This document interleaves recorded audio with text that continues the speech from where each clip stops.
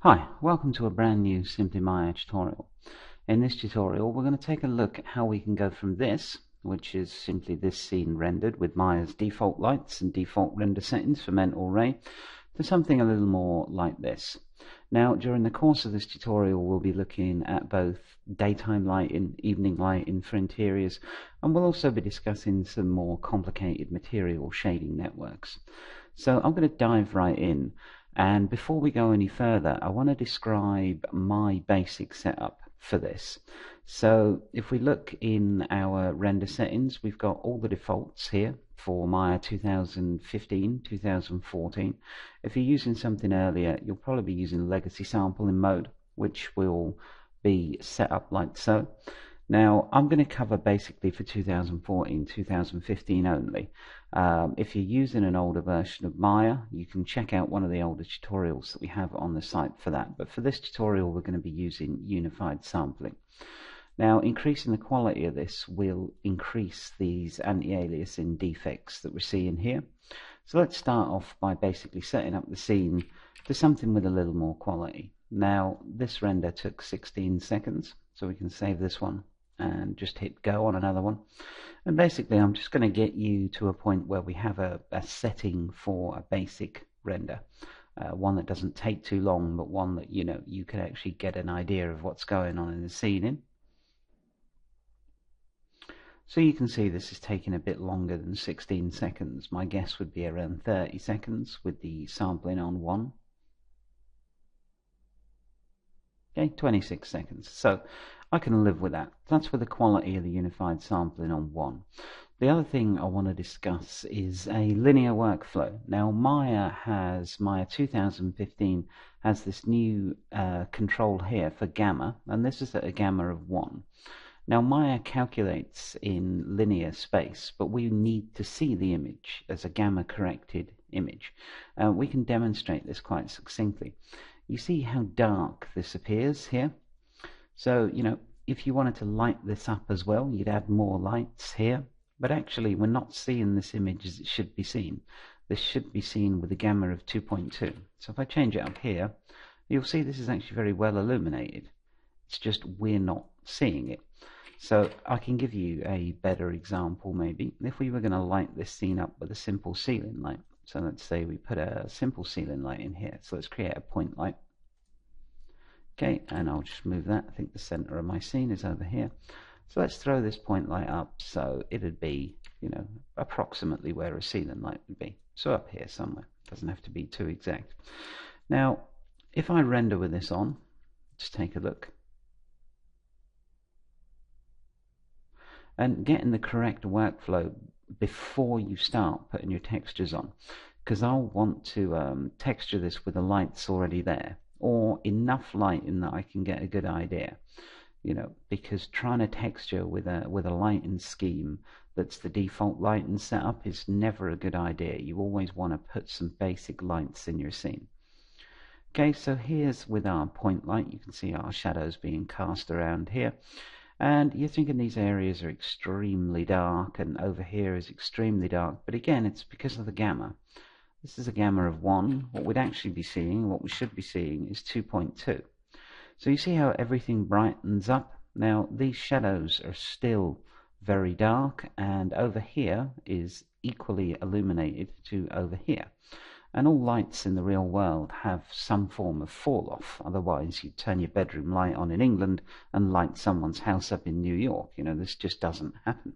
So pretty much every light you're ever going to see is going to have a form of fall-off, except maybe here on Earth with sunlight. It's just because it's so massive. But in general, lights are going to decay or fall off. So if we change the decay rate on this light, and all Maya lights have this function of decay, if we change this light to linear, and we can go quadratic or cubic, the lower you go on this scale, the more realistic your decay is going to be. However, the longer it's going to take to render. So it's a trade-off between, ultra-realistic, massive decay, or less realistic, faster to render decay. So let's flick the decay onto linear, and all the lights in our scene when we're finished will have some form of decay. So let's take another look at what happens with this. and the intensity is now very low for a light that decays, so we'll probably only see a tiny amount of light, if any at all. Okay, and that's what I was talking about. So as soon as you arm the decay, you're going to need to increase the light intensity. Now let's times that by a factor of 10.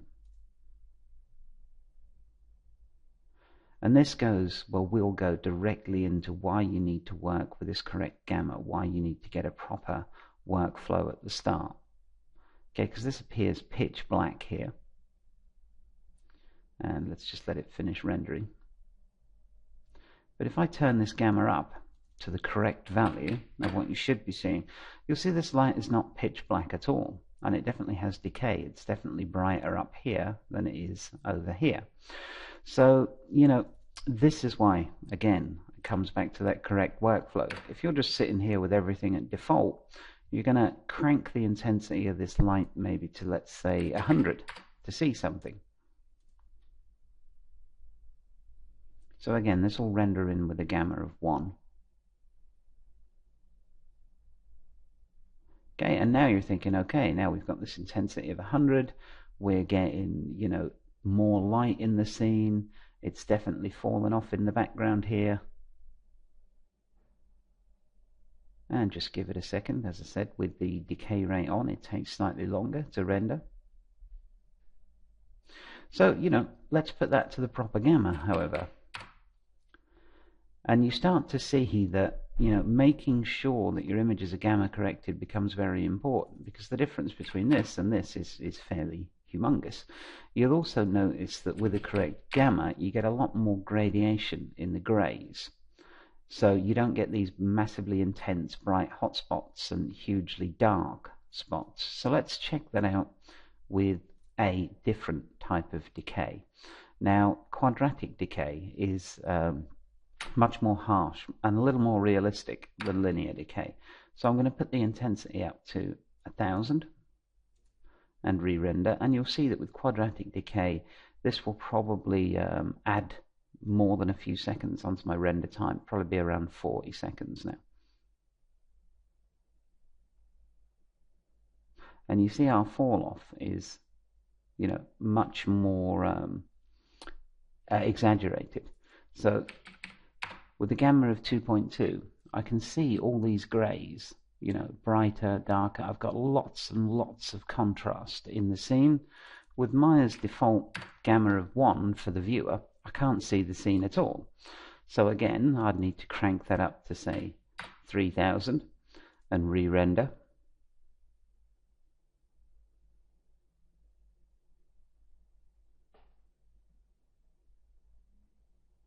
And even at 3000 with a gamma of 1, I'm still not actually seeing a lot. So, you know, I'm going to have to pump that up to maybe 10,000. And this example will show you what I mean about getting bright hotspots and very little gradation.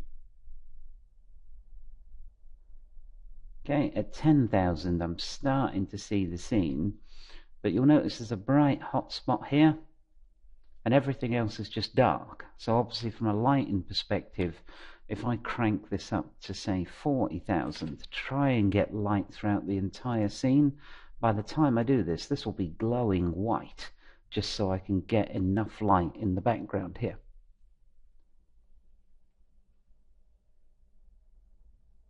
Okay, so look at the hotspot we've generated up here now. And I'm still not getting enough illumination in the background. So with a gamma of 1, you're never going to be able to get a good lighting scheme, which is why a linear workflow is so important. I mean, look how dark we are back here in comparison to how bright we are up here. Now, if I change that to the correct gamma, you'll see that we are still bright up here, but the whole scene lightens up.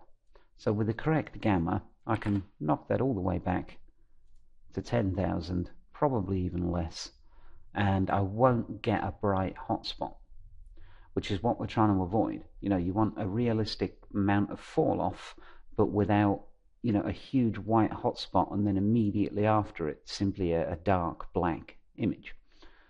Okay, so you see my white hotspot's gone away, and I've still managed to light up the room with a decent fall off. So if you're using Maya 2014, you won't see this. And also, you know, I prefer to have Maya correct this on the camera than to continuously correct it up here, although it is a very handy feature because I can kind of dial it back and down and see what different effects I can get with different gammas. But that's, you know, neither here nor there. What we want is for this 2.2 value to happen all the time. So if I come into my camera, I'm using just the perspective camera, and scroll down to mental ray, I can put a lens shader on that will give me this gamma correction. So go to lenses and exposure simple. Now I tend not to bother with the exposure photographic because everything that can be done in the exposure photographic can be done in post, so it can be done in Nuke, Photoshop, After Effects. So all I'm interested in really is getting the correct gamma so I don't have to light the scene up, you know, with the fires of the nuclear sun. So gamma 2.2, gain 1. This is just a nice flat lens shader. So now I look at it, okay, and this is this image with the gamma at 1. Let's render it again with this on the camera.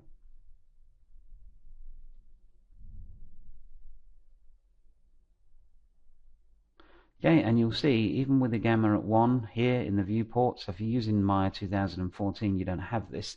You're going to have to put this exposure simple node on the camera. If you're using 2015 you can correct it up here, or you can just throw one of those on the camera. So now whenever we render we're always going to see what we're supposed to see. This does however bring with it another problem, which is that the textures you bring into your scene will already have been gamma corrected. So if we take, let's just say, a round ball here,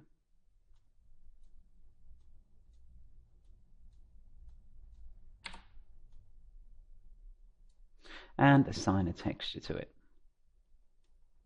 So as we'll be using mental ray, and I'll pretty much exclusively be using the mental ray architectural material, let's go ahead and throw one of those on. And the difference between these is one supports render passes and one doesn't. So I'll use the one that supports render passes. Okay, and for us we'll just knock the reflectivity of it and assign a file texture. So I'll use something that's fairly easily recognizable, some wooden planks. Or what do we have here? Yeah, we'll use these kind of light wooden planks. Okay, so I'm going to hit 6 to bring up the textured viewport. Okay, so there's our wooden planks, and if we render those, let's have a look what they look like.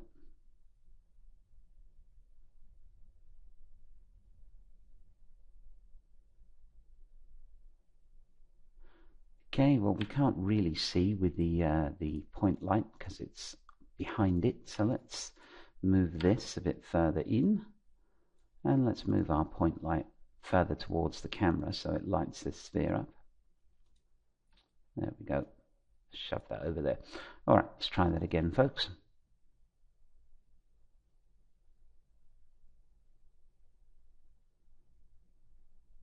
You can already start to see that this sphere comes in. It looks very grey. It looks very washed out. Now, this is because this has now been corrected twice. It was corrected once when we originally created the image. Every image you're going to download off the internet has already been gamma corrected. When you take a photograph with a camera, this gamma of 2.2 that we're applying to our simple exposure node has already been put on the image. So what you're doing is you're adding 2 plus 2, 2.2 plus 2.2, and that's giving you this very light washed out image.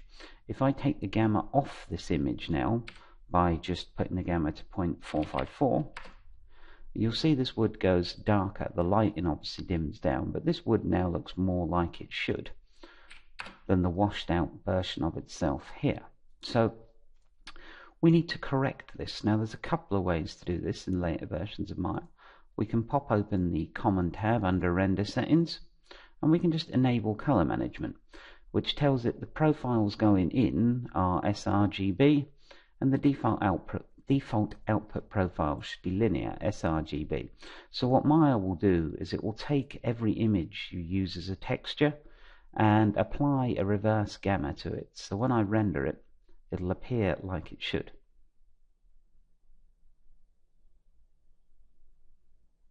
Okay, you can see it's coming in darker. Now, it's what the wood texture should have looked like. Okay, so that's one way of doing it. The problem with doing it this way is if you have an older scene that's had its textures gamma corrected, then this is going to break it. Because instead of just taking the gamma off your textured images, it's going to take it off twice. So if you're dealing with any older scenes or you want more control, there's another way to do this. So let's just kidnap this image here, and let's disable color management. So now I've got that same problem where I'm going to have a washed out texture. So without color management enabled, I'm going to go back to having a texture that's been gamma corrected twice. See, it comes in very washed out, very grey looking. And I'll let this finish so we can flick backwards and forwards between them.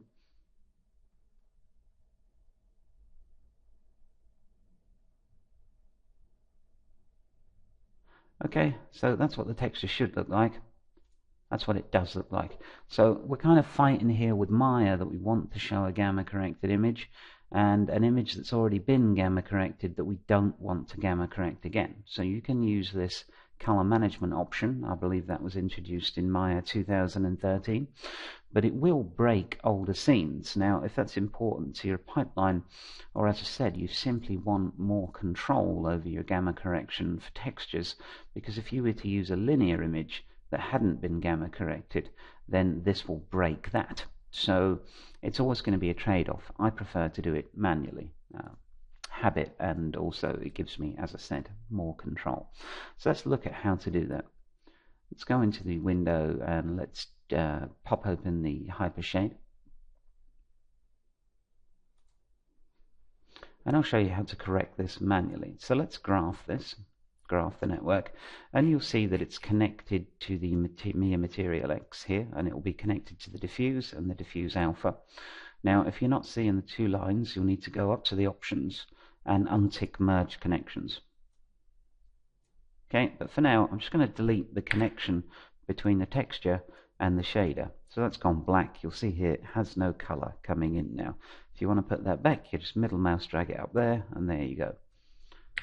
So if you've never really used the hypershade before, and you've always just used the material window here to add textures and whatnot, you can also do it in here. Okay, but now gamma correction. Go to utilities, and if you scroll down a little bit, you'll see a gamma correct node. Okay, let's put this one here, and it doesn't have to be there, just for illustrative purposes. And I'm going to middle mouse drag this file texture over to the gamma value, over to the value here.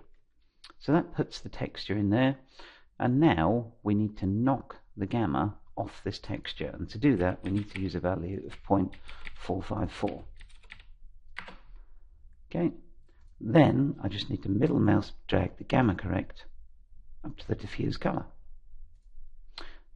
And you'll see here in our viewport that's gone a lot darker. It's actually a lot darker than it should be, but we'll correct that in a second. Now we have color management disabled, remember. So if we render now, we're looking for something that's going to look more like this than like this. So let's just kidnap that one and render.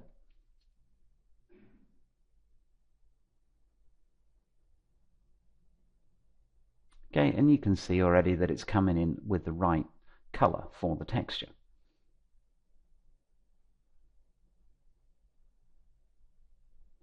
So as you can see, using this workflow within Maya where we have the correct gamma in this view space does get a little bit more complicated, but as we've seen, without it you're going to end up with lighting that just doesn't look good. It's going to be much more difficult for you to achieve that sort of lighting as well. So, correct your viewport with a simple exposure node. Just say the default one is absolutely fine. You're just looking for this gamma of 2.2. If you're in Maya 2015 and you don't want to do this for whatever reason, you can always manually correct your gamma up here when the image is finished rendering, just so you can get a look at what it should look like. And you've got two options when it comes to file textures. You've got the option where you can just globally correct everything, but then you're going to have to always bring in sRGB gamma corrected textures. Or you've got the option where you can correct textures manually, which is my preferred method. Now, there was something else that I wanted to look at, and it's just that this texture is now too dark in this viewport, and it's because our viewport is also operating in a gamma of 1. So under viewport 2, if we bring up the options, we can just enable the gamma correct to go to 2.2, and then this texture is correct. If we were to go in to the hypershade again,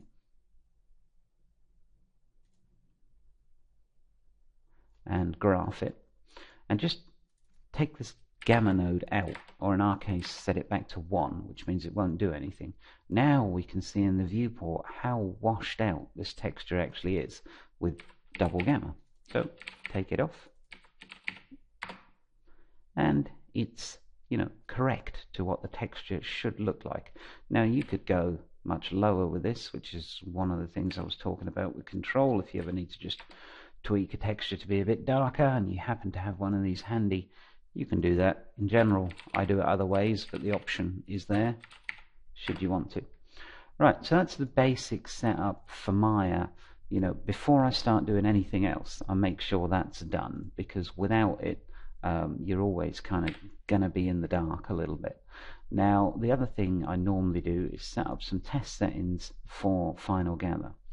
So I'm going to click on Final Gather, and the accuracy is way too high for a still shot. The point density also way too high for what we need. Point interpolation I'm going to put to 20. This will help smooth out the render. And secondary bounces, for testing purposes, I'll normally go all the way up to 5. Let's look at the tracing. I'm going to set the refractions to 2, 2, and 4. And I'm going to leave this at 1. We'll discuss this in more detail for a bit later, but for right now, these are my test settings. The filter also helps out smooth any overly bright highlights that might pop up from a lower quality Final Gather. So that's basically my test settings. Okay, I'm rendering in just 720p for all these examples, which you'll find under presets for image size. Okay, my image format is set to EXR, and if you're on Maya 2015, you'll see that the frame buffer has been set to 16-bit. Now, this is important for us for capturing extra information.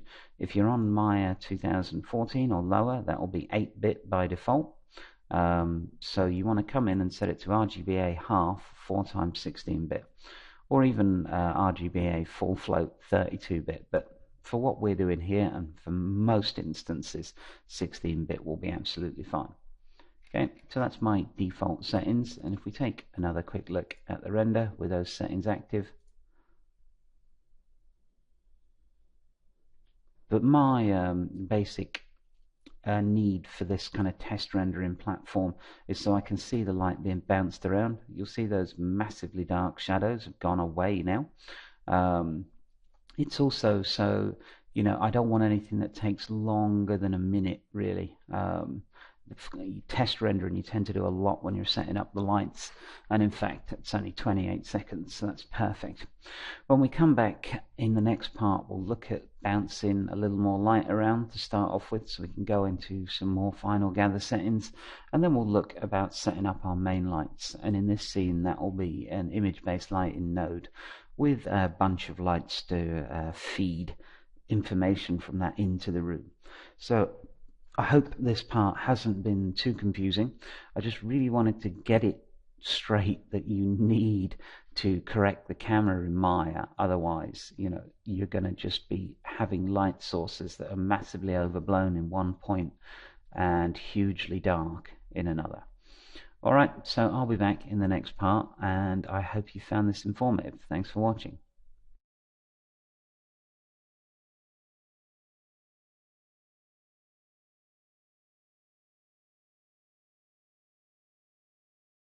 Okay, welcome back. In this part, we're going to start to look at designing our basic lighting setup. So first things first, let's get rid of this point light we used just as an example. And the first thing we want to do is feed some direct light into this room. Now for that I'm going to use a directional light. So just lights, directional light. Now you could use physical sun and sky for this, but I find this, for this particular setup, just a direct light coming in through the window will be fine. And as this is a directional light, it doesn't decay. Think of it as sunlight. So I'm going to flick this around this way, and this will be our sort of infinite light. Now, it doesn't matter on the scale of these lights if you're not that familiar with lighting in Maya. This particular light can be as big or as small as you want. It won't affect the intensity at all. That doesn't hold true for all lighting types, but we'll cover some of those in a second. So let's just get it in and get it sort of sunlighty, sort of early evening, maybe more closer to sunset. And let's take a render with that just coming in through our window here. And I wanted to, in the earlier part I mentioned that I normally use more bounce light than this, and I wanted to give you a better example of what that actually did for our scene. So let's start with looking at this with one bounce. And you can see this is not really creating a great deal of light in this scene at all. It's hitting the corner here and it's coming through these sheets quite nicely, these bed drapes, but it's not really doing a lot. So I'll just wait for this to finish so we can get a capture of it. So let's capture that, and let's take another look at these final gather settings. Okay, so you'll notice that I still have let me just grab my camera here. You'll notice I still have the simple exposure node on with the correct gamma. So again, I just want to illustrate this point. If I was rendering without that, this scene would now look like this. So, definitely needs to have that on. And that's the last time I'll mention it. Okay, so let's look at the final gather settings, and let's look at bouncing a bit more light around.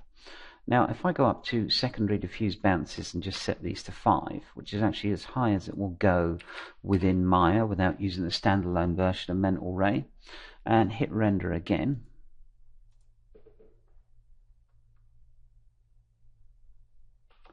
you'll notice that nothing much has seemed to have changed. And if we open our output window here, you should see somewhere a warning, although I have verbose warnings turned on. So it's going to be a bit tricky to find, but it won't actually allow you to use 5 bounces at the moment, which you would see a warning here normally. So if I just stop this render, you'll see that it's the same as this one. So we've got more light bounces, but nothing seems to be happening, and that comes down to the final gather tracing.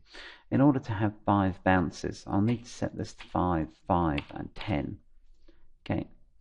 That will allow me to have 5 light bounces.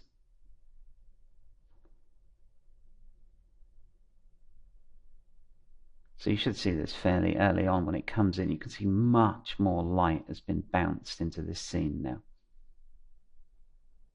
So, our directional light is now providing all this secondary diffuse illumination, secondary bounce lighting information.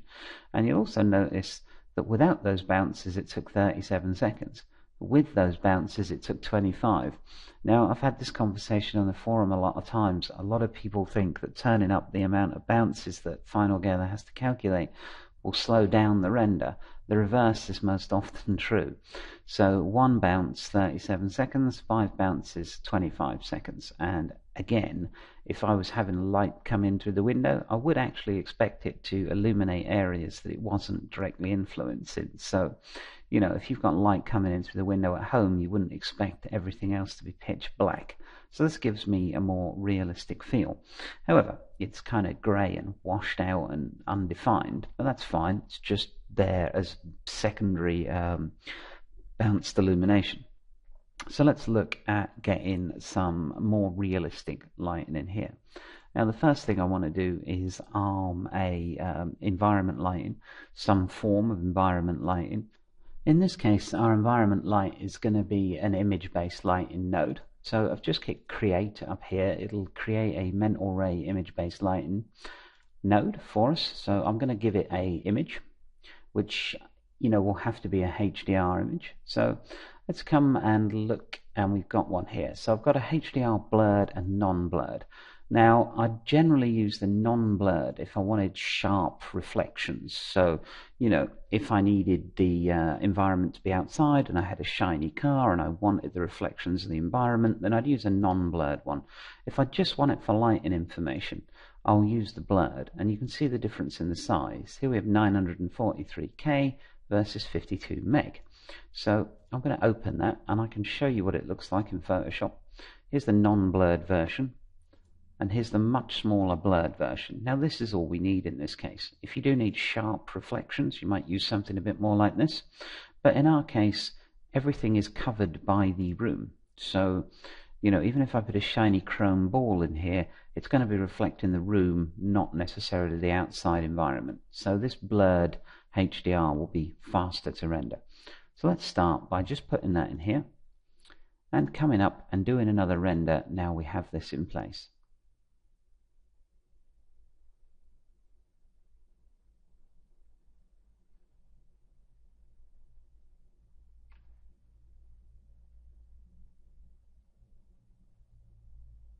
Okay, and you can see that other than illuminating our window here, it hasn't really done a lot for us. That information from the HDR is not really coming into the room. Unfortunately, I didn't keep a copy of the bounced one we did before, but with the 5 bounces. But this really is not doing a lot for us. So let's take a look at why. We've got this kind of infinitely big HDR, and luckily enough for us, the sun has come in the right position. But if it hadn't, you can select the HDR and kind of rotate it around. But we know our sun is coming from this direction in through this main window. Let's orientate the HDR until the sun is coming in the same direction as our directional light. Now, with one of these HDRs, you can get them to emit light,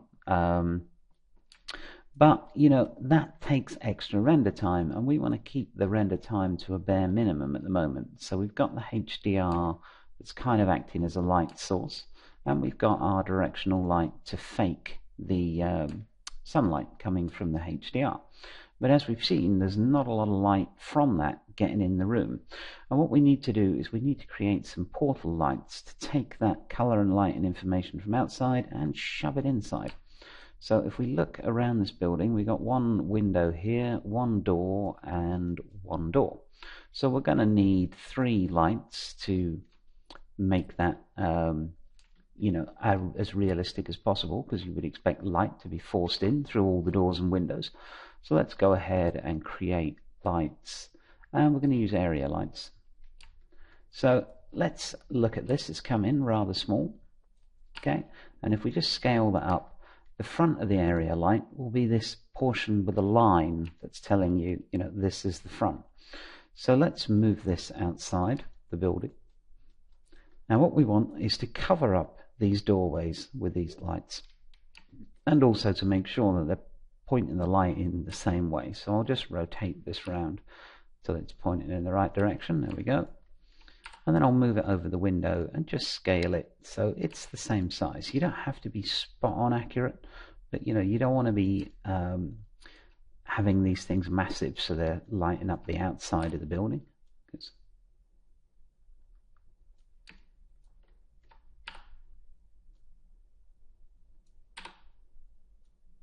Okay, so just scale that up till it's approximately the same size as the window there. Okay, so that's our main window. Now, at the moment, this is not going to act as anything other than a standard light. So let's go down to Mental Ray and tell it to use a light shape. Now, this is important. If you don't tick this, none of the other stuff will work. It also needs to be set as visible.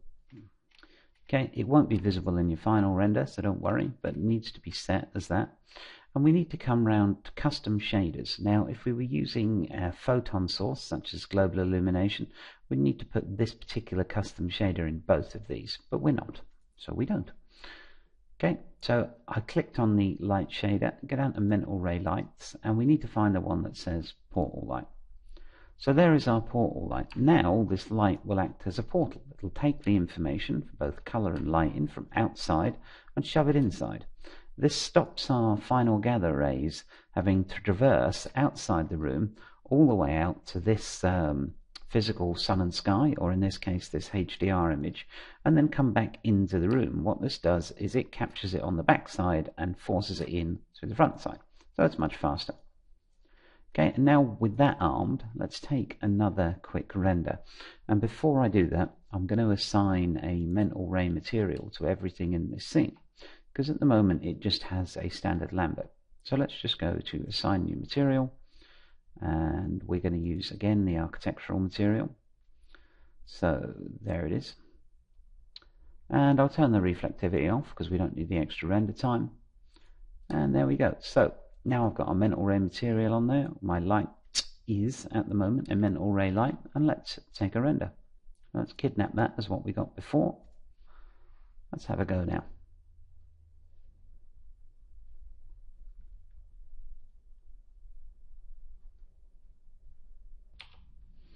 Okay, so you can see that's fed slightly more light into our scene, but it's nowhere near intense enough. So what I find that I normally do with these things is I'll take the light here and crank up under the light shader, because this won't do anything at the moment. Changing the intensity up here just won't help you right now, because it's all now defined in this portal light. And we're going to change the intensity here to say 15.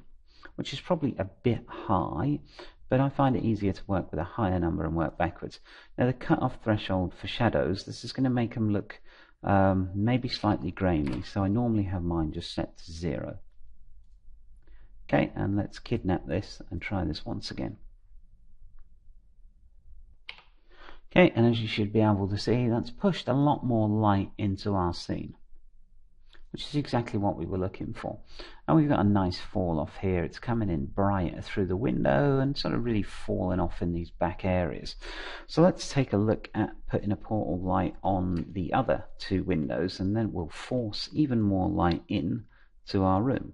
Now we can just select this one and hit Control D, which gives us a nice point to start with, but you'll notice under its custom shaders, its light shader has fallen off. So if we look at this one, it didn't actually duplicate the light shader, but that's okay.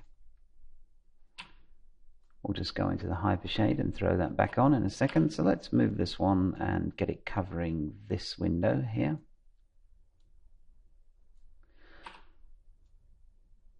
And let's pop this one up like so.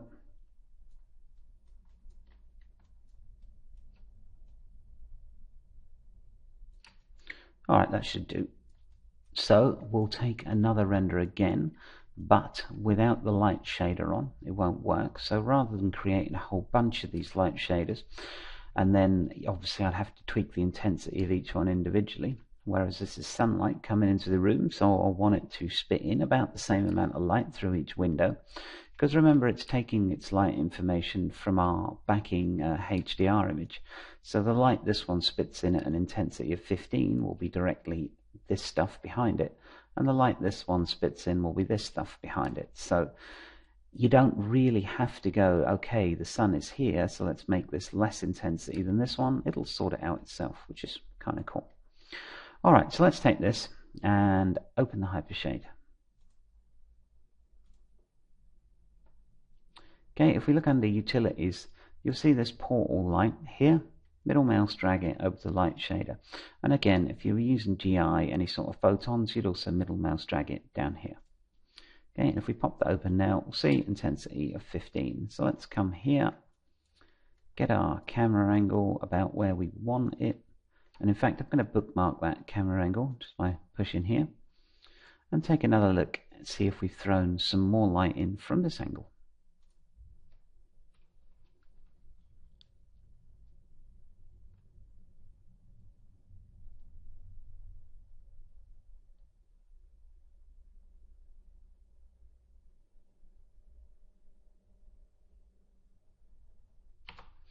Okay, now you can see our light being pushed in from over here, and you'll see it has a slightly bluish tint to it because the sky behind it was indeed blue.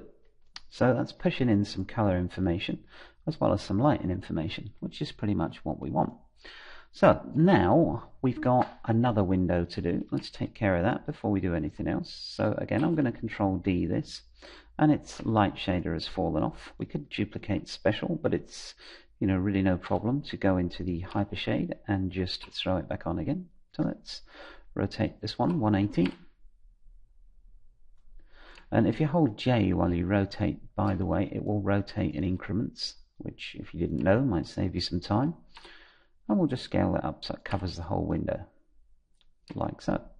Okay, and push it in a bit. There we go. So once again, open the hypershade. And under utilities, you'll see that portal light. Just whack it in there.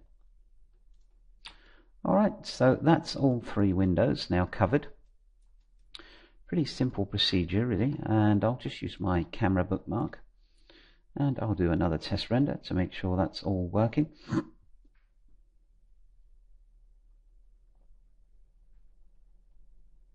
Right, and I'll pause between these renders, you might have noticed, but just in case it looks super speedy, it's actually about a minute, I should think. Okay, so as you can see, that added the light in here. So now we've got a fairly nice level of overall illumination, although our render quality is a bit low.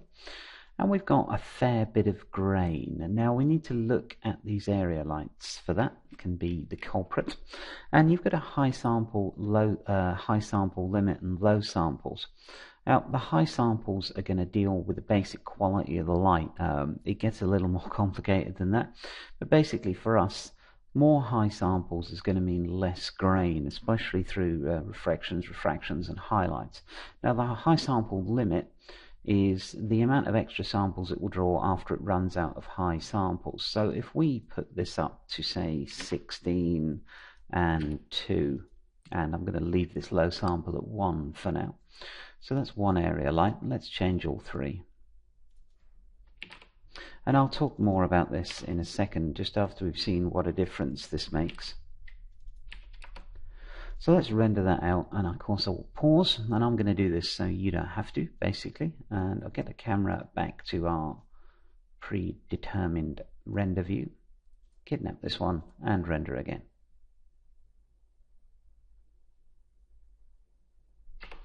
Okay, so here's our render come in, and the first thing you'll notice, increasing the samples on these area lights has also increased the render time. If I flick backwards and forwards, you see, especially on this back wall here, we've eliminated a bit of grain and a lot of the grain down here. So increasing this will increase the quality of your area lights, but it will also increase your render time. So don't just come in and stick this up to 128. And basically, the high samples is the amount of samples to draw into the scene when light strikes an object, so primary visibility. This is going to be your most important factor. Now the low samples is going to be the amount of samples to draw after the number of this limit has been hit. So if I make this 8, let's say, and this 2 will leave in this 32. This is a pretty typical example of the settings for sampling of an area light. Now of course it depends on how large and how close to you the area light is.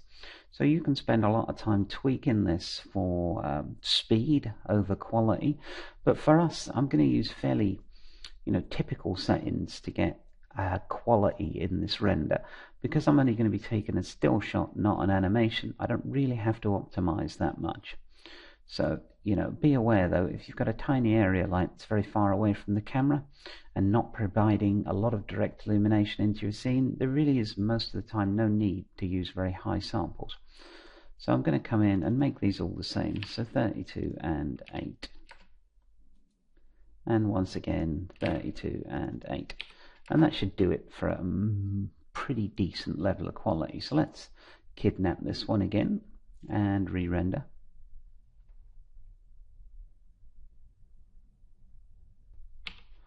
Okay, so if I flick backwards and forwards, you'll see that's taken care of quite a lot of that grain. Now, a certain amount of graininess in a render, I don't mind. It looks a little like film grain. I can even help the realism a bit. Just up to you to decide how much you want. So for me, this test render with the samples at 16, 2 and 1 took 2 minutes and 12 seconds, and this one took 3 minutes 26. So I'd probably leave this until my final render. To be honest, I just wanted to show you how we're going to get rid of some of that grain. Now, we've got our basic lighting elements all together here, but this shadows are very sharp here. These highlights are very sharp, and they would be with sunlight, but I want to knock a little bit of the edge of them off. So let's kidnap this image here and take a look at our area light. Let's look under its shadows. And by default, Maya 2014-15 ray trace shadows are activated. So let's come here and look under the shadows, and you see it used to be depth map shadows that were activated by default, but no longer. I'm going to give this a light angle, which will just blur out our shadows a little bit, and I'm going to give this a shadow ray depth limit of 3 is fine at the moment because we're not coming in through any transparent material, but we will be later on, so we may have to come back and tweak this. And I give this a shadow rays of 32. Now, as soon as you start to blur shadows even a little bit, you'll need to increase this shadow rays. Now, 32 might be a bit too high for this particular instance, but shouldn't take that much longer to render. The other thing is I want the color of this light to match the background. We're trying to create a sort of midday here, and maybe this angle of the light is a bit too extreme, but I'm keeping that for artistic license. And under the color, I could come in and make this kind of bluish color and kind of fiddle about with it, but I prefer to use color as Kelvin, which if I bring up an image here, you'll see color temperatures in the Kelvin scale. So 10,000 would be northern sky, and 1000 is your candlelight and whatnot. I prefer to use color for lights in this scale. So if we come in here, and obviously we've just got the standard color wheel here, click here to open up the render node dialog. And what we're looking for is mental ray lights, and we're looking for an MIB black body. So let's put that on the light, and let's get a temperature that we're happy with. So sort of overcast daylight, about 6000 should do it. So let's bring this down to 6K. And now with our slightly softer shadows, our slightly more shadow rays to get that softness, and there will be only ever so slightly softer, we should get some blue, extra blue light in here as well. And make sure that's saved, and once again I'll do it so you don't have to.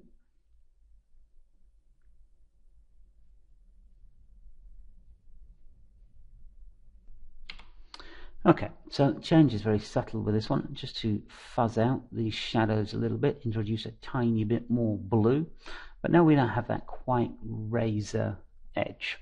So what we've got at the moment is sort of a basic lighting scheme that will do, so we can get on with some texturing. Now I'm gonna also, one other thing I wanted to mention before I sign off for this part is you'll notice that our camera view and our render are not really identical at all.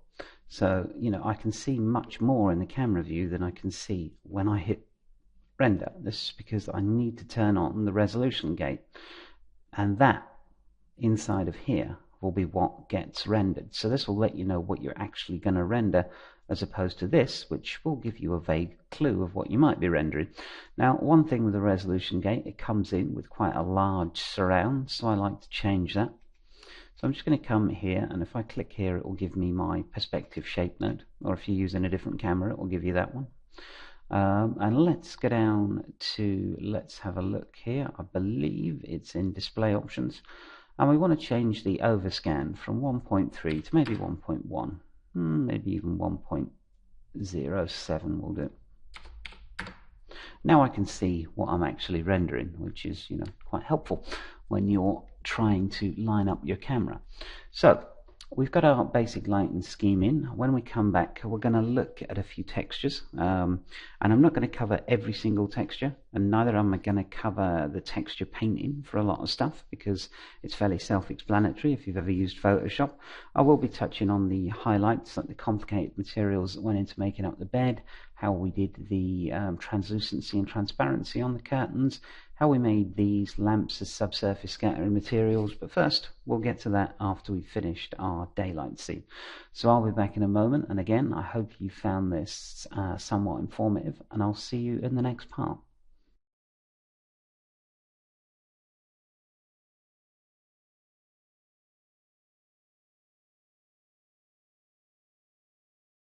Okay, welcome back. In the last part we left off here, and I've made one change. I just increased the intensity of our directional light here, which in our case would be our sunlight. Let's just call that what it is. I've just increased it from 1 to 2. This adds a little more overall illumination to the scene, but also helps these become a little brighter. So a little brighter sunlight coming into the window, and that was basically that. So now we have our basic lighting scheme kind of set, but you'll notice it's quite dull. The fall off is good. I like it. I like this light coming into the window. I like this light catch here. I like this. You know, it's got a nice fall off. It gets darker in these corners. The reason it's dull is because we've got a grey material here, so all the bounced light bouncing around is grey. So it's going to look kind of washy and dull. So before we go any further, let's get some of the major textures in play. Let's get some wallpaper on here and some flooring texture. Now this is going to be pretty basic texturing, so I'll run through it quite quickly. So we've got the floor here. Let's assign any material, and I'm going to be using, as I said, the architectural material. So mere material X passes, and we'll kill the reflectivity for now, because I'm just going to be interested in the bounced light color contribution this floor brings in. So let's go for a file texture, and that's going to be just a diffuse texture. And there we go. So I've got my wood here somewhere, and here's the wooden floor texture I'll be using. So as you can see, that's come in a bit too wide. These floorboards for me are a bit, big. So I'm going to just repeat the texture. So I'm going to repeat the U and V2 first, and that's possibly still a little large. Let's go for 2.5. 2.5. Now, if you wanted your floorboards rotated in the other direction, you can just rotate that as well.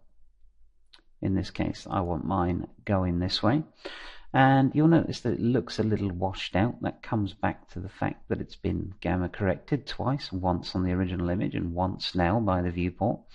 So we'll go into the hypershade, and we've got these here. In fact, let's start with a clean window. Just go up to materials, and again, I should really name these as I bring them in. So I'll call this one floor.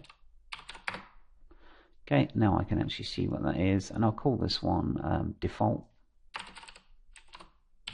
as that's our default material on the scene. And this one was the one we used for our sphere at the beginning of the tutorial, so this one can just go away. Okay, so let's look at correcting this floor. Now this has got ascend floor alpha and floor diffuse. We don't need the alpha, and in this case we're going to put a gamma node in here. So over to utilities, gamma correct, and it's fairly easy procedure. I'll run through it once more. So I'm going to drag the middle mouse drag the file texture over to the value of this gamma node. I'm going to apply a reverse gamma, which in this case is just 0.454, and then I'm going to drag the gamma node into the diffuse color contribution. And you'll see in the viewport now that's updated, much less washed out, and much nicer. Now, simply bringing in this wooden texture will change the bounce lighting in this room a bit. So let's get a render of that and have a look.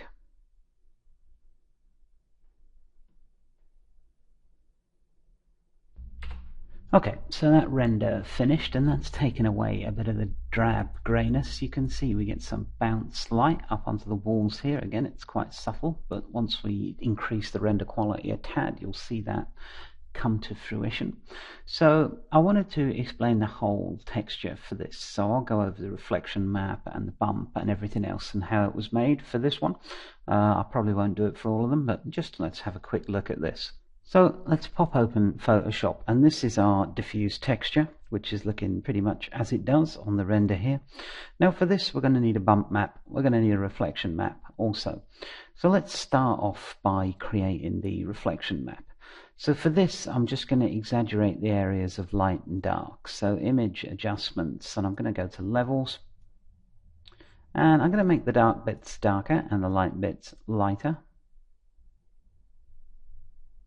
Okay, so this is going to act as a reflection map. Anything that's white on here will be of maximum reflection, and anything that's darker will have no reflection at all. So, you want to get this to where a level you're comfortable with. So, all this is going to be at maximum reflectivity, and these parts in between the floorboards are going to be a dampened reflection.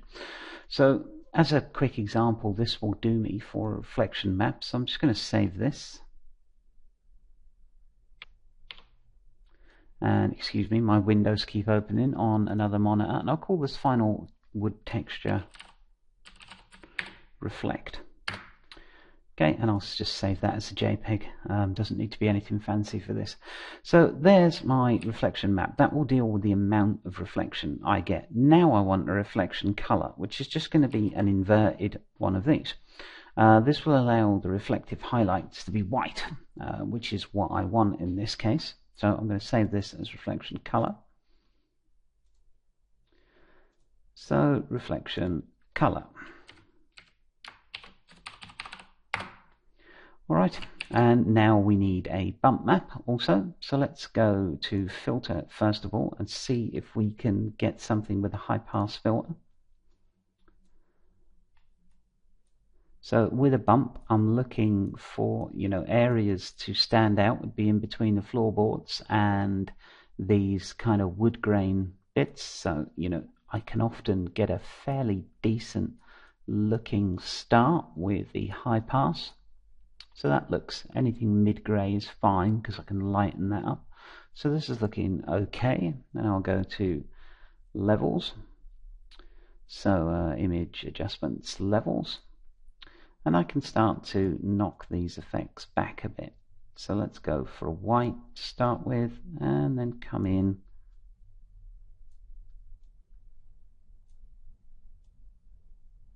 And this is down to personal preference. The stronger the color, obviously the stronger the bump will be on that portion.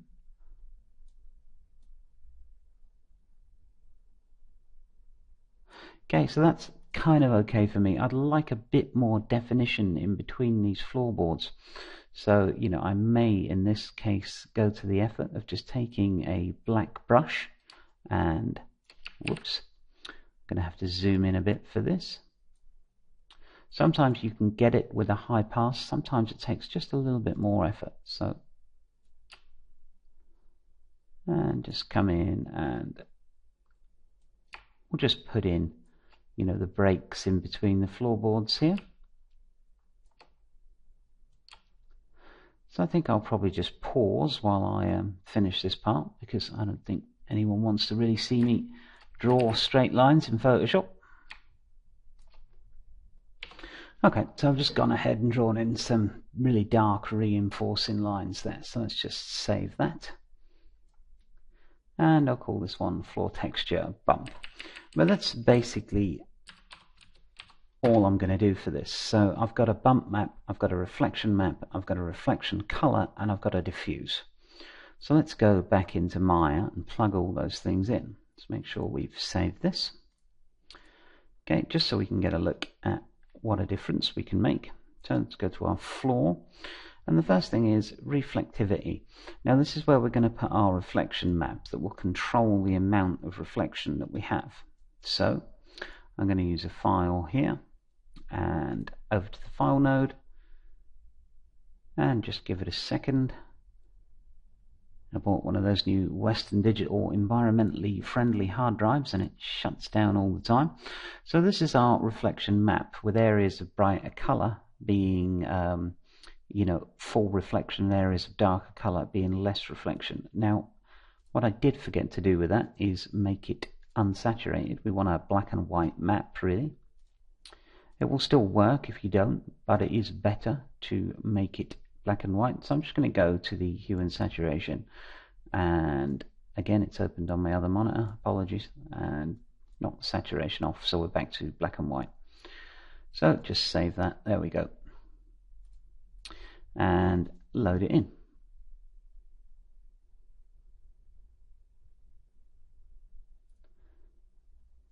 And there it is. Okay, so that's our reflection control. That's not so much the color as in just the amount of reflectivity we're going to let in. So let's put the reflection color in, which is the inverse of the diffuse color. Okay, and so that's looking quite good now. And under BRDF, I'm going to use Fresnel reflection for now. I might change that later, which will be a bit of a cheat, but you know. And we need a bump. So down to bump and overall bump. Here we go. Let's get a file and let's bring this up.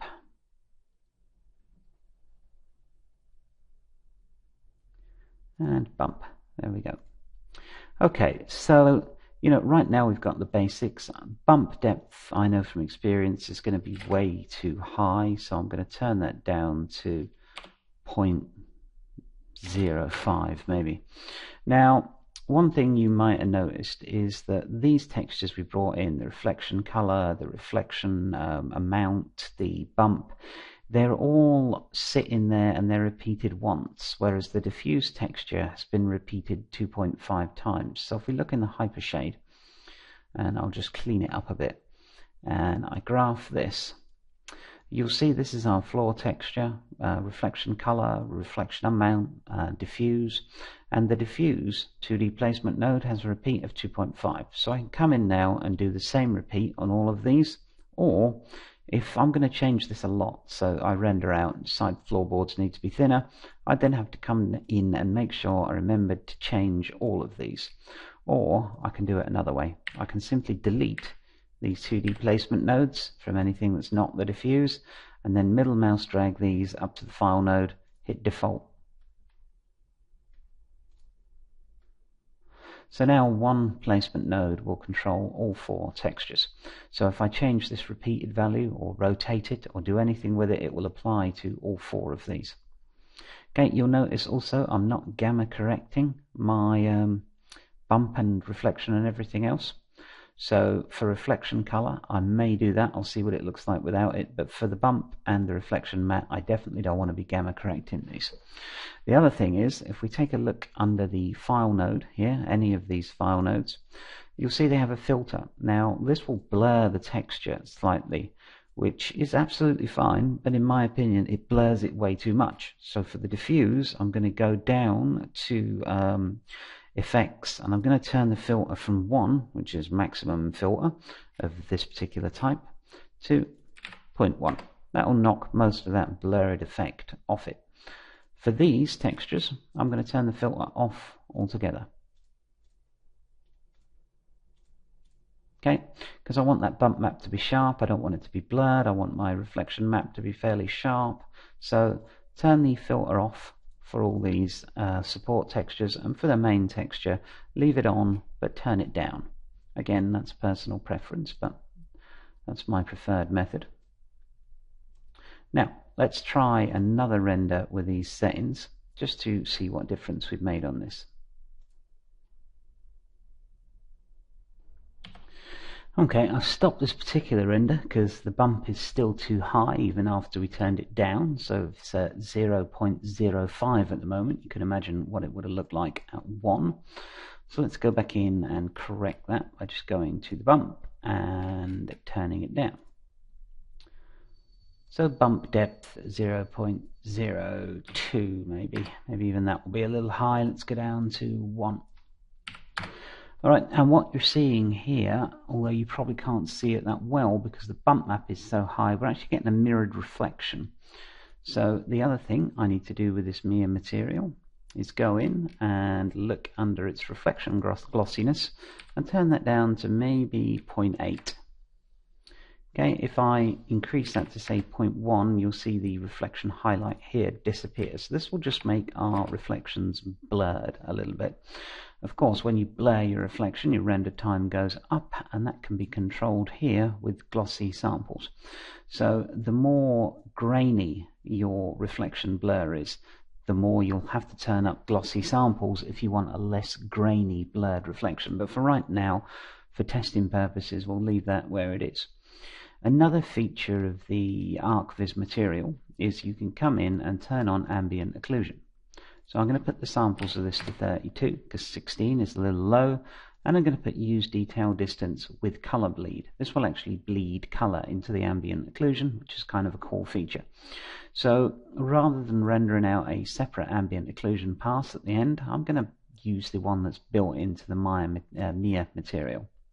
So before I re-render this, because this is now sort of taking with these reflections, this is going to take 5 or 6 minutes a frame. Let's just come in and stick some sort of semi-gloss paint on all of these door frames and, you know, chair rails and skirting boards and everything else we can see here. Let me just make sure this one's in the right position. So it just looked a little out to me there. No, it's fine. So I think I've got these all named under the same thing, room detailing. So let's assign a new material to this. And we're going to use, once again, a Maya material passes. And use ambient occlusion, once again, with the samples of 32. Use Fresnel reflection. Pretty much everything that has a reflection will be this Fresnel reflection, so that's fine. Reflectivity is a little high. I don't want these to be really reflective, so I'm going to pop that down to say 0.2. And again, this is gloss paint, so it's going to need some glossiness, which I'll pop to say 0.8 maybe. And reflectivity, yeah, just so you can see up here, this little dot. If I pull this down, that dot goes away and the reflection becomes much more spread out and much more glossy. So let's try at 0.8 with a reflectivity of 0.2 to start with. Make sure we have our BRDF set to Fresnel. And the color. Now this is going to be white gloss paint, but I never advise using a 255 white. So I'm going to knock that down a notch. Not ultra grey, but not bright white. There we go. So that should have just made everything in here, these wall panels and everything else, white. Let's name that. So up to the hypershade. And let's graph that and rename it. We'll call this gloss.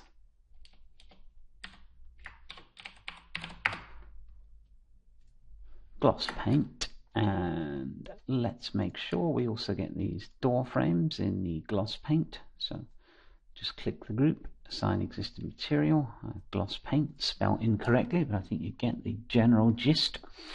And now we can try another render. So rather than me waiting 5 minutes for just the floor, now I can take a look at some of this gloss paint too. And you know what, I'm going to get a better angle on this render so I can see more, and then bookmark that one, and that can become our default render. Okay, and I'm just going to hit render and I'll see you in a second.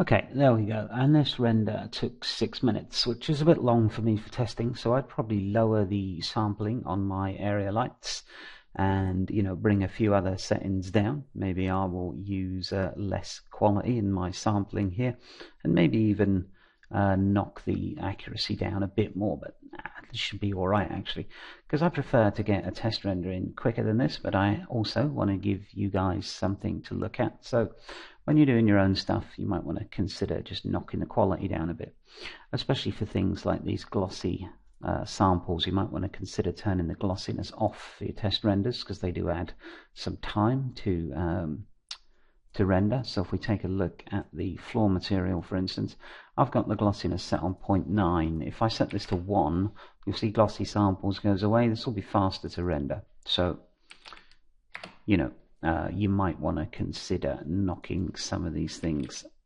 about a bit. Alright, I'm just going to set that so it's a little bit glossier, and you know, this floor is a little reflective for me. I can see a little bit too much in here.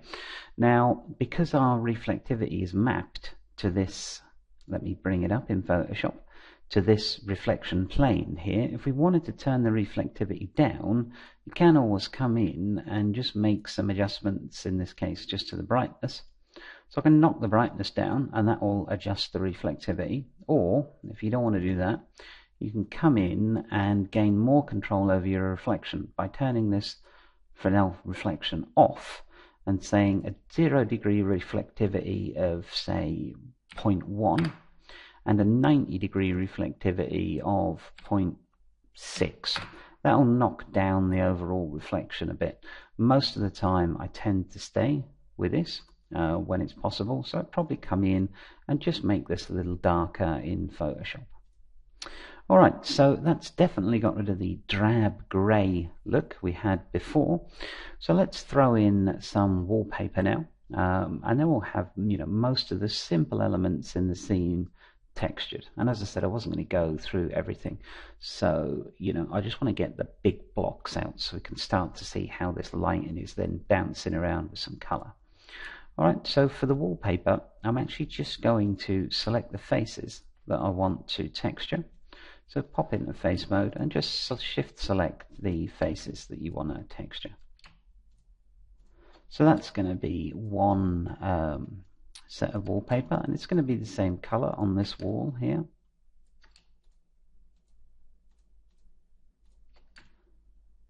Okay, so those are those two walls, and let's just assign a new material.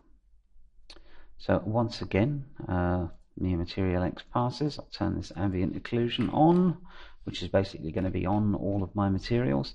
Reflectivity off for this particular wallpaper, and I'll come in and I'm just going to give it a diffuse file color. And let's see, I've got it here somewhere. Okay, so this is the wallpaper texture I'll be using on these walls. So just click OK and you'll see that it's gone in there, no problem at all. Now, it's come in a little large, so once again, place 2D texture node and set the repeats up. Let's try 5 and 5. Okay, and that's about where I want it. Now again, if it had come in the wrong way around, you can always tilt it, but in our case it's correct. So that's the lighter wallpaper that you might remember in this scene from this shot. That's this wallpaper here. Okay, and let's do the darker wallpaper while we're at it.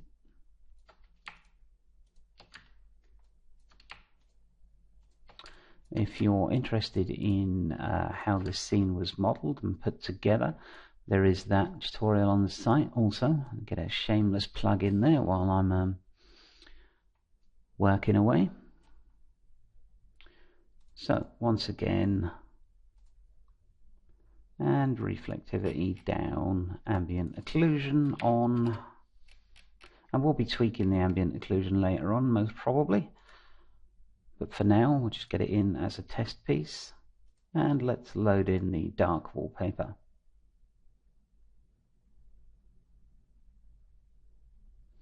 And that would be here. Okay, so there's the dark wallpaper in, and it doesn't look very dark, and this also looks a bit washed out, and that's because we don't have the gamma correction nodes on, which we'll take care of now. Let's just deal with the size of this, so maybe 15 and 15. There you go. It just depends on how big or small you want your pattern. I want mine a bit smaller than that, so let's go for more repeats. That should do it. And let's get rid of the washed out nature of this. Just want to make sure that I have knocked the reflectivity off. I have, and also the filter on this is going to make these look a little too blurry. So let's knock that down to 0.1, open up the hypershade and get the other one while we're at it.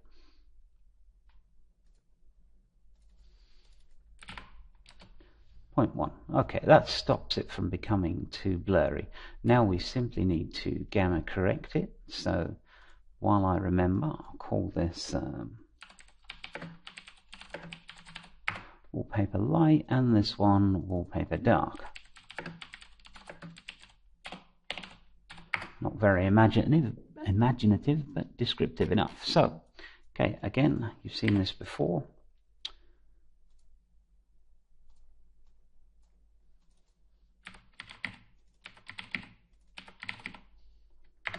Okay, and we'll just take this up to the value and this up to the color.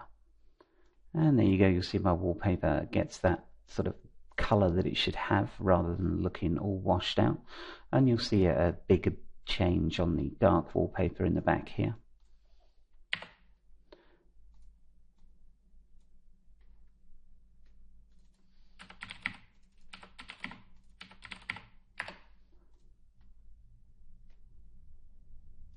Okay, so our dark wallpaper is now actually dark and our light wallpaper is light. And I'm going to do one final render on this before I call it a day on this part. We come back and we start looking at something a little more complicated. So I'll just kidnap this one and hit go.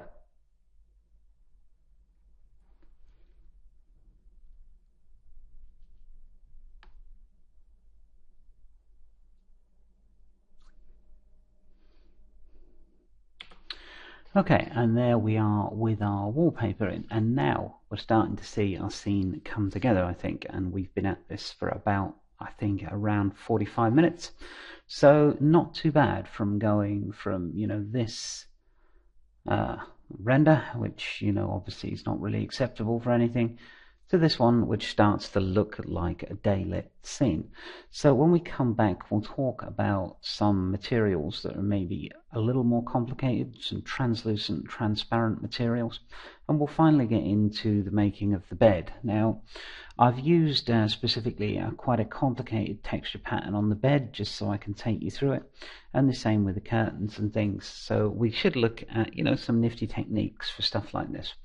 Okay, so I hope you've been finding this instructional so far, and I will see you in the next part. Thanks for watching.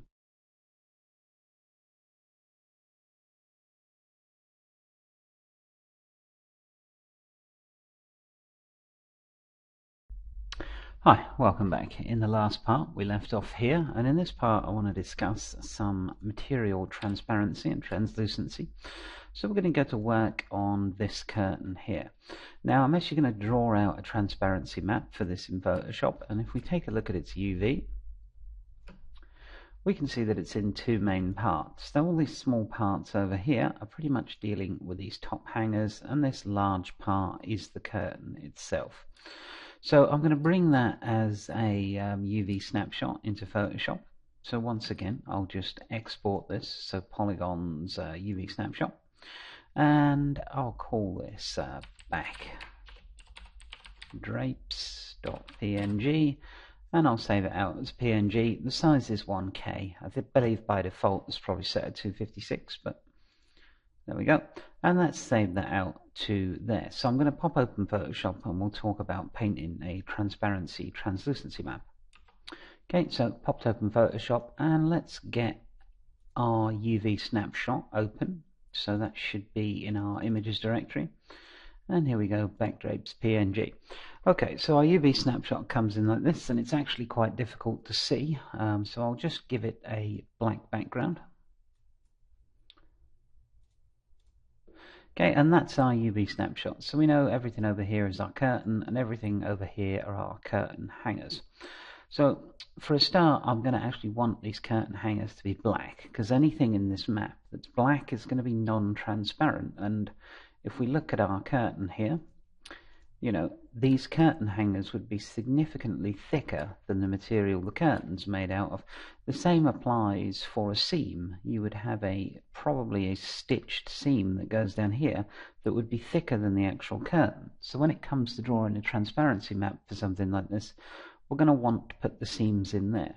So let's go to Photoshop, and I know I want a black seam all the way around this, and then I want the rest of it to be transparent, so white. So if I put another layer in now, like so, and just take the selection tool and come in here and come around and draw out like so, and just delete the black from the middle of the curtain. that will leave me, whoops, wrong layer, that will leave me with a black surround, which will be my seam. Now obviously if that's not thick enough for you, you can always come in and draw it out a bit thicker, but that's just a very quick way of getting the black here for the hanging portion and a black seam around.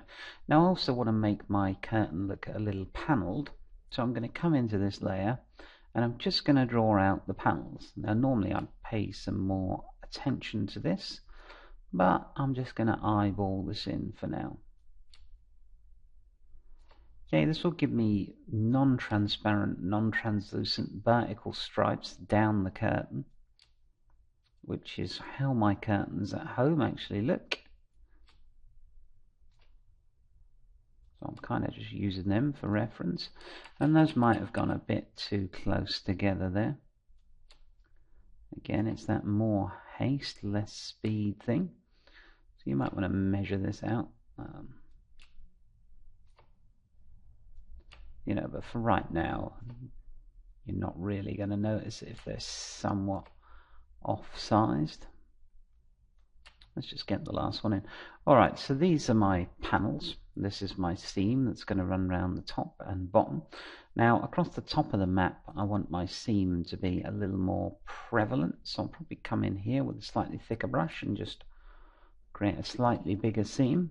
And down the sides, maybe a little thicker. And down this side also slightly thicker. Alright, now that's the basic transparency done, but what I would like is to get some sort of fabric pattern in the transparency itself. So I found this sort of plain fabricy material on the internet, and I'm going to use this to become the pattern. It's too big at the moment. If I pull it over here and overlay it on this image, it's a little too big. So I'm going to want that about 25% of the size, I would have thought, around there. Now rather than duplicating that and layering it across, I'm going to create a Photoshop pattern. So let's just throw that in the bin, go back to our image and change its size. So let's make this maybe about 150. And that's about the right size. Alright, so now I need to go to Edit, Define Pattern. And I'll call this Trans Tutorial. Okay, and then I want to fill this with that pattern. So let's create a new layer to fill. Let's pop it there. And let's just come in and edit, fill, and select a pattern. This one, done. And that's filled it with the pattern. Okay, now let's save this. And let's save it in source images, and I'll just save it as a PNG, JPEG, it doesn't really matter for this. And backdrape's transparency, there was one I made earlier. Okay, so let's take a look at this, and the first thing I'm going to do is assign a new material, of course, and we'll just use, as per usual, architectural material for this architectural shot. So I'll give this a name, back drapes, and first thing I'm going to put it into the diffuse channel, just knock off the reflectivity, and the reason I'm going to do this is to make sure that it transferred okay. So you know, it's one thing to draw on top of a UV, but sometimes your placement can be a little off and it might need a bit of tweaking. So let's grab this one and put it in, and that looks about perfect to me. That's exactly what we wanted. We want all of this to be non-transparent. We've got a kind of net curtain pattern there, and we've got these lovely stripes here to create our paneling. We've got seams. Yeah, we got everything we were looking for. So let's break the connection with that and make our curtains white. Now again, I try not to make anything completely white, so let's just knock that down a little bit. And under refraction we want transparency color this time. So let's load the map in. So here we go, just wait a second, and in fact, rather than loading the same map in over and over again, what we can do, because I don't really like that, that will just give us lots of nodes that we need to clean up later. So I'll just Control Z, sort of putting that on, and keep Control Z in until we get back to there. Now let's go and break the connection again with the diffuse. And instead of coming in all the time and loading a different map into here, if I just look under the hypershade, I already have that map as a texture because I've loaded it into the diffuse, and there it is. Now I can just middle mouse drag it onto the color of the refraction. Now I'm going to want the index of refraction to be 1 because I want you to see through this curtain. I don't want it to have any sort of glass-like properties where it bends the light. So 1 will do that for us. We've got the color on there. Now we need to turn the transparency up. So, let's try a transparency of 1 to start off with, and we'll get a quick render of this now, so just so we can take a look at it. And I'll just pause, I'll be back in a second. Okay, so that rendered in enough for us to see our map is working. There is my seam, and there is my sort of net curtain pattern. Now I may go back into Photoshop and make that a little smaller, because these holes are a little big for me, but we can tell that it actually works. It just doesn't look particularly good. And that's because at the moment it's far too transparent and not translucent enough. So I'm going to knock the transparency down to say 0.25, which will make this far more less of a sheer material, should I say, and make it far more heavy looking. And then I'm going to go down to the translucency rollout. Now before I arm translucency, in order for this to work, this is going to have to be under advanced refraction, a thin-walled material. Without doing this, it won't work. So be advised that you need to click this. And in fact, if you look in your output window and you don't have thin-walled selected, in fact, let's go and arm translucency. So I'll just tick there, and I'll check the output window. And it doesn't say it on Maya 2015, but in 2014 it will pop up and say, "Oi, remember to turn on thin-walled instead of solid." So there you go. Alright, for translucency we want to use the same color that we use for transparency. So let's load in the translucency map. And again, I could have gone to the hypershade and just drag that across. But there we go, there it is. So that's done. Then we won't have any translucency on these fins or in our seams or anything else, which is good. And I want to use a translucency weight of 1. Now I'll get a render of this, and we can again see that it probably looks a little better. I'm just going to drag it out in front of the window a little bit more, so we get a little bit more light contribution through it. And I'll probably just smooth it out, because it's not very smooth at the moment. So there we go, and render. So I'll be back in a sec. We can have a look at what this looks like. We're going to have to make a few more corrections to it, mind you, but just for a start, this should be looking fairly promising. Okay, so this is definitely coming in a lot better. You can see we've got some transparency here, and you have to ignore our background plate at the minute. It's just our HDI and won't be there for the final render. In fact, it's just there to provide light and information. So, at the moment this is looking pretty good. The render quality is not that high at the moment, so we're seeing some defects, but it's done what we wanted it to do, really. It's given us a seam down here, a seam across here. All of these are a solid color, and these are semi-transparent and semi-translucent. We can improve on this, however. Let's take another look at its material. So backdrape's material, and I've got use translucency with a weight of 1, but because I only have the transparency set at 0.25, if we look here, then this is also actually set at a 0.25, the color information for here. So if we go up to the hypershade and let's just graph this material, we can do a little workaround here. Alright, so here's my backdrape's material. And here's my 2 files. This one is feeding into the reflective color. So let's find out what this one is feeding into. This is the transparency, and this is the translucency. So if I break the connection here with the translucency, okay, so we break the connection. It was actually this one that was feeding into the translucency, but it doesn't really matter for our intents and purposes. What I need is to go to Utilities and find a Multiply and Divide node. Now I want this translucency at a weight of 1. but because we only have the transparency, it's at 0.25, that means that this translucency color is also set at really 0.25. So I want that at 1. So what I'm going to do is drag this in here, input 1, there we go, and I'm going to set this to a value of 4, because it will take the input and then times it by 4. I can then go into the drapes and drag the multiply divide node into the translucency color. So all I've done is put this multiply divide node to times this by a magnitude of 4 into this, and now I should get better translucency. And in fact these curtains are identical, so I can just control duplicate these across so we can get a look at what that looks like with 2. Okay, and I'm going to do another render now.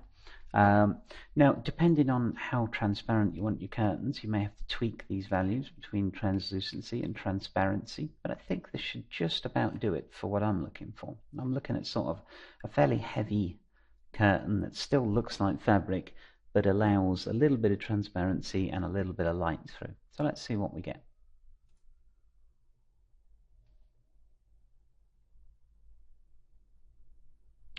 Okay, so I've just stopped the render and I actually did a couple of tests. I've decided for me that a 50% translucency and a 50% transparency was the kind of material I was looking for.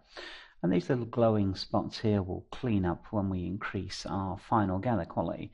But for now, I've got my seam lines in here, which is what I wanted. My top bits are solid, and this is transparent while still allowing some translucency through. So if we go back to our main camera angle and render that out now, that will look, let's just pop it back where it should be. This will look a lot better than that grey curtain that we had in this render. Okay. So, you can definitely see the translucency there in the form of all this glow. Kind of like the materials being lit from the back, which is what we want to see. Again, it could be a bit too much, but for me it's actually fine because, final gather quality being what it is at the moment, we'd have to increase that slightly to get a nicer result. So in the next part I'm going to look at walking you through this material on the bed. It's actually 4 or 5 different textures and a few different materials. I'm going to go ahead and texture the bed curtains the same way that I did these ones, so there's no need for us to go through that again. And we should pretty soon finish off, all the little texturing bits we've got. We'll have pretty much a completed scene when we'll go through some little post-processing techniques. I won't be going through render passes, purely because I've done that already. There's a tutorial on the site called The Dark Art of VRay that goes through all the different render passes, as well as things like pass contribution maps and material ID passes and stuff like that. So I will see you in a minute when we'll get a handle on the rest of this texturing. We'll then retweak the lighting a little bit to get our final scene out for daylight. We'll then move on to nighttime lighting. Okay, so I hope to see you in the next part, and I hope once again you found something in here that was useful. Thanks for watching.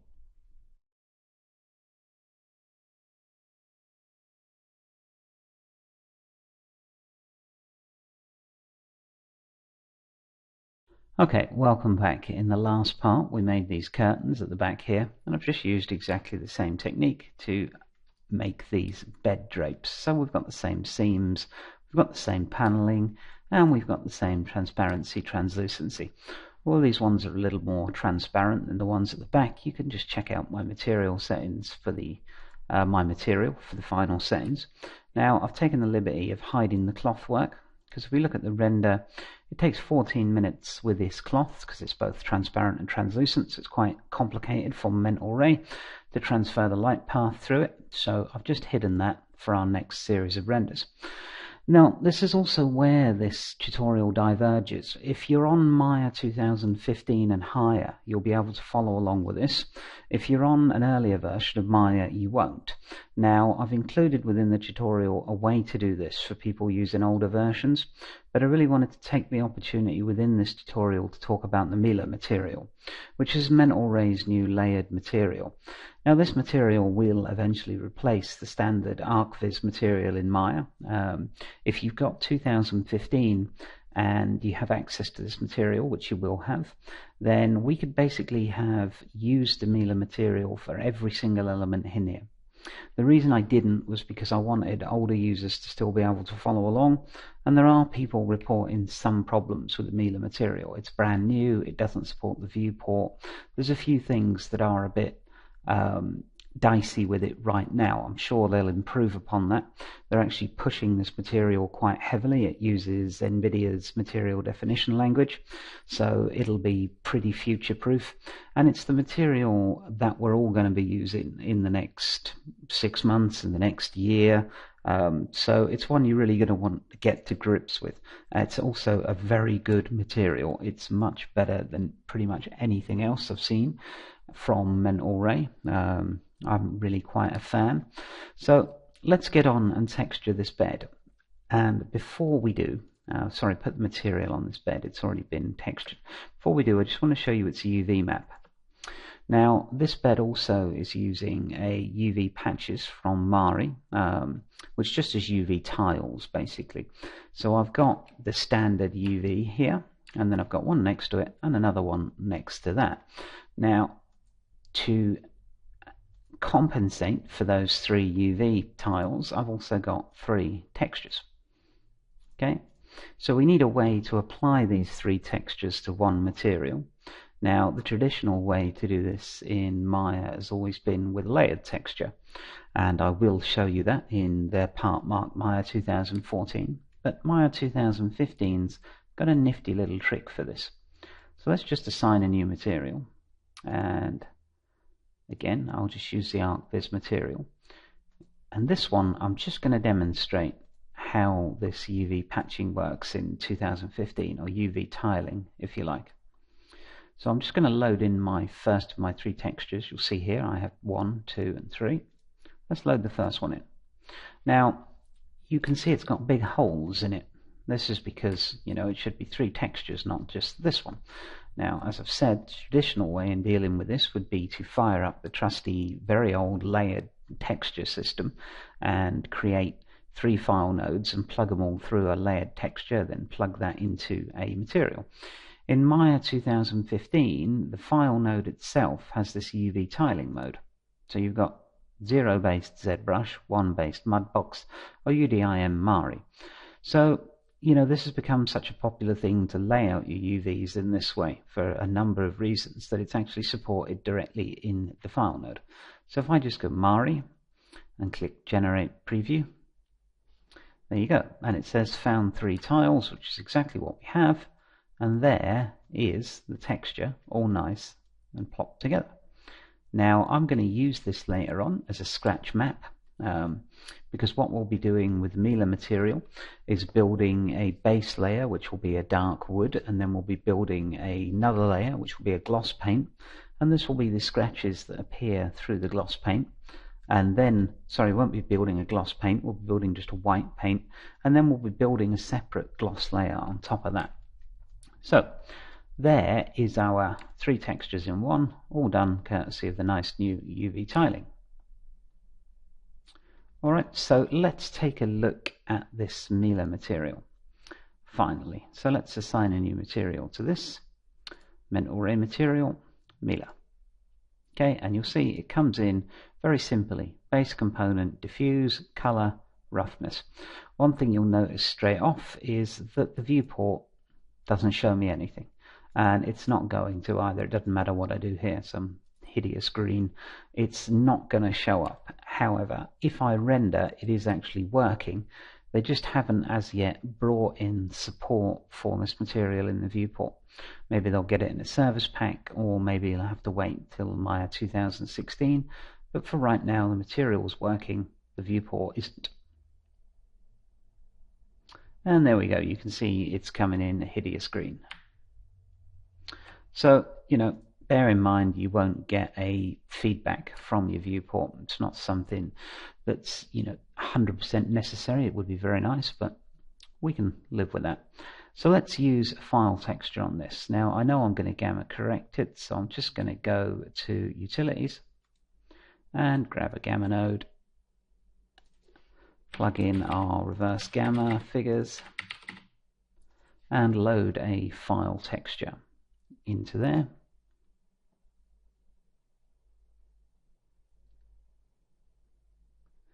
And I've got one here somewhere. There we go.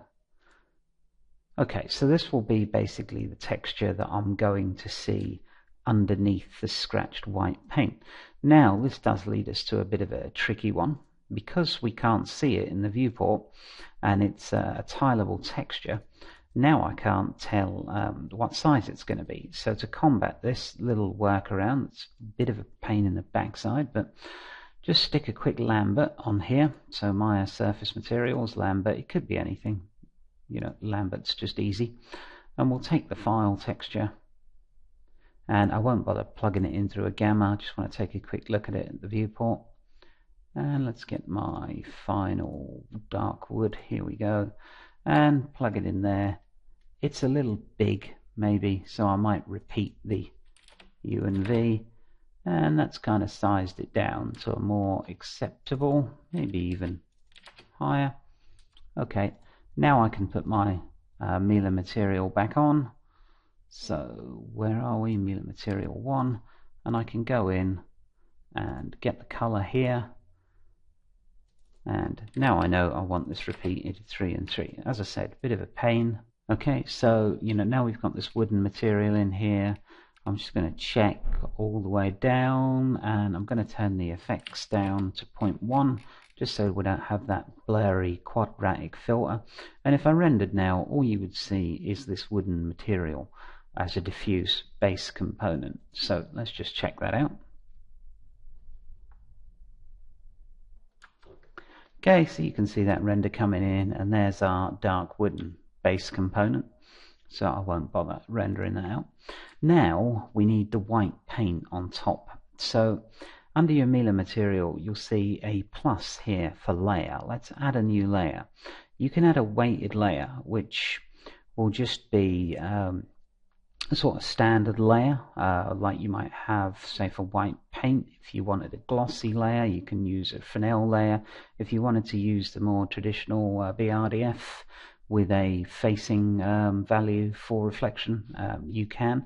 We'll cover most of these in a second, but for now, let's just add a weighted layer.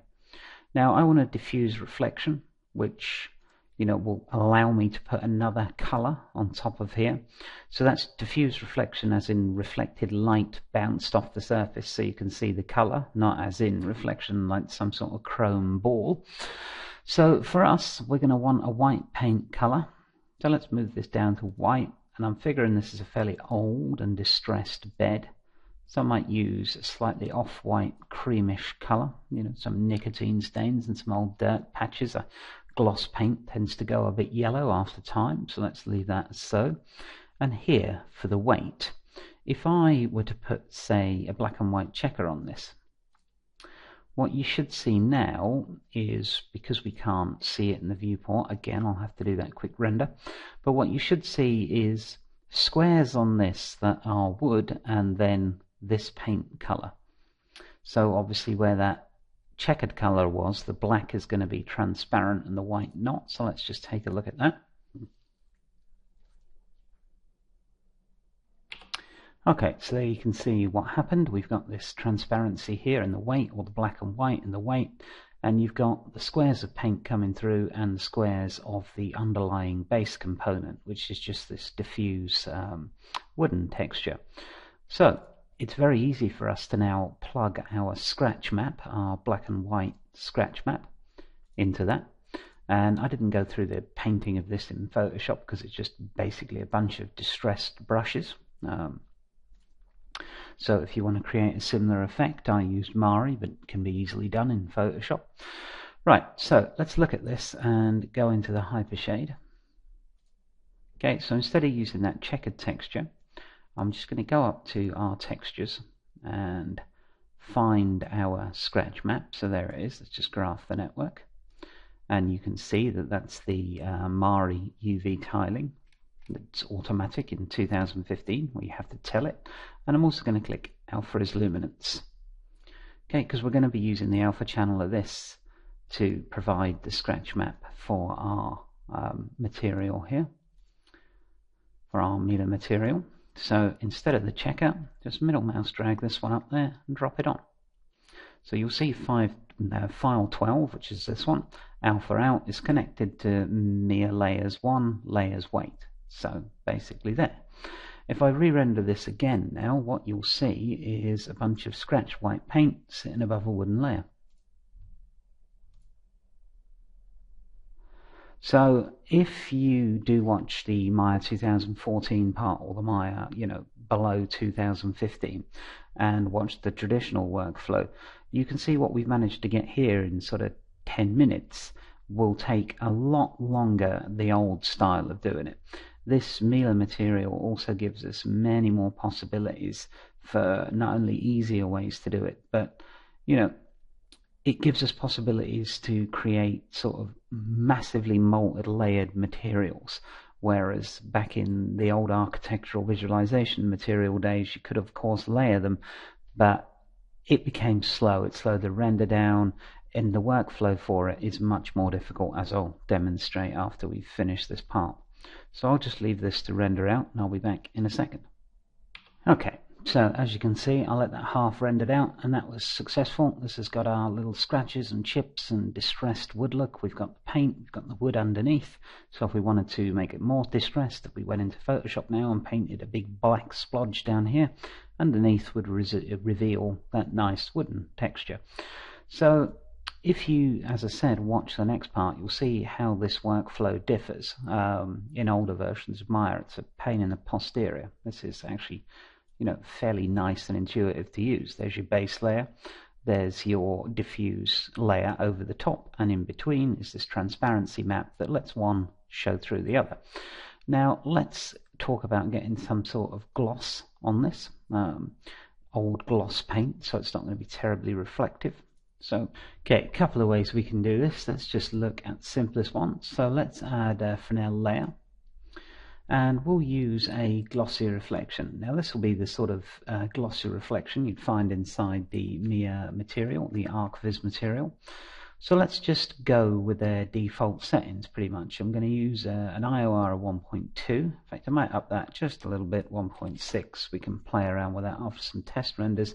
And this is going to be a fairly rough gloss paint, so I'm going to want a fairly blurry reflection, but maybe not quite that blurry, so I'll put this down to 0.2. Now I'm going to take a render, and this should give me the gloss layer, same as it would in the ArcViz material. The difference is having this layered upon all the other materials gives me a much greater degree of control. I can also later on add in another specific, say, specular reflection layer.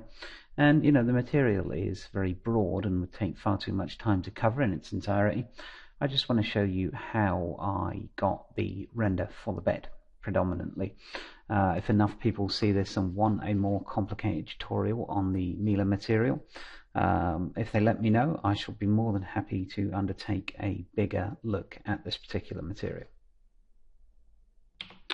Okay, so welcome back. You can see my render finished out here, and you can start to see these glossy highlights coming in on surfaces that are right to the camera. So I've got a little here, I can see a little here. There's been an overall whitening of the material where it's being reflected, some of the light, and at the back here where this light is coming in, we've got a very white highlight here. Now you're going to see this more in a nighttime lighting setting when we start to get some better specular reflections from the light, and in fact we could increase the reflectivity of this.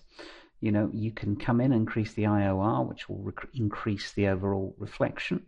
I could add a custom layer which will allow me, I'll just show you to do, let's add a custom glossy reflection, which will allow me to do a normal reflectivity and a grazing reflectivity. Now this is the same as the architectural materials, or similar to the architectural materials 0 degree and 90 degree reflections. So I've got that option.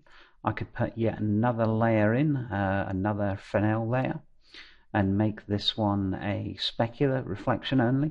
So the options on this are literally myriad. There are a multitude of options you could pick from. Now transmission we won't be discussing, because this is the transmission of light through a surface. So if you're going to do something like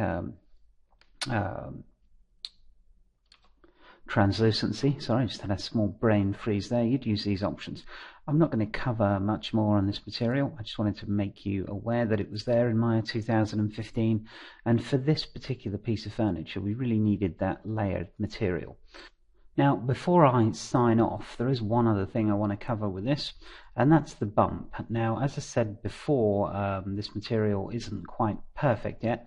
There's still a few bits that don't work quite as seamlessly as maybe they should, and one of those is the bump, which is why I want to cover it here.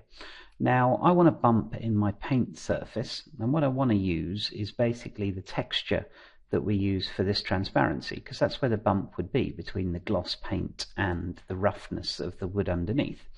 So if I take my texture and pop open my hypershade, and rather than loading the texture in again, I'll just drag it in from the hypershade. So under textures, there it is, I'll drag it in to the bump channel. Now you'll notice this just says file 12, and if I graph the Mila material, you'll notice that this material is now linked to the bump and to the weight, which is fine. The weight is what's causing the transparency between the two, and the bump would be bump, but there's no bump node in there, so it won't work. We're going to have to put one in ourselves. If I compare that to, say, how the ArcViz material works, so I'll just pop in an ArcViz material, and if I was to drag a texture into the bump channel here, so let's find it, there's the bump channel. This is what we typically do. We'd come and grab a texture, like this one for instance, and bung it in the bump. You'll see it creates a bump 2D node for me, whereas this Mila material did not. So it is something to be aware of. So if we look now at this, the bump goes into Mila layer 1 layers bump. So we just need to delete this connection, and if you're not seeing all these connections, once again you will need to go up and untick merge connections. Then we'll need to go to utilities, and we'll use a bump 2D node. So we'll drag this into the bump value, and then we'll drag this bump into here and click other. So now we need to get the bump map from here to here, and it might be easier if we just click on the Mila material. That way we don't have to remember exactly where it was plugged in. And we want the bump map on this paint, so we just drag the bump 2D node up to bump. And that way we've created our own bump 2D node, which I say on most materials happens automatically, but on this one you've still got to put it in yourself. Now, this being Maya, this bump depth is going to be staggeringly high. So let's try 0.02. So that should be about fine. Now, the other thing to note is at the moment, if we look at our Mila material, we've got a bump on the paint, but we don't have a bump on the glossy reflection, which means the paint will be bumpy, but the glossy reflection will not. So this would give us a sort of shellacked effect, where we've got bumpy surfaces underneath that I talked about earlier, but our top coat, our clear coat if you like, remains unbumpy, so sort of a thick varnish or a heavy shellac. Now in this case I don't want this, because it's going to be an old piece of furniture with chipped kind of varnish and a distressed look, but it's very nice to have the option. So we'll go to the hypershade once again and just drag the bump 2D node into there. So I just wanted to add this part, as using the bump isn't as easy as you might think, and in fact they used to have to do this all the time in VRay by adding your own bump node. Say this material isn't quite finished off yet, so if I re-render this, we can see the difference between this with no bump and this with bump.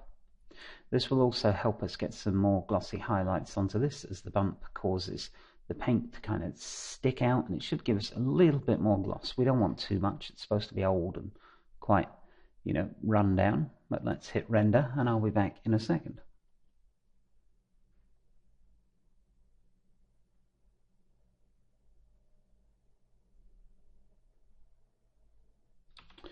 Okay, so there's our render with a very, very slight, subtle bump, which I may increase ever so slightly from 0.2 to say 0.3. But it should be fairly subtle. We're talking paint chips and small scratches here, not great big dents. So It does look better now with the bump. I can actually compare the two. So you see it's changed the specular reflection. I'm getting a little white around here. This pulls out a little bit. And like I said, it is quite subtle, but there is the bump and it is working.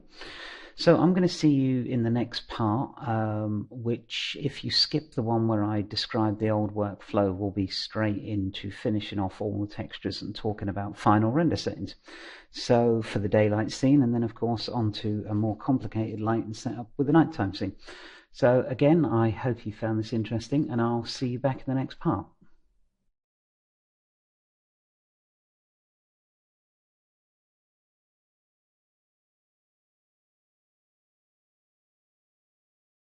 Hi, welcome back. In the last part we took a look at texturing these curtains, and I've just applied the same technique to these curtains across the bed. So basically they're exactly the same, they've got the same seams painted, they have the same transparency map painted on them.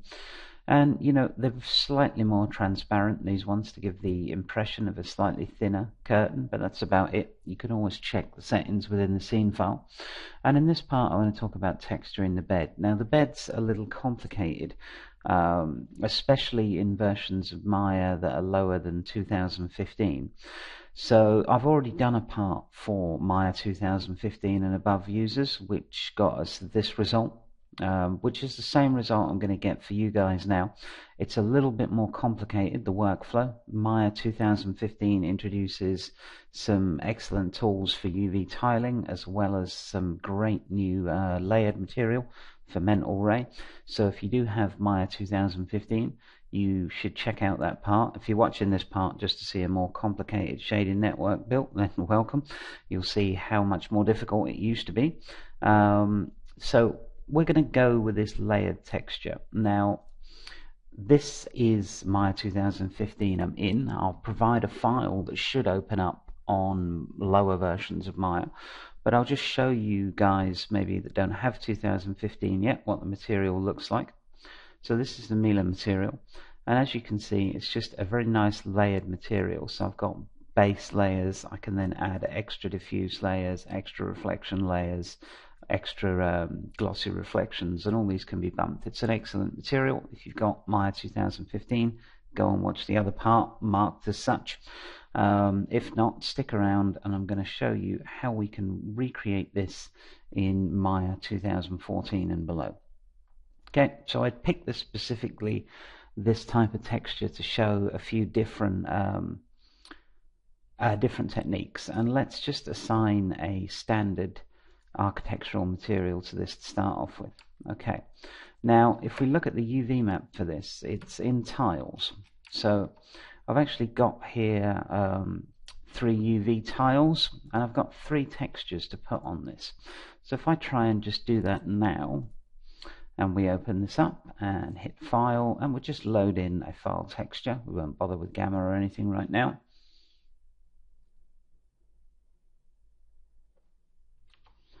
Okay, and you can see here that I've got 3 textures. Now these are actually scratch maps. These will be transparency maps, because what I intend to do is build a bottom wood texture, then build a top paint texture, and then use these 3 textures to provide the scratching and distressed look. So, you know, it can get quite complicated. We've got 3 textures on one object through one material, then we've got a top coat, a bottom coat, a reflective coat. So let's just take a look. If I load in this first texture here, you'll see that it hasn't come all the way in, because it's supposed to be 3 textures, of course, not just the one that go on those UV tiles. Now, Maya 2015 has a UV tiling mode, which will work for various pieces of software. So I'm using Mari. I could, in this instance, just select Mari, and it would just sort out those 3 for me, and I'd be done. But on versions of Maya lower than 2015, you can't do this. So I'm going to show you now how to do this. Same thing that they've built in. It's become a common technique to have UV patches or UV tiles, so they've actually built it into the newer versions.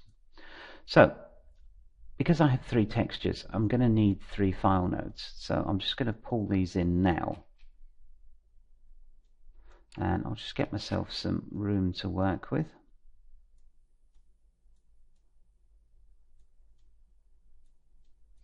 Okay, so just 3 blank file nodes, and I'm going to start by loading my textures into there.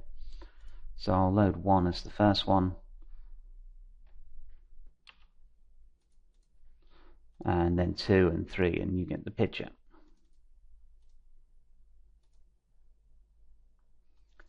Okay, now we need some way to join these together, and Maya actually has a layered texture, which is a very easy way to do it. But before we do that, because we need to add these together, we need to add the textures one to the other, in order for this technique to work. We'll need to go into the file node itself, scroll down until you see color balance, and just turn the default color off. Now normally you wouldn't worry about this, but because they're going to be added together, this default color contribution will be added to them as well, and they'll turn out as a washed out bright material, so we can't do that. The other thing we need is, because these are tiled in the UV, we need to change the place 2D texture node. So first of all, I need to turn wrap UV off all of these. Okay, and then I need to tell these where they are in the UV space. So this is number 1, so in the UV space it's at 0. This is number 2, so it's at number 1. It counts 0 as the first one. And this is number 3, so that will be number 2. So 0, 1, 2. And if you've got more tiles, you can just keep going, basically. It's that simple. So, okay, that's pretty easy. You'll notice these have gone black. Don't worry about it. It's not that they're broken, it's just that it won't display the little preview in the hypershade here. So now we need a layered texture. So I'll just go, and can't remember where they keep it, so I'll just search for layered texture. There we go. Layered texture. You do want layered texture, not layered shader. This won't work in the same way. Alright, so if we click on the layered texture, it brings up this. Now these are the channels for the texture. So if I take the first file, middle mouse drag it in there, second file, and third file, you'll see all those connect up to this layered texture. And if you're not seeing multiple connections, again, I believe I've mentioned this, but you can go up and untick merge connections. Okay, so this one is just a blank, basically. It's one in there because it has to have something in it when you start. So let's get rid of that blank. And we need to turn this blend mode to add, and the blend mode to add, and the blend mode to add. Now I've got one texture that's a combination of all these 3, which is basically what Maya 2015 and above will do with this UV tiling node here. It's just a little easier than doing this, but this is, not terribly difficult. Alright, so to get a look at this layered texture, what I'll do is I'll grab that Maya material we've got on here. So which one was it? Number 15. So let's grab that, and that should be this one. Yes, it is. Alright, so there's the number 15 material, and instead of dragging that one texture into the color, I'll drag this layered texture. Okay, now when we look at the bed, I get all 3 textures have been applied, so I'm not getting those big gaps in it anymore. So that's how you do it. That's how you would get a UV patch texture from Mari, ZBrush, Mudbox to work. So that's one thing done. So now we've got the layered texture. What I want to create is, because this will just be our transparency map, what I want to actually create is a top and bottom material. So let's do this in the hypershade, and we'll be doing this with architectural material. So I'm going to need 2. I'm going to need a base and a top coat. So let's look at this, and I'm just going to change the name of this to Scratch Map, and I'll change this one to Top Coat, and this one I'll change to Bottom Coat. Alright, so that gives us that. So for the bottom coat, I want to use a texture. I'm just going to use a dark wood texture. So just go straight to File, or in this case I know I'm going to put a gamma correction node in the middle, so if you're using the inbuilt color correction you don't need to bother with this, but I normally do. So there we go, and now I can just attach the file to the value of that.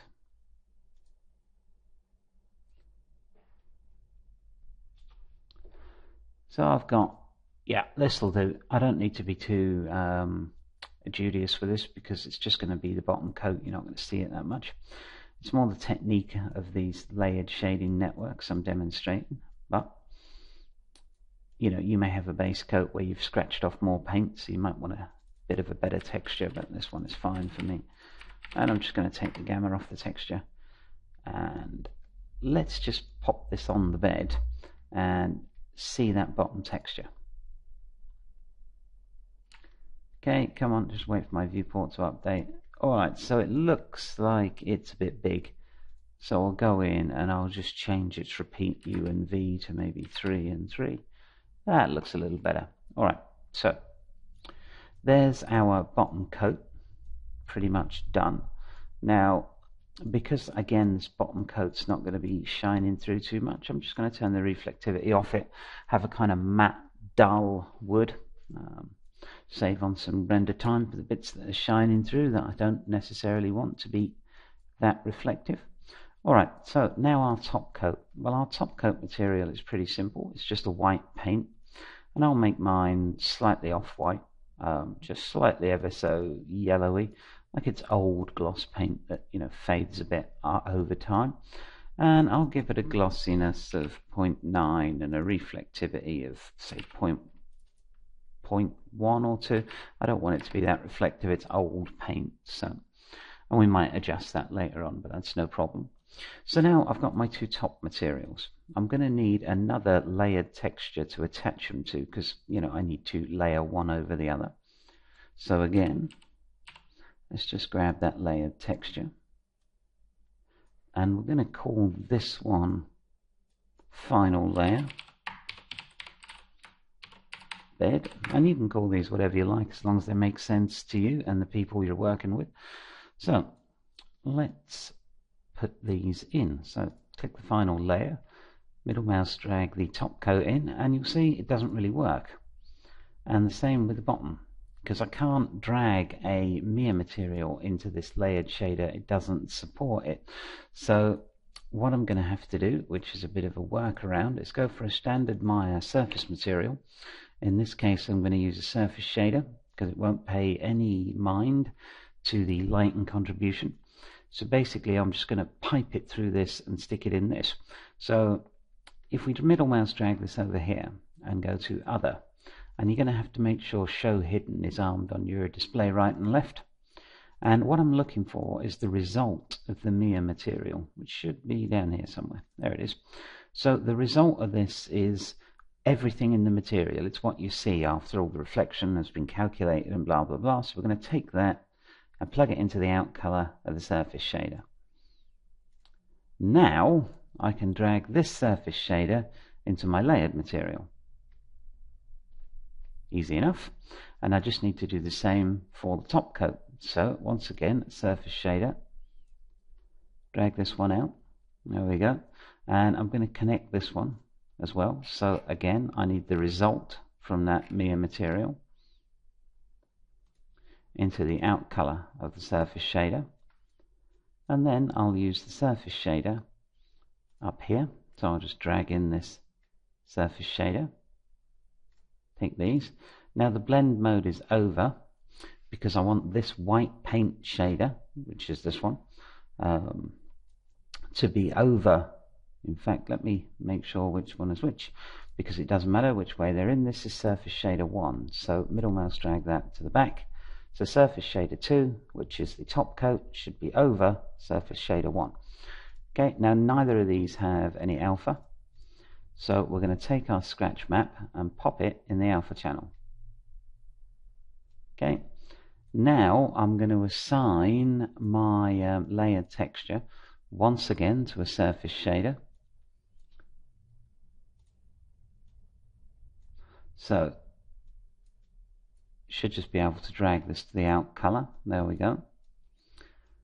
So now my network is basically like so. I've got a top coat, a bottom coat, and a scratch map, all assigned to their various different things. All will work with UV patches or UV tiling.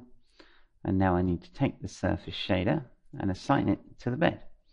So this will be our bed final.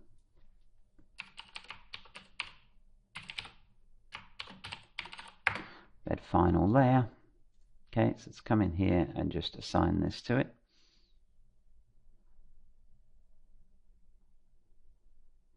And bed final layer.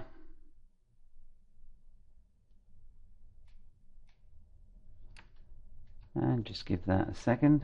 It's not really updated in the viewport for some reason. Okay. You can have problems with the viewport and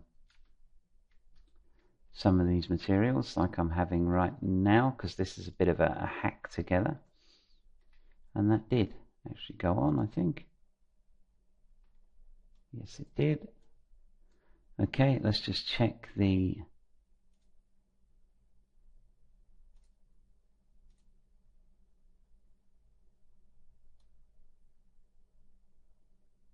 Okay, so it doesn't appear to be obeying my scratch layer. Let me have a look in the hypershade. And I'm just going to tick here. I'm going to want alpha's luminance ticked. That was the problem. There we go. So you can see in the viewport now that it's updated. And let me just go over that again.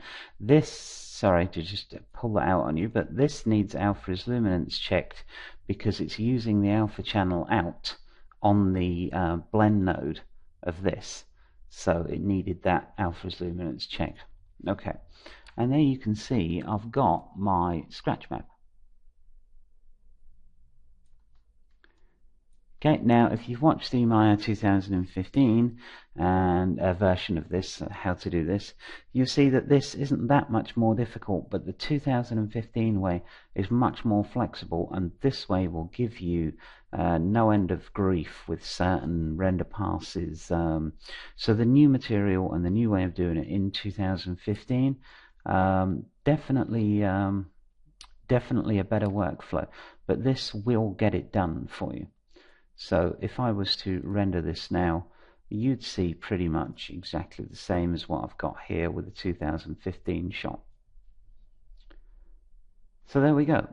That's the shading network to get both a layered texture with mental ray and a material that has UV patches or UV tiles. So I thank you for watching that, and in the next part we'll be back to take a look at finishing off the rest of this room, tweaking the lighting, getting the render settings and things like that. So thanks for watching, and I'll catch you in the next part.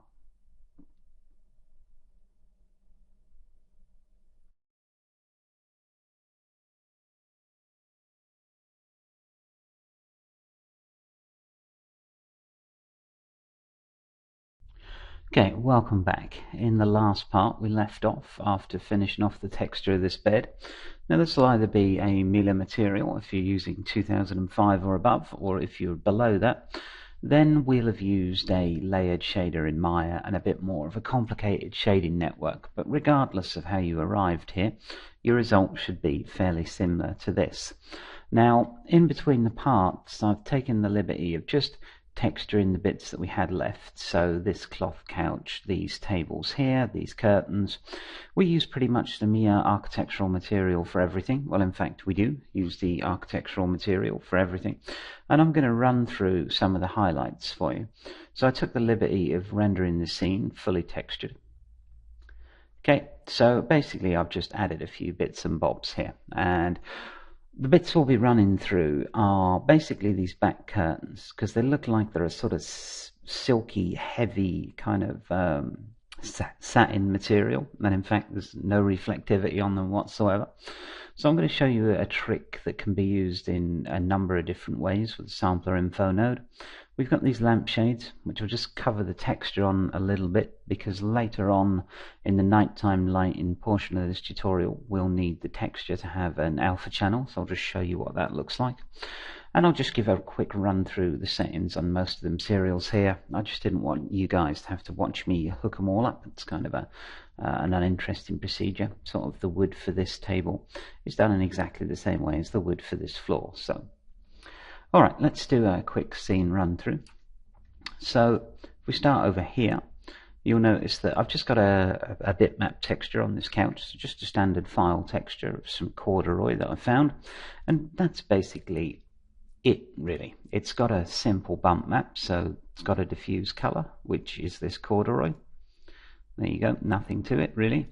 And then it's got no reflectivity. This is going to be a fairly matte cloth. And if we scroll down, just take a look at the bump. It's got just a standard corduroy pattern bump, which is just a black and white basically of this texture, although I've made it a little smaller. The table top was done as the same way as the floor. You can see it's just a giant, well not a giant, but a wood bitmap, a wood image, and that's got the same bump technique that we used on here. The legs are actually the same gloss paint as the, or satin semi-gloss paint as the, you know, skirting boards and chair rails and whatnot. And that pretty much takes care of everything that was done in that room. These lamps, they're basically a preset material. So if we take a look at their material attributes, they're a preset copper material, which is kind of like a burnished copper really, and I've just changed the color from a light gold to a light silver because I prefer the effect that that gives. Didn't really want two giant copper lamps up here. These lampshade holders, lamp stands, are basically just again a file texture with a fairly innocuous reflectivity on there, 0.3 reflectivity and 0.3 gloss, so they're a very low gloss kind of reflection. These tables here look a bit complicated maybe, but they're actually one bitmap. If we look at the UV for the whole table, so it's all one UV tile, unlike the bed, which was 3. This is just simply 1. And if you followed along with the headers UV tutorial, you should have something fairly similar to this. Okay, so that's just one bitmap also. So we take a look at the material for it. It's just one texture connected to a gamma node, so you can see the texture there. And I'll be making all of this available with a scene file, so you know you can check it out at your leisure. And again, there's nothing complicated about this. It's got a simple bump and a simple 0.3 and 0.3 reflectivity. So the bed is again done exactly the same way as the couch. It's a repeated file texture with a simple cloth bump on it.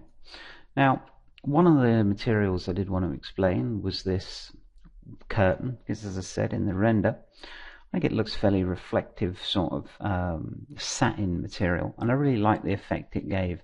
And it's quick to render because it's not actually reflective. And even if it were, you can do this technique a couple of ways, but using this technique will bring it in quite quickly, and I think it gives a very nice look to cloth. You can use it for things like velvet, silk, satin. You can map it to a reflection channel to give better reflections on cloth, to give cloth a helping hand.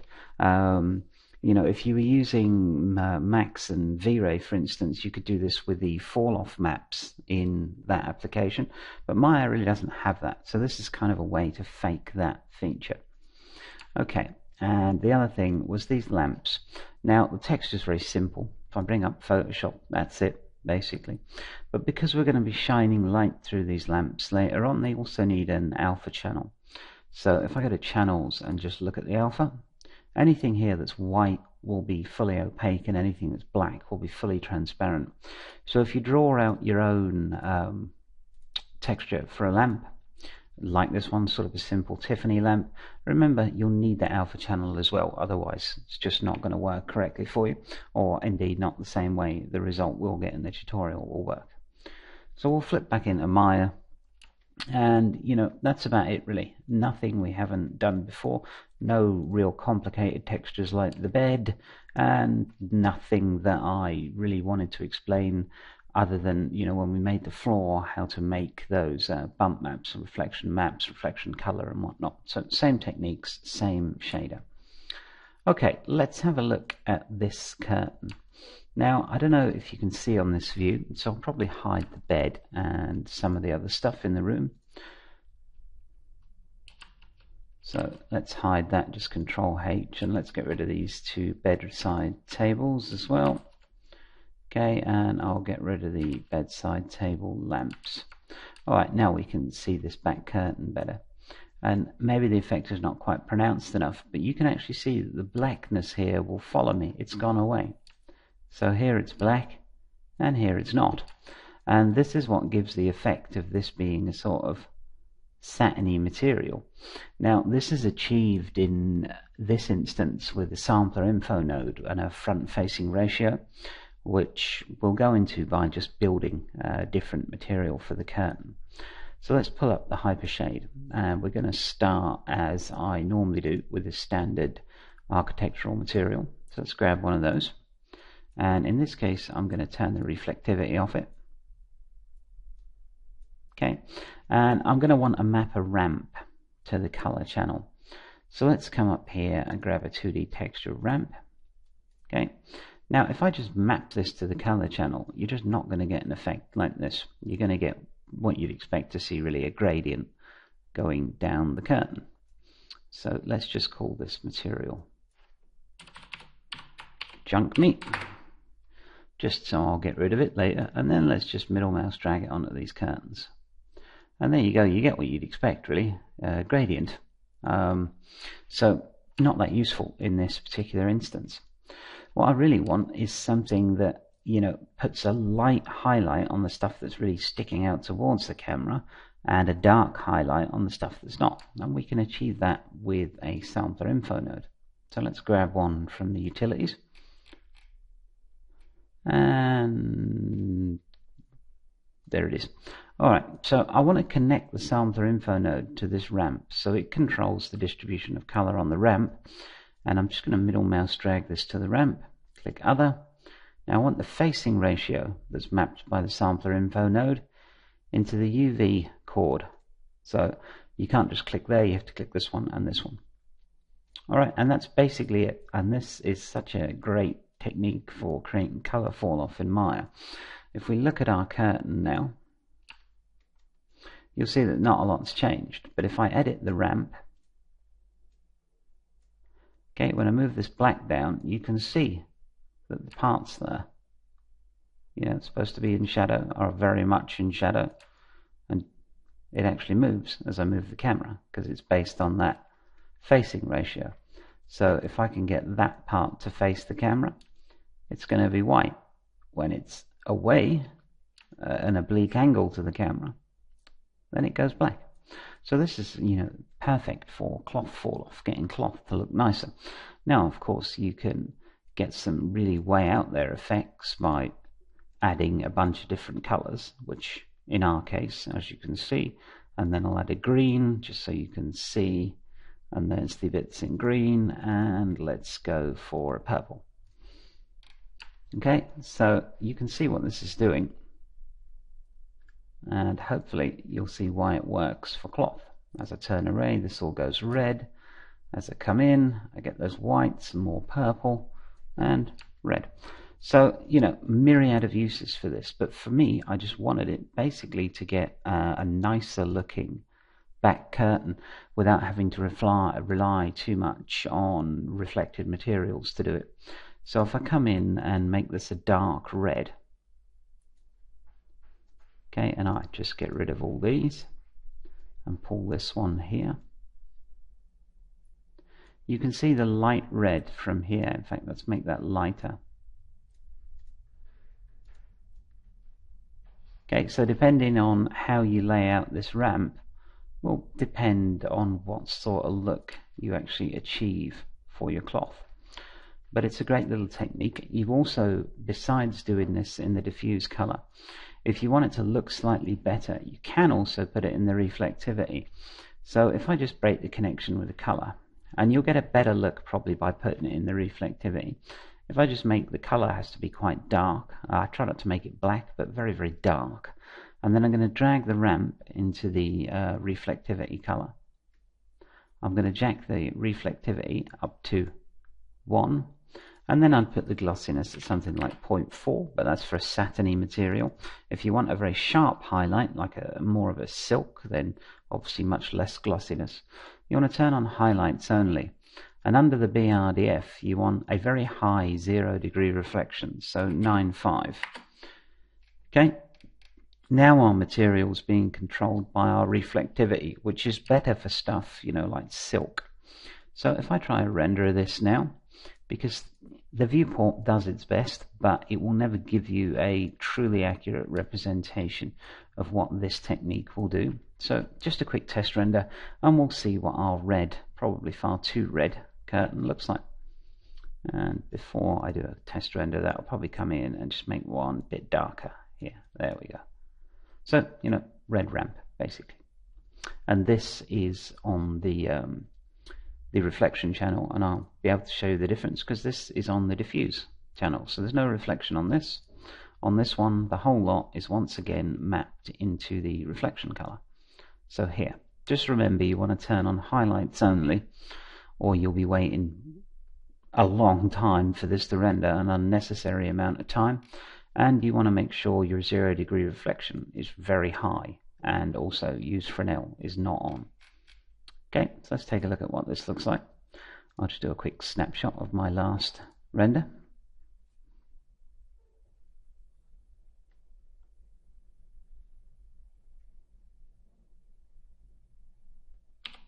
Okay, so I've let that render in for a few seconds, for a few minutes, sorry, and you can see here we're looking, very nice highlights on here. The color's a little hideous, so you may want to adjust your ramp.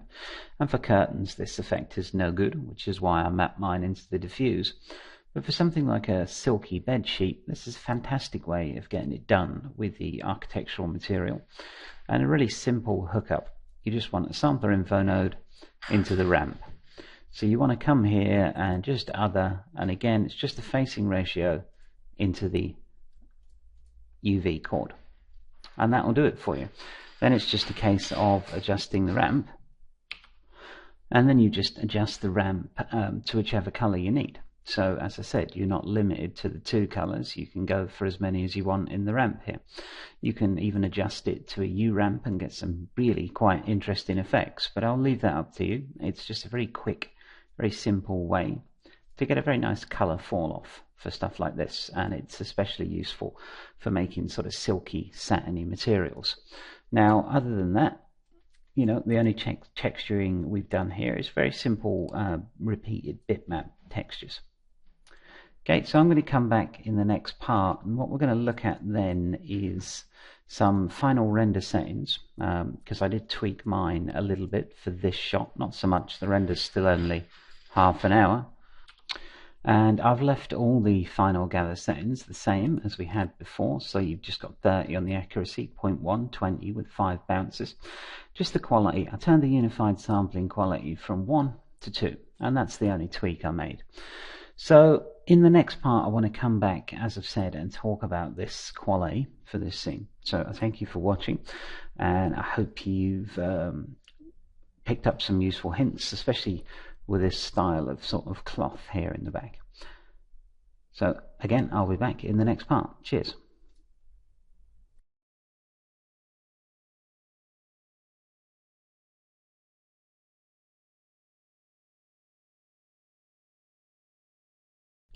Okay, welcome back. In the last part we looked at some of the more interesting materials in the scene, in this cloth, and I did mention at the end of that part that I wanted to take a look at some of the render quality settings, which indeed we'll get to. First of all though, this image we've got in front of us, it's nicely lit. It's everything in the room is visible, the shadow fall off is quite nice, we've got some very nice materials in here, but the overall effect is quite dull. It's not exciting, so we can correct some of that in post, but there's a few things we can do here in Maya to help us with that. Now I'll be using Photoshop for the post-production of this image. I would normally use Nuke, but I already have a tutorial on the site that covers that in much greater detail.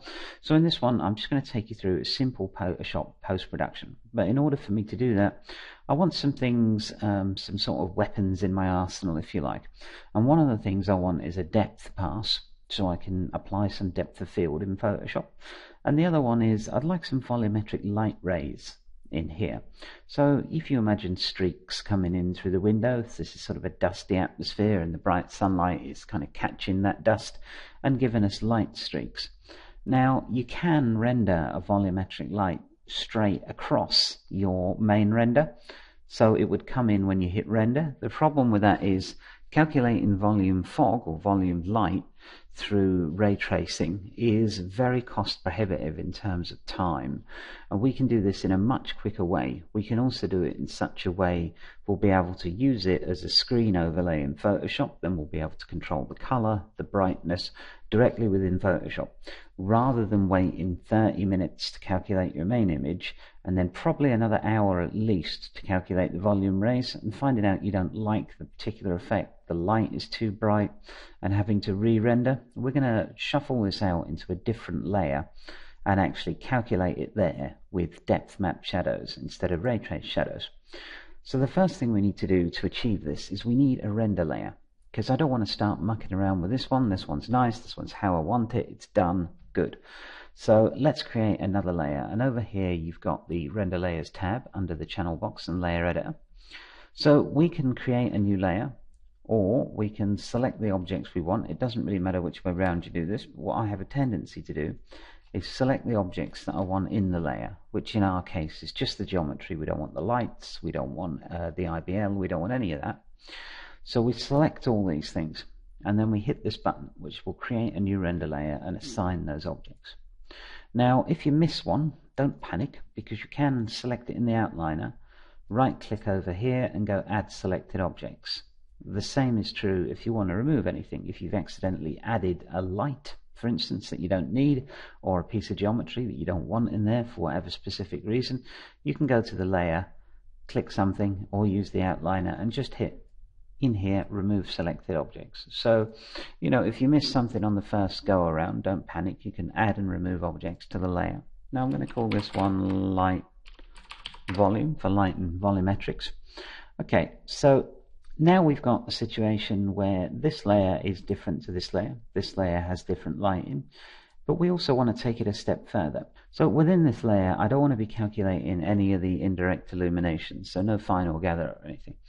So I'm going to come up to my render settings, making sure that I'm on the right layer, and I'm just going to untick final gather. But before I do that, if I right click on there, you'll see create layer override. Now when I untick it, it will be overridden for this layer. That's why it's orange. So if I go back to the master layer, final gather is still active. Back to the lighting layer, final gather is off, which is exactly what we want. The same applies for materials. If I assign a material in this layer, and I could assign a material or a material override to the whole layer, but for right now, let's just assign a different material to this. So let's assign gloss paint material to this. When I flick back to the master layer, it doesn't affect it. So we can actually use different materials and different lighting setups within these render layers. And I'm just going to undo, so my material goes back on the floor. In fact, probably a lot easier just to go floor. There we go. Alright, so you know, these layers remain somewhat separate, and the bits that aren't separate, we can always, on most things, right click and create a layer override. Okay, and you can remove the layer override the same way, of course. So we want to create this volume light through the fog. So we're going to need a light that's in the same position, and for some reason I seem to have, there we go, my mistake. We want to create a light streaks that are in exactly the same position as this light, but we don't want to use this light because this light has ray trace shadows on it. So I'm going to go ahead and control duplicate this light, and I'll call this one volume light. Okay, and on this one I want to just come in and I want to take the ray trace shadows off. So I've noticed here as well the color has gone to black. That's because this, our original light, has a MIB black body on it, and when we duplicated this one across, it didn't duplicate that black body, which we don't want, and it just went to black. So make sure you set your light back to white. So anyway, on our volume light, we want to go under shadows and tick use depth map shadows. This will turn off the ray tracing. So I'm going to go for a very high resolution on these because it's not going to affect the calculation time too much, and I'll probably end up rendering this out quite large at the end of this tutorial. So there you go, that's all the settings we need. We're just using this as a shadow to trace through the fog, so we don't need to get terribly clever. Alright, so there's our light. Now, if we go back to the channels box, we want to actually hide this light here. So if I Control H and hide this light, go to the lighting layer, and I want to add this light to the lighting layer. So just add selected objects and then Shift H to unhide it. This is just so if we look at it here in the outliner, it's visible in this layer. It's not visible in the master layer. And that's just because when I render this out at the end, when we get into render settings and how to render this out, I don't want to have to keep breaking these down into their component parts, hitting render, wait and come. I want to render them all at the same time, which means that I need to make sure they're all separate and they all know what they're doing. So, you know, in this case, that means having this light hidden in the master layer and this light visible in the lighting volume. Now, all the other lights here are not included, so this first directional light is not actually in this scene. These area lights are not in. As we discussed before, we're just going to be using one light here with depth map shadows. Okay, so we need to assign a new material to all these objects. Now we could come in here and just grab them all in the outliner and do the traditional assign new material, and that would work just fine. But also you can put a material override in place. So if I come up to here and just go to overrides, and you'll see assign, there we go, create new material override. So if I hit Lambert now, that will assign it to everything in this particular pass. Then I can come up, I'm sure I've got everything, I just want to change this to black. Okay, so when we get those streaks of light fog coming in, we'll be able to overlay those in Photoshop without any of the geometry in the way, or any of the color of the geometry in the way. Now, to make sure that none of these things appear on the alpha channel, because if I render right now, in fact, let's just do a quick test here, just so I can show you what I mean. So this shouldn't actually take that long because it has no final gather or anything, and it has one light with simple depth map shadows. So let's see, so you can't see any of the geometry here, so you think that's perfect for the light streaks, but if we take a look at the alpha channel, you know, all of this should be black, but it's not, it's white, because we've got all the geometry in the way. So if I just change the Lambert we just used under matte opacity to black hole and do this again, you'll see a different result.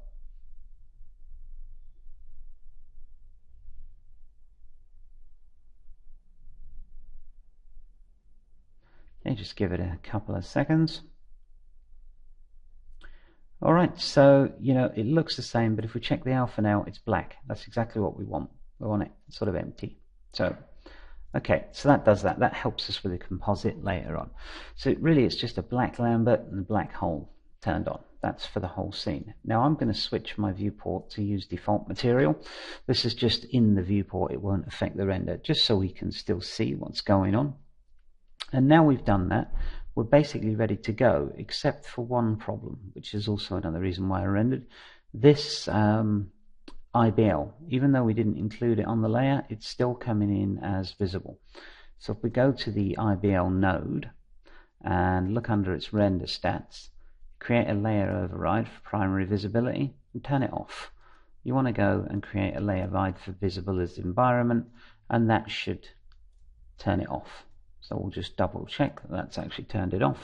It should do.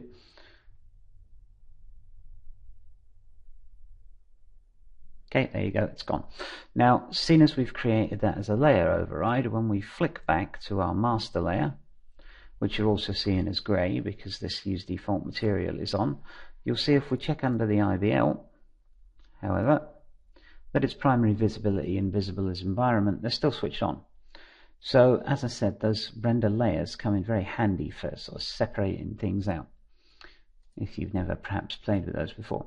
But anyway, so now we've got a blank canvas. We've got geometry as basically a blocker for this, so the fog will catch where the geometry is.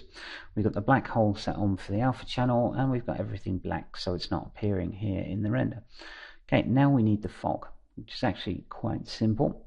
We're just going to use a volume primitive. So create volume primitives cube. Okay, and the thing to note, the center of the volume primitive will be where the fog is most concentrated. So for us, as we want these streaks coming through the window, that should be by our main window. Okay, so about there really. This will be the source of most concentration, and as it gets towards the edges of this box it will start to drop off. So I can come in here now and scale the box up a bit. And you want to sort of surround the room. There you go. You don't have to be too diligent with it. So that should just about do. And when we create one of these volume primitives, if we just whip open the hypershade a second, we'll have also created a shading node to go with it. So you see here cube fog. This is the shading node for my volume primitive. So if we go and take a look at what needs to be changed, it's actually not a lot. I'll probably make mine a little bit whiter, and this is all fine. Tick illuminated. And the light scatter, I find this is better around 0.9, 0.95. You might want to play with it, but it'll just affect how light scatters through the fog volume. So a little bit less kind of smooths it out a bit for me. Drop off. Okay, that's another important one. This will start to drop off as it approaches the end of the cube. Now if you have this set all the way to 0, then it won't drop off at all, which means if your cube is bisecting your room a little bit, you'll get very weird looking fog. 0.5 is normally absolutely fine. So that's pretty much it really. The actual creation of the fog is not that difficult. It's just a lot of the people I see that do this, especially on the forums when they're starting out, on our forums should I say, they try and get a volume fog pass over the top of their render. So they try and do the whole thing in one go, and you know, they spend hours calculating fog through the depth, and it just it's probably not the best way to do it. Alright, so anyway, let's go back to our fog, and there are a couple of other things, because it's never as simple as you think.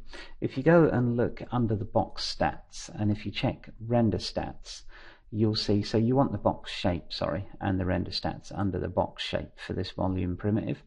If we look here, you've got volume sample overrides. Now at the moment we've got one volume sample, and that can be set in our quality, I think it is somewhere.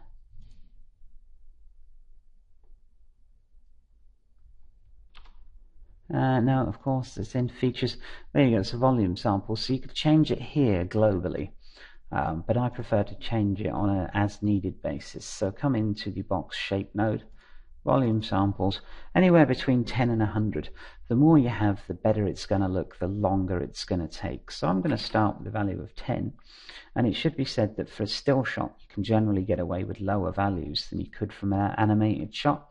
And I'm going to put the depth jitter on, which will smooth out the result a tad. So let's go back to a camera position, and let's just do a quick render and see what our volume fog looks like, shall we?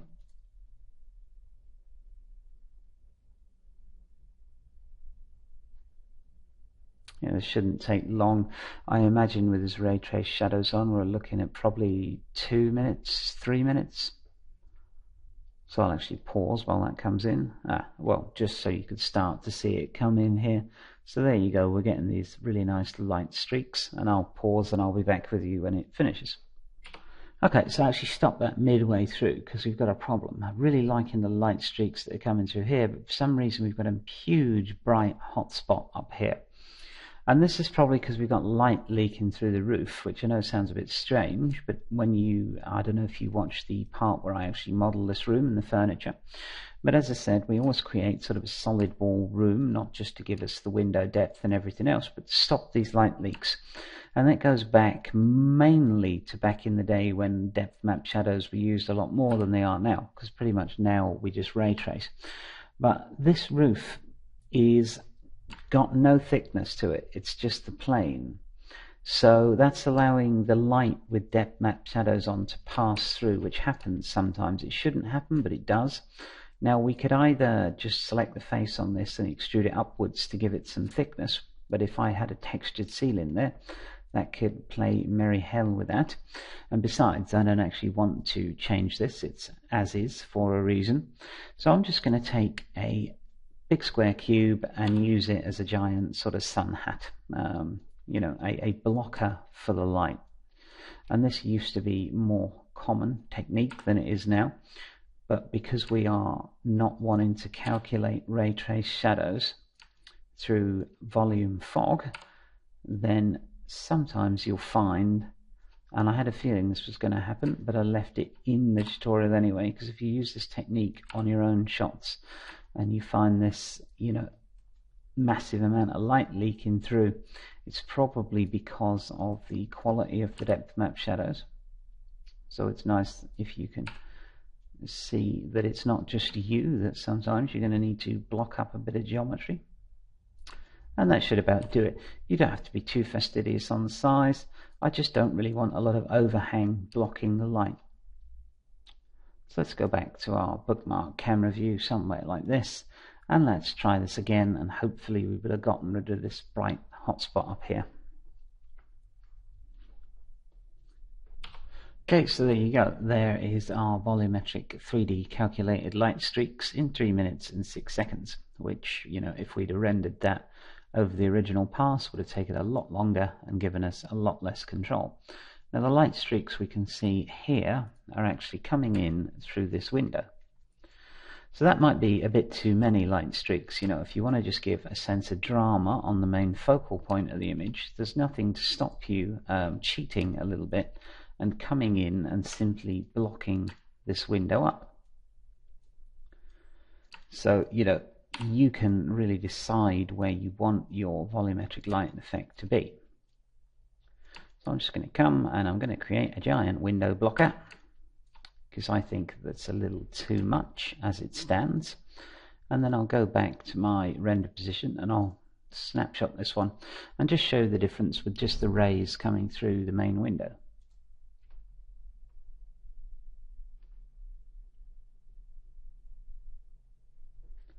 Okay, so with that secondary window blocked up, we get just a few rays coming through the main window. Now that'd be up to you. This one is probably more accurate, but this one can be used to add a greater sense of drama. And just because something might be physically more accurate doesn't necessarily mean you're always going to get it. There might not be any dust floating around in this part of the room, for instance. This might be, you know, one of those effects that you get just every so often when the light hits just right. So it's up to you to decide which windows you want to allow this through. You know, just because Maya says it should be here doesn't necessarily make it so. So I probably just go with this one, so I can add a big streak of kind of volume fog here in my final render, just to punch it up a bit, give it a bit of drama. But if you want both windows calculated, say, that's up to you. Okay, the last thing is, this is a little streaky, and that has to do with those volume samples. So we can fix that by just increasing the volume samples. So if we select our volume primitive and give it maybe 50 samples, I mean, at 50 samples it will probably take 5 minutes to calculate. And when you offset that against the amount of time you're going to spend, you know, working on this, an extra 5 minutes to render, it's fine for me. I'll do it here for you now, so you don't have to, and I'll just flick backwards and forwards and show you the difference. Okay, so this was the original on 10 samples, and this is with 40 samples, so it just gets a little more accurate. And again, with a still shot, it actually doesn't matter that much when you overlay it. With an animation, you need the higher quality, otherwise it will start to crawl a little bit. So that's basically our volume fog pass, our volumetric lighting pass.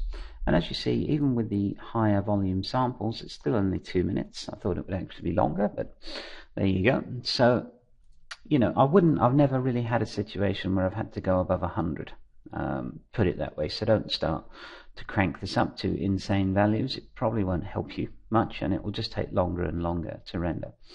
Now, before we go, because I'm going to come back and show you the depth pass in the next part, I think 20 minutes, 25 minutes listening to me is probably enough. So take a break, have a go, and we'll be back in a moment, as they say. But I just want to make sure, first of all, that my master layer hasn't been contaminated by anything from this layer.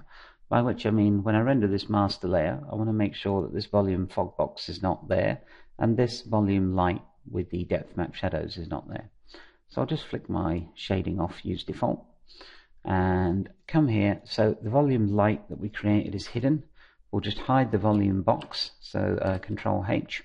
which won't hide it on this layer. If I flick back to this layer, actually it has hid it on that layer, so let's unhide it and flick back to the master layer, make sure it's hidden, it is, flick back to the lighting layer, make sure it's visible, it is. Okay, so you have to watch these things. When we render out, we'll render all these at once, so we'll want to make sure that nothing is sort of cross-contaminating the layers. And I just want to check the IBL to make sure that it's visible in this layer and visible in the master layer and invisible in this one. Let's get the attribute editor. Okay, our IBL is visible, nice. And let's check the lighting layer, and it's invisible in this layer. So everything is as it should be. We've got a separate layer now, which means that, of course, if I change my camera angle here and go to here and render, I'll now get the lighting pass from the same angle. So just to prove that that is so, I'll just take a quick render. Okay, so there we go. Our volume fog pass changes when we move the camera, of course. And another good reason for having it as a separate layer is if we're down here and we're doing some test renders, if we have to test render this volume fog every time on top of the master layer, then our render time increases substantially. Whereas this way we can now experiment around in here, get a shot we like, and then just flick up to here quickly in a couple of minutes, render out a volume fog. Okay, so I'll be back in the next part when we'll go over a depth pass, which we'll create in a very similar manner, although it will be a bit faster because we will have to go through what it means to create these layers. So I shall see you then, and thanks for watching.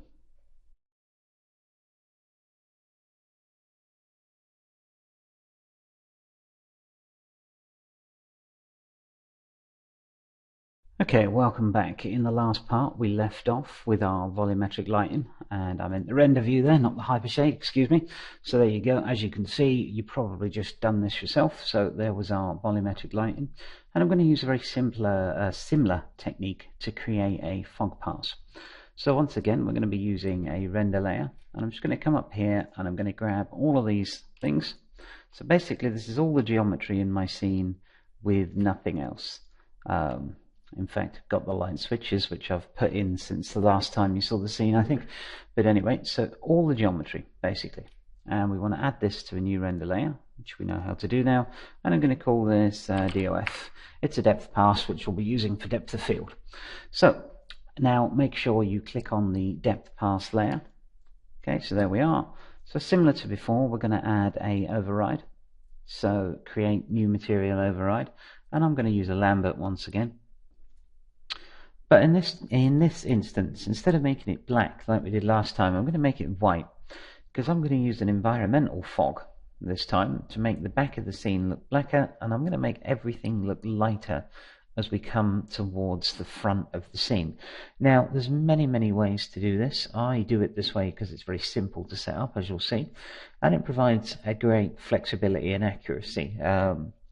You know, I can save this out as a 16-bit image and have thousands of shades of grey running across it for a very comprehensive depth map if I'm doing a bigger, more complicated scene. So we've got this material override again, so let's just grab it and have a look at making it white. Okay, so let's see, it's Lambert 3. We'll call this depth of field Lambert, and I'm just going to make it white.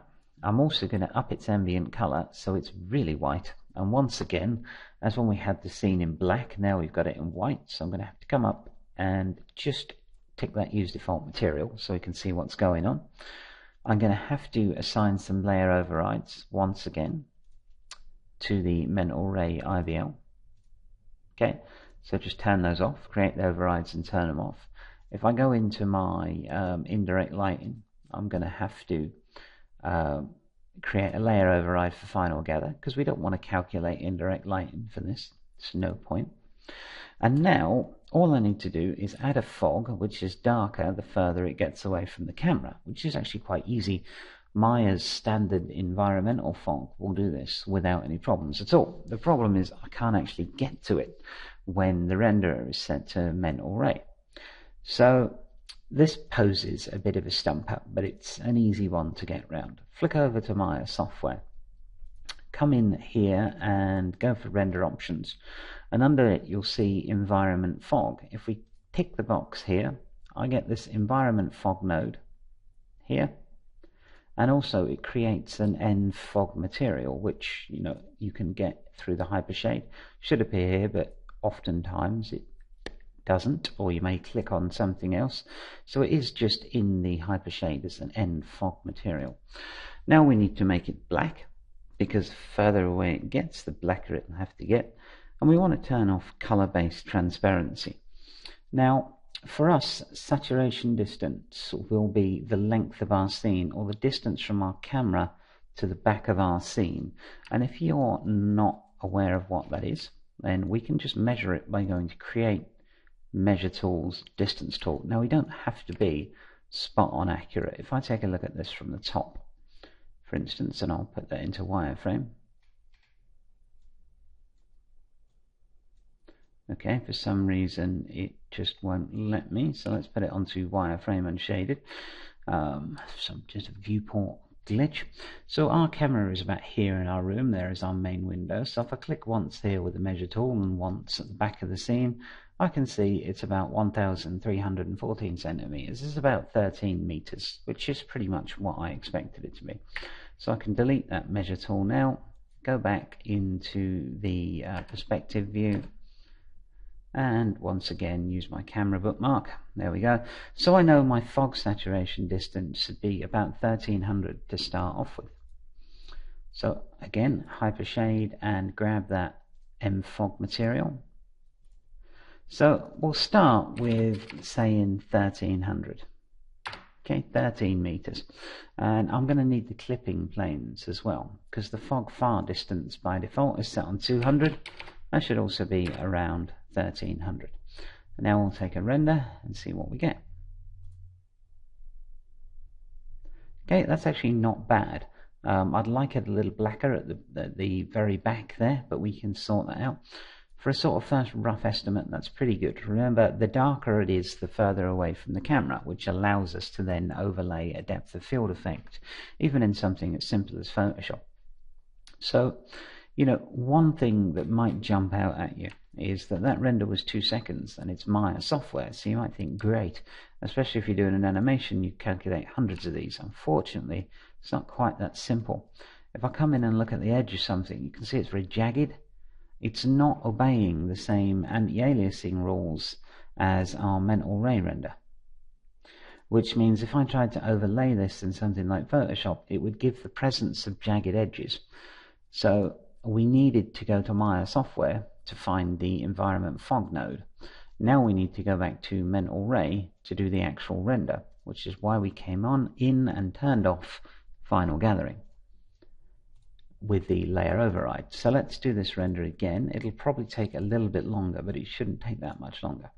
So this one was 2 seconds. I'm guessing we'd be under a minute here. Probably quite substantially under a minute. There we go.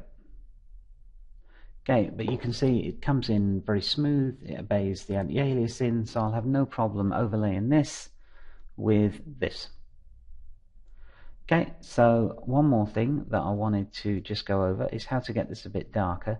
Now, we know the fog far distance is 1,300, we measured it, but let's try and change the saturation distance just to get Maya to blacken this up a bit. So let's change this maybe down to 800 and see what we get away with.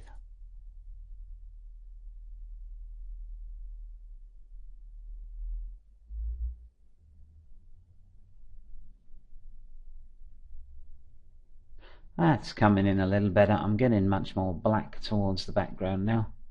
There we go. And remember, I've got this handy control here in Maya 2015, and if you don't, you can always work on this in post. So, just a little off the gamma in post, and we get a better saturation.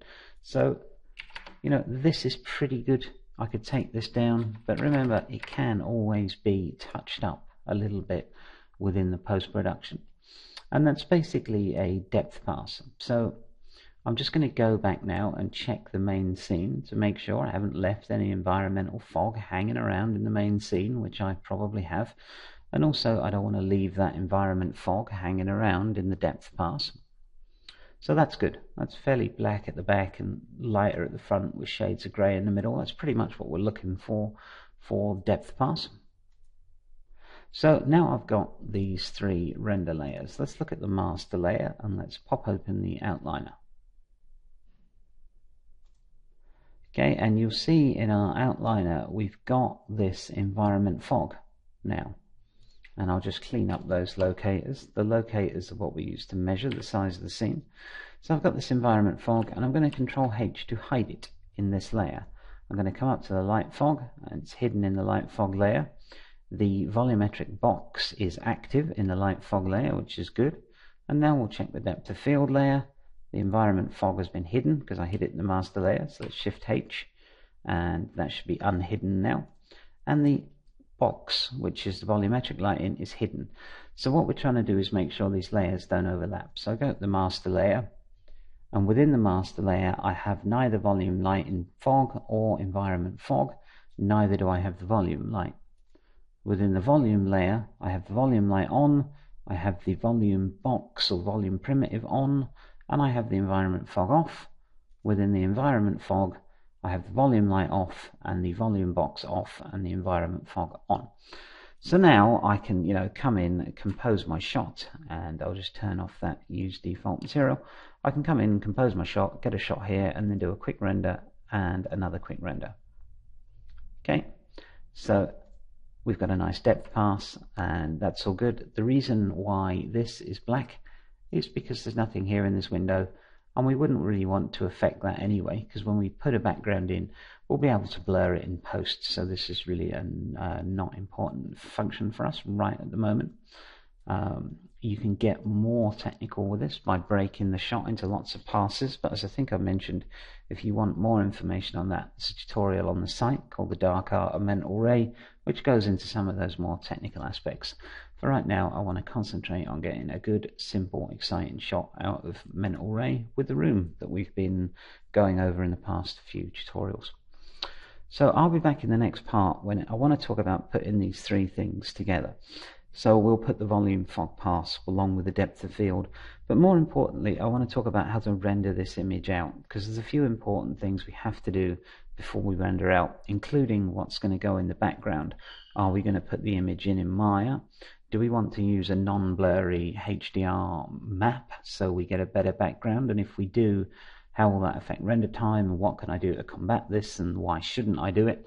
But also, all of these little things when it comes to rendering, because we'll want a 16-bit linear image out of Maya, and with the camera shader that we have on, we're getting a gamma corrected image, so we'll need to take care of that. And then I'm going to show you how to render the scene out from the command line as well. These scenes with these bigger textures can get a bit memory intensive, so rendering from the command line can be a little bit faster, and also you don't have the memory overhead of having Maya open. So we'll start to look at all these rendering options when we come back. So thank you very much for watching, and I'll see you in the next part.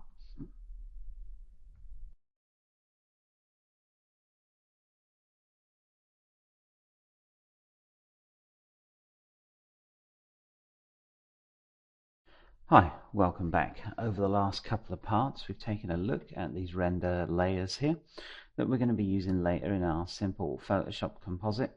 And before we go to take a look at the render options, I want to just create another one of these for ambient occlusion. It's always nice to have an ambient occlusion pass, and it really doesn't take very long. It's the same principle as these, but this time we're going to use a render layer preset. So just grab all the things that you'd want in the scene as we've done before. So pretty much all these objects here. I don't need that box because that's a fog. So just grab all the objects. Again, create new layer. Call it AO, ambient occlusion. Just come down to its attributes, and under presets, let's see. You need to make sure you're on the layer itself. Under presets, just select occlusion. And you'll see everything goes black. It assigns a surface shader to it with a ambient occlusion mental ray node. So first thing we need to do is make sure that this mental ray image based lighting node is not giving us any grief within the scene. We don't actually need it, we don't want it, so let's just get rid of it. So I'm going to come in here and find the IBL. And again, as we did last time, I'm just going to create layer overrides for primary visibility and visible as environment. Okay, so now it won't appear in this one. Now, you'll notice we brought no lights into this ambient occlusion pass. It's because they're not necessary for an AO pass. So we're going to come up to final gathering as well, create a layer override for this, and just tick off. Okay, now that's pretty much done because we've used the preset for it, but let's take a look at the material the preset is using, which, as I said, is this surface shader with a mental ray ambient occlusion node on it. Now, if we just hit render right now, this is going to take a long time, far longer than necessary, and it's going to be extremely dark. So I'll just render this out so you can see what I'm talking about, or at least I'll render it out so you can start to see how dark it's coming in. Okay, so we're almost black. If we leave this, we'll get a very, very black render with a few white bits in it, like I can just kind of see the corner of the lamp here, and this is obviously not what we're looking for. And you'll also note the time it's taking. It's, you know, gonna take a while, probably 25 minutes, which is far too long for something like this. We want this in 30 seconds. And the reason it's taking all this time is because the max distance is set on 0, which actually means the max distance will be set to the scale of our scene, which is huge for an ambient occlusion. So we're going to come in and set this to maybe 10. We'll just see what difference that makes straight away. And this probably will take around 30 seconds for the whole thing. And that's pretty much exactly what we want to see. We want to see these areas of occlusion so we can do a quick comp in Photoshop later. So I'll show you some other settings we can tweak with this. Basically for us this would just about do it, but I'll go through some of the settings anyway. Samples is how many samples it will have. It will remove some of the grain from this, so more samples equals better quality. But because this is for a quick comp in Photoshop, you know, we could maybe push this to 32 or 64, but I really wouldn't go much higher than that. In fact, at 64 I'll just take another render just to show you what this does. So I'll just sort of kidnap this one, and you'll see a slight raising in the quality. But for us, you know, there's no need to crank this. I believe by default mental ray used to have this set on 256 for its internal occlusion, and it's just too high in my opinion for what we want it for. You know, again, that comes down to still versus animation. Generally, if you're doing an animation, you're going to want a higher quality in pretty much all of these things. But for a still shot like this, you can get away with a lot lower quality. And you know, this is coming in, it should be done in a second.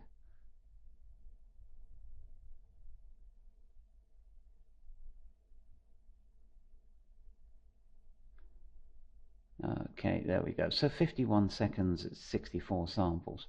And that's compared to this, which was 26 seconds. And you can see, you know, very little actual difference as I flick backwards and forwards. As I say, the one with higher samples is maybe a little bit less grainy. But for me, while we do these tests, I'll just stick this back to 16. Now the spread is how far the ambient occlusion spreads out. So if I were to make that much smaller, you'll see a lot sharper dark bits, and all this kind of blending into the grey will disappear.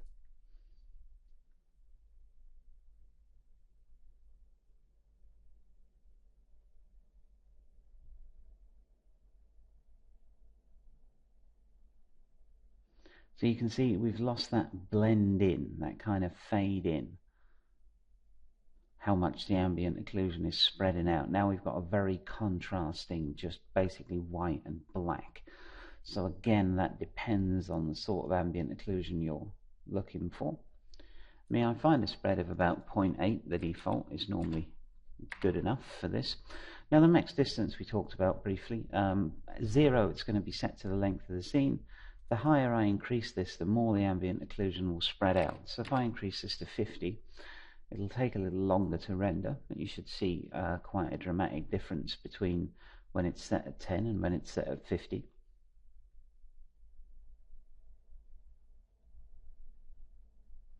And you can already start to see that.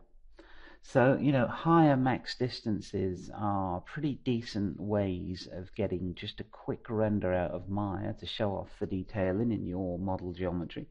But I find lower max distance, it's going to be a bit better if you want to just multiply it over the top of your image in Photoshop. And normally, when you're using AO, if you want to do it the properly correct way, you'd simply multiply it over the diffuse lighting contribution. But again, that would mean splitting up your render into all its component passes, which for a very simple shot like this is, maybe unnecessary for the effects that we're trying to achieve. So anyway, there your spread, so you can see the difference that made. And again, it depends on how much occlusion you want. Now, I'm not going to cover the fall off because it is just literally the fall off of the ambient occlusion, and for us this is the only bits that we're going to be using.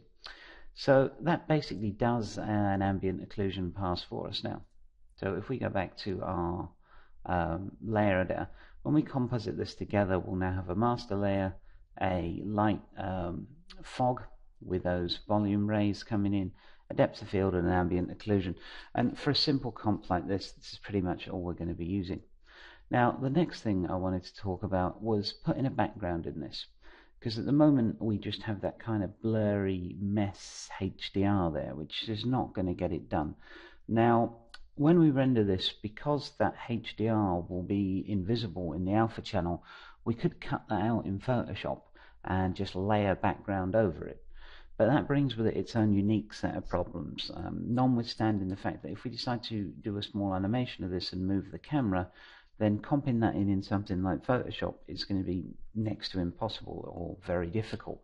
Now, if you were splitting this up for a full comp in Nuke, then that's an option to go for. But as we're looking to keep this, fairly simple, I can actually add the image directly into Maya. Now, there's a couple of ways I can do that. I can use a non-blurry HDR image as a background, or not even necessarily a HDR, just any kind of circular image-based shot, and that will allow me great freedom of movement to animate the camera around, because obviously that will move with me. Or I can use a plane with an image on it. Both of these methods we'll discuss, because both of them have sort of pluses and minuses for this.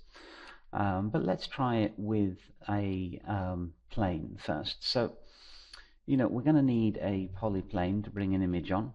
So I'm just going to create one, and I'll scale it up a little bit. And let's move that outside so we can see it. And then I'll just bring it down to the back window, and it's not quite as simple as, just shoving it on there, but it's not that much more difficult, really. So I'll get this sort of polyplane in place.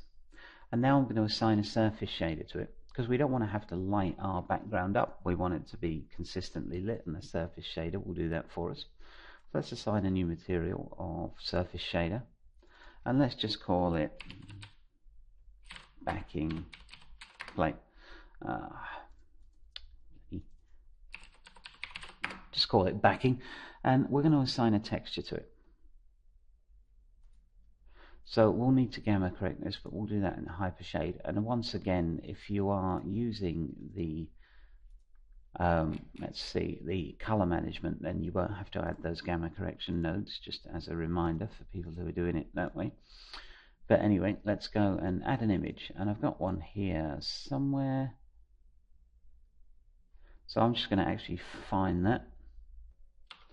Okay, so as you can see, I've just found this simple background image, which is just woods and sky, basically. Okay, so I'll actually just bring that up to show you, and it's just a very simple shot across a field with some trees in the background. It's fairly blurry, it doesn't have to be terribly high quality, and you can grab any image you want for the background, depending on the look you're going for. Now, I wanted to view it as well, because I want it at the correct ratio, so it's 1024 by 768. So let's go up to our backing plate here and change the scale to 1024 by 768. And that way it's in the right aspect, and we can just use the universal scale manipulator to scale it. It's also upside down, so let's take care of that. I'm just going to hold J to snap that. And there we go. So that seems about right. Let's go in the room and see what that looks like from inside. Now, in order to do that, I'm going to have to hide my area light because it's blocking up the window.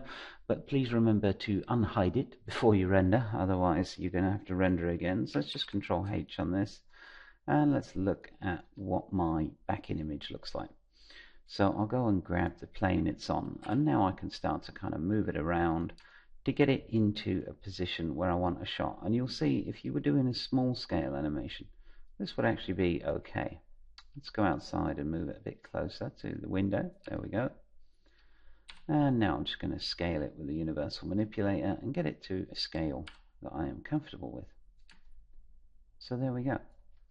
Now what's going to happen if I render that, however, there's going to be a giant piece of geometry in the way of the window, which is, not good for us because we want the sunlight coming through here. So as I said, it is almost as simple as just whacking an image on a plane outside the window, but not quite.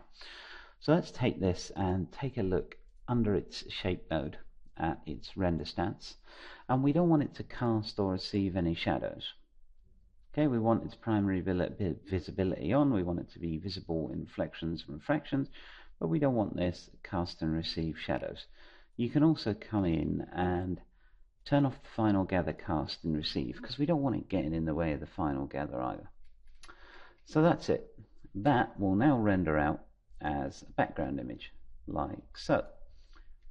And in most cases, that will do it. The nice thing is that compositing this, if you were breaking the scene up into lots of parts, would require all the reflection and refraction transparency to be in different bits. Because this is actually within Maya, we'll get that lovely, curtain will be see-through and we'll see the background through it. So it's a very, very simple way if you're just doing a ArcViz shot to get a background in. But what if you wanted to use a more circular environment? And we happen to have one inbuilt into this theme, this HDR, and that's also no problem, but there are a few things that we need to do with that. So I'm going to hide this so we can see the HDR through the background, or our circular environment if you like. So let's hide that, and at the moment we've got a blurry mess, so that's not really going to do us much good as a background. But if you'll remember, in the beginning of the tutorial, I had a HDR image that was blurred and one that was non-blurred. So if I bring in the non-blurred one, and here we go. So I had a blurred one and a non-blurred one, as I mentioned at the start of the tutorial. You'll see now this now acts like a proper circular environment. So if I go back into the room, and I've now got some environment out there. Now at the moment, because of the way the IBL is set up, that's not going to work very well. So let's take a look under IBL and let's untick Infinite. This will allow us to scale and move this IBL about. So let's bring it in a bit closer, and because we're now using it as a background, more so than a piece of image-based lighting. Okay, so that would be a fairly nice background. It's blurry in the viewport here, but it won't be after we render it. And as you can see, that will give me a full 360 degrees. If I want to look through this window over here, I'd obviously have to hide the area light. And this way I could do a complete fly through the scene, and I'll have background at every window, and I can basically pick any sort of circular environment map texture to use on that, and I've got all my windows covered. Okay, so that's two ways to do it. Personally, I prefer using the plane technique if I'm just doing a still shot, but this way works with a circular environment. The problem is, because we're using this for image-based lighting now, our 3 area lights are going to feed the information from this back into our room, which is what we want. But with this massively high res we now have, so I'm going to unhide those area lights. With this massively high res that we have, it's going to cause a big increase in render time. It's unnecessary. So we can go into our area light, and under mental ray we can take a look at that portal light that we had before. Okay, and at the moment it's got use custom environment unticked because it's using this environment, but this is now too high res. So what we can do is click use custom environment, and we're going to look for an environmental spherical node. So if we look under, let's see, okay, and I'm having slight brain freeze here. Yep, we want to look up spherical, of course. Sorry about that, just had a moment. So what you're looking for is MIB lookup spherical, and we're going to use that to put a custom environment on. Now our texture will simply be the blurred HDR. Okay, so what's happening with this now is that these portal lights that are in our area lights, that are in our windows, will be using that same blurry environment to look up their information from, instead of trying to use this massively high-res environment. Okay, so that will just speed up render time. You can have the environment looked up with a high-res background plate, but it will take a bit longer to render. So you can come in, put one of these custom environments in on a lookup spherical, and just feed in the blurry texture. Now I've got 3 area lights, but if you remember, they all use the same portal light shader, so doing that once will be absolutely fine. And that just about takes care of a couple of the most common background options. So you remember, you can put your background on one of these planes, or you can put it on a spherical environment. I'll leave you to experiment with that a bit. But for me, I'm going to use the plane. So I'm just going to come in. I'm going to just break the connection with this custom environment, and I'm going to go back to using a blurred HDR. Okay, and I will use my custom environment on the plane. So I'll just unhide that, and let's go into the room and just hide the area light again. Just make sure that's kind of where I want it. It looks pretty good. You know, and you don't have to use this environment. Any environment file would work. I mean, go outside, take a couple of pictures, find one you like, and use that. It doesn't have to be something like this. It can be, you know, streams, mountains, whatever you want. All right, so that basically does it for using a background in this shot. And as I say, there's a couple of common techniques there that sort of work really quickly for ArcViz stills. So now we've got our layers out. Okay, we got our ambient occlusion, depth of field, lighting, and master. You'll notice that each of these has a little tick box next to them. Now, I'm not sure if I mentioned, but when you come to render this out, you need to make sure that whichever one of these, or whichever group of these you want, has this green tick box next to it. And for us, this will be all 3 of these. Now, as we want a linear image out of this, because, you know, in the viewport in Maya 2015, let's bring up the viewport. You've got this option to gamma correct directly in the viewport. Now, we haven't been using this because I want this tutorial to be backwardly compatible with earlier versions of Maya. So what we've done instead is we've added onto our camera a simple exposure node, which is just basically feeding a gamma of 2.2. Now, there is other options, but I said I wouldn't go into them because, you know, for me, trying to tweak this in Maya is a pain, and it also takes a lot longer. I can get a linear image out of Maya in 16 bits with all the extra information I need, bring it into Photoshop, and use Photoshop to change things like this, which is going to give me instant feedback very quickly. Now, the problem with that is that we need a linear image out of Maya, which is absolutely fine if you're using 2015, because if you're using 2015, you don't really need this simple exposure node. You could have just set the gamma up here to 2.2. So I'm going to knock that off the camera for the final render, because, as I've said, we were only using it to get a look at how the render should be in the viewport. So actually the final render, because it's going to be 16-bit linear, we'll be able to correct in a third-party program like Photoshop much more easily with much better results. So before we do any rendering, we need to knock that lens shader off. Now, if you come back to Maya and you're using 2015, like I said, you can always have the option of just changing the gamma up here. If you're in an earlier version and you want that lens shader back, there's no need to create another one. We've just knocked it off. It is actually still there. So if I go to the hypershade and look under utilities, you'll see it there. So there's the exposure node. If I want to put that back on the camera to do some more test rendering or whatnot, I just simply middle mouse drag it back on there. Okay, but for final renders, we want 16-bit linear images, non-gamma corrected by Maya. We'd rather do that ourselves. We're going to be much better at it for a start, and it's going to be much faster. So let's take a look at now rendering this out.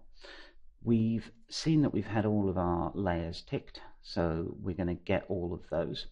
Now let's go up to the render options. Just make sure we're rendering out in a format that supports 16 and 32 bits. So in my case, that's EXR.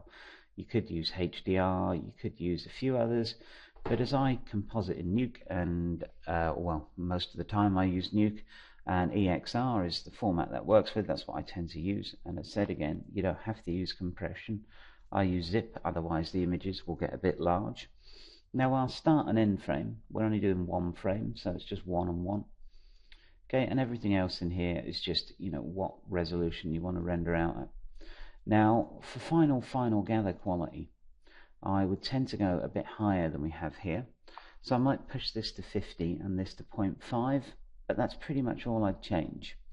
I mentioned rendering with importans and irradiance particles, and I don't want to get too heavily into that. But I will tell you one trick I use for a lot of final shots like this.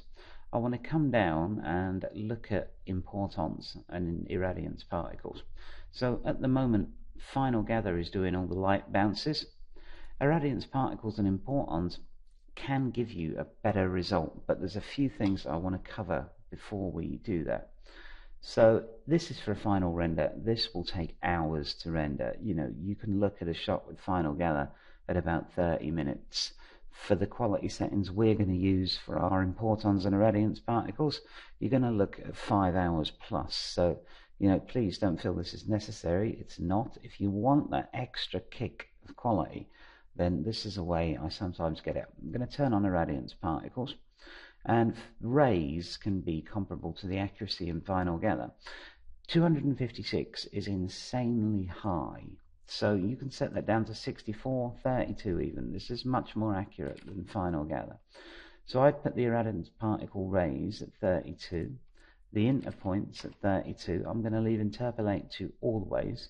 The environmental rays is again insanely high, down to 32. And then I'm going to look under importans, which is armed, which is armed when you turn irradiance particles on. And I'm going to put the density down to 0.3. Again, 0.1 is too high, and importans are going to calculate the secondary light bounces for us. So we want a large max depth, but we're actually going to get that through final gather. So we look at final gather, and let's have a look under its tracing. And at the moment its tracing mode is automatic, which means it's very biased. We can turn it on to no caching, which will make it not quite unbiased, but it will make it much more of the same look you would get in an unbiased render engine. So crank the point density up a little bit. Okay, and that's the settings I would use for an importans, irradiance particle, and final gather render. I'm not going to go into what everything means, because you can just look this up in the mental ray help, and it will let you know. I just want to show you this is my technique for a brute force importans, irradiance particles, and final gather render. What will happen is these secondary diffuse bounces will no longer be calculated by final gather. They'll be calculated by the importans and irradiance particles together. So all three of these global illumination techniques, or you know, all three of these secondary illumination options will now work together, and they'll produce, in my opinion, a much better image. And in fact, what I'll do is I'll bring up a couple of shots side by side. They won't be exactly the same as what we're going to render out now, but it will give you a clue as to the difference between this technique and the technique we've been using throughout this tutorial. Okay, so I've just popped open a couple of images here in Photoshop, and you know, if we look at this one is final gather, and it just has the same settings we've been using throughout the tutorial. It's a 30-minute render. And if we look at sort of the shadowing detail here and the detail that's been picked up by all those light bounces, it's not terribly accurate. There's lots of folds in here that I'm not really seeing. And we'll get a few of those back when we overlay an ambient occlusion, but for now, it's not great. If we look at the irradiance particle render, the importans and irradiance particles, you can see the difference here if we concentrate on this vec couch, flicking backwards and forwards between the two images. So final gather with IP and irradiance particles. Now you're going to have to decide whether your final shot requires that kind of brute force technique that's going to take a very long time to render. For me, for a final shot, I use it quite often. Without going over every option in minuscule detail and reading out the manual to you, this is my kind of take on a brute force render. And the things to note are, you want a fairly low final gather accuracy. Now, you don't need that to be fairly low. You could have it high, but again, it comes down to render time. So this sort of accuracy normally does the trick. And under tracing, you want to make sure the final gather mode is in no caching. So, you want to make it as unbiased as possible, which is what we're trying to do here. You want to make sure the secondary diffuse bounce is as high as it will go. If you happen to have Mental Ray standalone, I'd stick that up to 10, but it won't let me in here. So if you're using the Mental Ray within Maya, you're only going to get 5. If you've got the standalone, crank it all the way up to 10.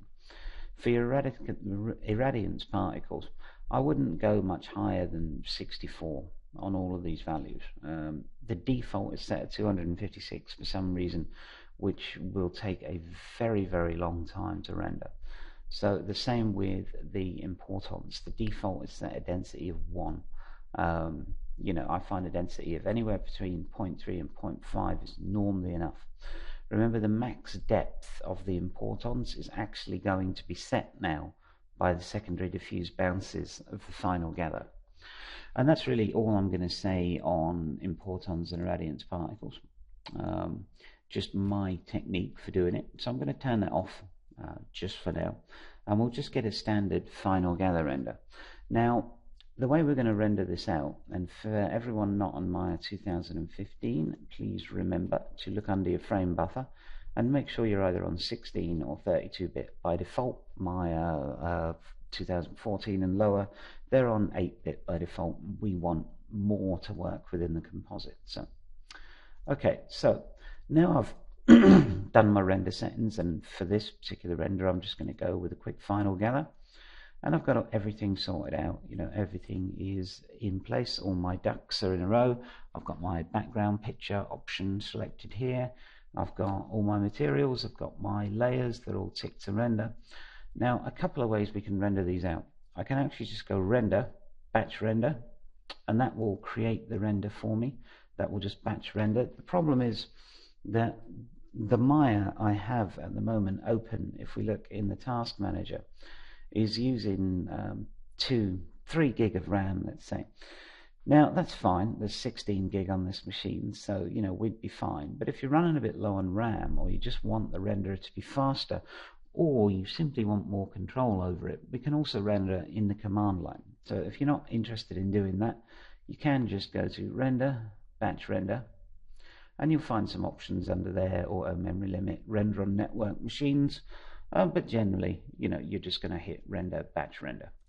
And because we have our common set on start and end frame of 1, it will render 1 frame, but it will render out each individual pass. Okay, if you wanted to do this via the command line, this is also pretty simple. I'm going to do this on a Windows machine. The principle is exactly the same on the Mac or the Linux machines, but you will have to look up the Maya help for that, because I'm working under Windows here, so I can't actually demonstrate the exact difference, but the principles are very similar. So, alright, so I'll bring up a Windows command line and a few other things that you'll need to be able to do this. Okay, so here we are in a Windows command line, and you'll notice if I just type render, it says missing file name, but it does mean that if I type, say for instance, render help, you'll see that I can access this render command, which is the Maya render command, from anywhere. Now that probably won't work for you unless you've set it up to do so. And in order to set it up to do so, you need to set an environmental variable for the path. So under Windows, you'll just need to come into your control panel, which you can get Start Control Panel. And if you just do a search for env, you'll see Edit the System Environmental Variables. So we want to come up, we'll get this Environmental Variables. You want to use this System Variables one. Scroll down until you see something called Path, and then click Edit. And you'll notice that right at the end of my path, so the path has lots of different things in it, lots of different paths, and right at the end I have this C Program Files Autodesk Maya 2015 bin. And what that means is the system will be able to find, when I type on the command line, anything that's in this folder.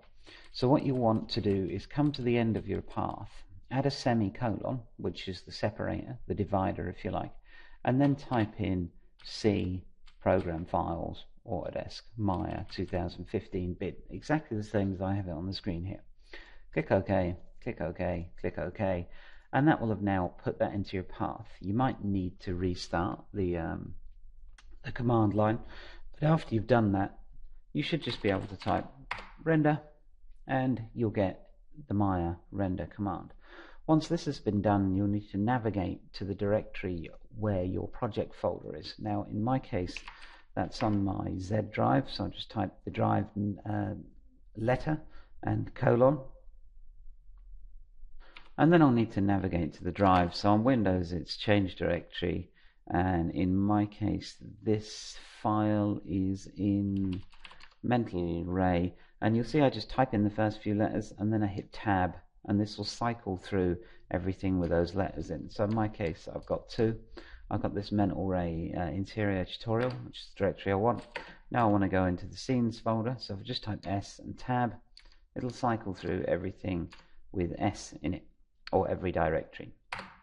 Okay, so I'll get a list of what's in that directory with dir, and now I want to render this one, which is actually the final scene that we've been working on.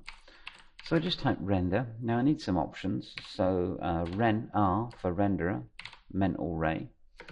I can also implicitly set here a start and end frame, so start frame 1, end frame 1, because I just want to render that one frame. And then I just really need to give it the name of the file. So in our case that's room, and I can hit tab until I get the one I want. There. Now that will now render all of these passes out, and it acts like a batch render, but I can still keep working within Maya. I can have more options on here. When I hit render H, that gives you a full list of the options. So as you can see, there's quite a few things you can do on there which are sort of beyond the purview of what I want to cover. I want to cover a simple command line render. And doing it this way also means I can shut down Maya. So if I'm running low on RAM, I can not have that 3 gig overhead of just having this scene loaded in. So many reasons to do this. Once you've done it a few times, you'll find it becomes kind of normal to do it this way. And before we go any further, as it's going to be rendering this scene out, I'm going to just save it. Okay, so let's save that scene. And I've just noticed something there when I was saving. I've actually got this area light still hidden.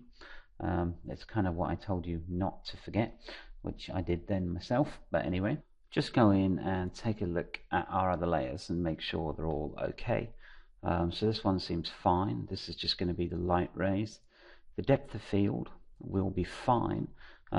You could add the backing plate to this layer now, so we get some depth on that as well, which I'm going to do. So I'm just going to add our backing plate there, which I should have really named, but it's just the polyplane 9. And I'm going to add selected objects, so that comes in there, so we'll get that on the depth of field. And the ambient occlusion, I'm not going to bother, it's not necessary. So that's all four now, should I say, of our layers ready to go. We've got our render command typed in, so once again, just have to save this scene, predominantly because I forgot to unhide this area light, so please double check that. It's easy to do. I mean, I did it 3 minutes after I reminded you not to, so And let's bring up our command line again. And there we have our render command. So just render with mental ray, start at frame 1, end at frame 1, and the name of the scene file that you're rendering out, which in our case is this room start 2. Alright, so I'm going to hit go, and you'll see starting, which starts the Maya batch render. From here on I can just close Maya. I don't actually need it to be open.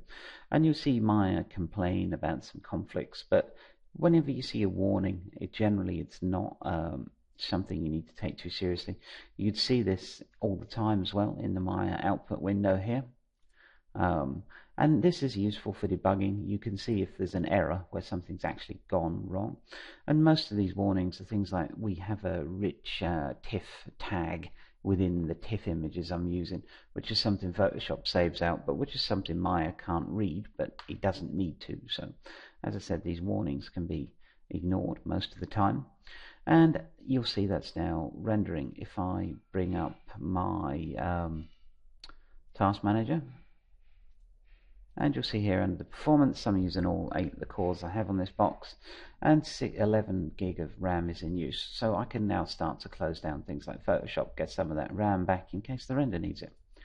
So that's going to render out all 4 of those layers. Now I'm going to stop this part here, and I'm going to come back and we're going to do the final composite within Photoshop with our 4 simple render layers. So thank you for watching. If you need clarification on any of the points I've brought up, by the way, you can always get me on the forum under the name Dave, or you can just send me an email at david@SimplyMaya or dave@SimplyMaya. So I'll be back in a moment, and thank you for watching.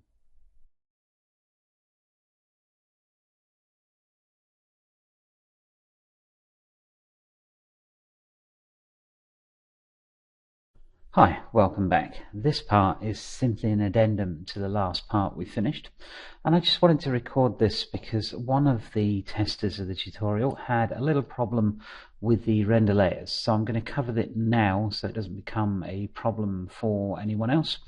What had happened is the materials we were using, so we're using a material override on this layer and the same on this layer.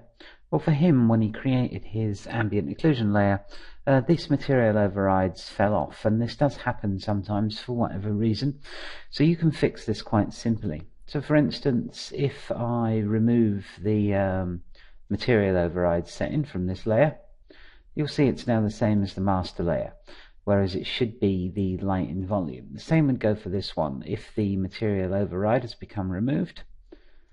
And this is either because you've done this by accident, or sometimes Maya will just forget. It really shouldn't happen to you, but it does happen from time to time, and it happened to one of our testers. So if you should be flicking through your layers and they've kind of forgotten their materials, you just come back in and add new material. So you want overrides, assign existing material override, and for this one, hang on, my mouse has gone a bit funky. There we go. For this one, this was just our depth of field Lambert. Okay, so that just pops the material override back on. For this one, our light and volume, I believe this one was called, let's see, in fact I don't think we named it, I think it was just Lambert 2, and that's the material. So if you do find your material has fallen off your material override, you can always come and put them back on, and it's always worth having a flick through to make sure that hasn't happened. The other thing I just wanted to say in this part is when I went on to the indirect lighting and I flicked back to a final gather render, I left my final gather mode on no cache, which is what I'd use for importans and irradiance particles. Obviously, if you're just going to use final gather, turn it back to automatic. Okay, so I will see you in the next part when I believe we're going to cover the Photoshop stuff, and sorry if that caused any confusion to anyone, and thanks for watching.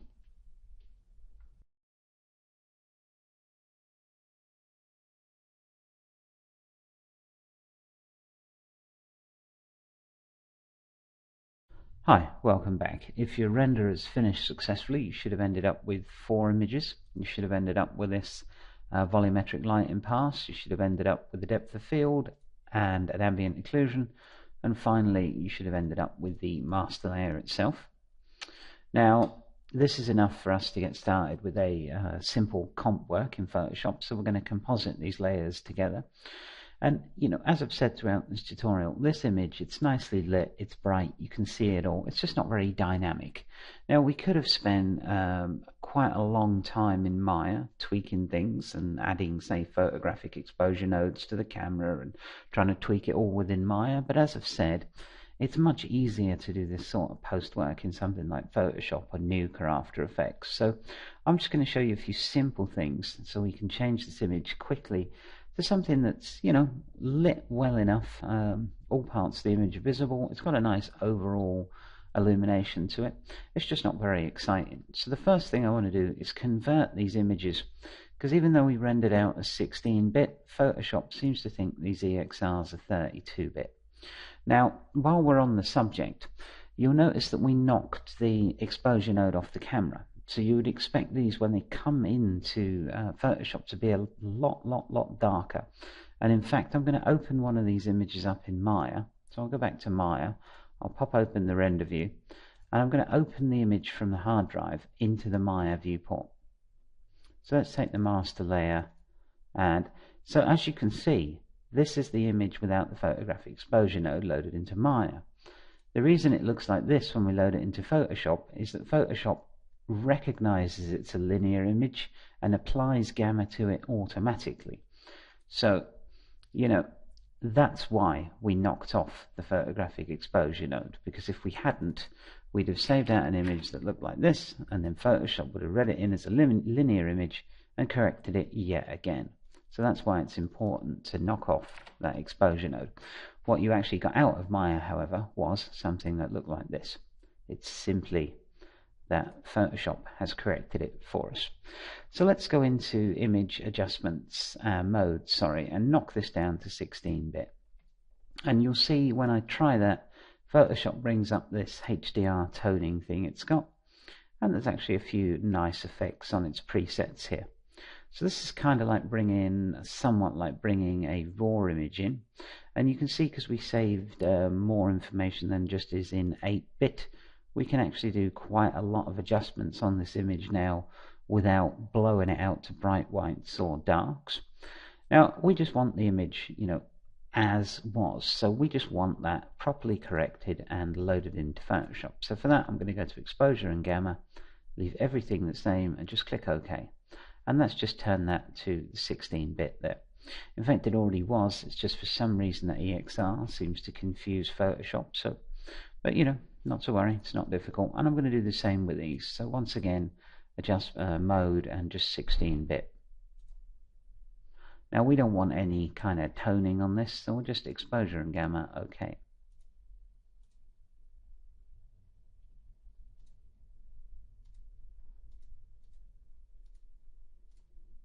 And this is one of the benefits of saving out these 16-bit images, or indeed saving out a 32-bit image. It means you can properly tone map and properly color correct it without, running into that issue where you're destroying the image. So, and 16 bits, and once again just Exposure and Gamma, and OK. So now we've got our 4 images. It's time to start bringing all of this together.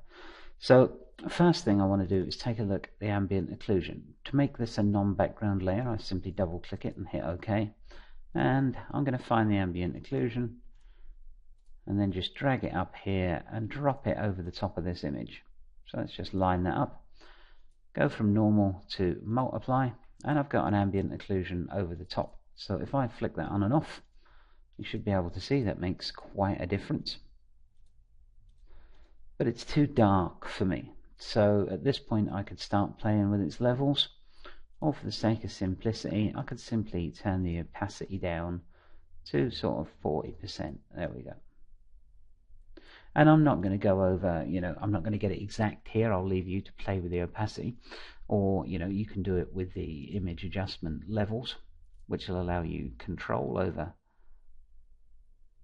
that particular ambient occlusion layer. I'm just going to show you how to put these together, and then I'll let you guys go nuts on this, especially if you've never done it before. It's a fun thing to do. So there's the ambient occlusion over the top, and we're already looking quite a bit better, I think. If you start to look at the shadows on these couch cushions and this detailing around the door frame, you'll see a lot more of that with the ambient occlusion on. Okay, so there's other ways of doing this, but again, this is a comp that's done simply in Photoshop. If you were looking for something more complicated, you could check out the Dark Art of VRay tutorial, as I've mentioned before. But for right now, this will be good enough to get us the effect that we need. So let's take a look at the depth and what we can do with that. But first, I think I'll take this volumetric lighting, just drag it over once again, put it on there, and in this case I'm going to use a blending mode of screen. Okay, and there I can see my light over the top. Now it's kind of made this very foggy back here, so once again I probably wouldn't leave that effect to 100% opacity. I just want a very subtle few light streaks coming in here. Okay, so like so. So now, you know, we've had our main image, and already with the ambient occlusion and the light streaks, it starts to look a little more exciting. And now let's go for some depth of field on this image. So we need the depth of field layer, but in this case we don't actually need it in the main viewer. What we need it is, we need it as a channel. So I'm going to create a new channel here, and it will just come in as alpha 2. I'm going to go to my depth layer, I'm going to hit Control A and then Control C, Control A to select the whole thing, Control C to copy it. I'm going to go to the layer we're working on, and I'm just going to Control V to paste that in alpha 2. Okay, now you won't see it on here and it won't make any difference here. The reason is that we're going to use one of Photoshop's lens blurs, and it will be able to read the information within this channel to do a proper depth of field. So let's go up and select the layer we want. Now I'm going to blur this right now, but I'm also going to want to blur the ambient occlusion and probably this part here as well, although that could be left unblurred. So if I untick this, if I make sure the ambient occlusion and the underneath layer are selected or visible, I can then merge visible. So at this point you're going to want to make sure that you're done applying the ambient occlusion, that it's set at a level that you're comfortable with and happy with, and for me that's about right. Just flick it on and off so I can, yeah, I kind of like that. It gives much more definition here in this cloth, and again it might be a little bit too much. Alright, so I'm happy. So I've got both of these visible, and I'm just going to go to Layer, Merge Visible, and that puts them both together. And now I can blur them together, so I won't have a blurred background here with non-blurry ambient occlusion. I'll get everything in one go. So we go to Filter, Blur, and we're looking for a lens blur. Now by default this is selected on source none, so you just kind of get this overall blur, which is, you know, neither use nor ornament really. No one's going to want a completely blurry image. If we set this to source alpha, we then get a blur focal distance, which you can see now. We can change where the blur is, and a really easy way to visualize this, in fact there's a couple. One of my favorites is to turn this specular highlight brightness up, and everything that's bright white is going to be blurry, and everything, so the whiter it is, the blurrier it's going to get. So we need to pull this back till we get sort of a blur just in the background here. Now if you don't like this way to visualize it, we can just bring that down, off, and you can see that's pretty much, as I said, it would be the blur is in the background now, and this is in sharp focus. You can also, this is just for visualization purposes, crank this noise up, and sort of everywhere that's noisy, the noisier it is, the blurrier it's going to be. So there we go, I can see there's no noise here. So if I turn that down,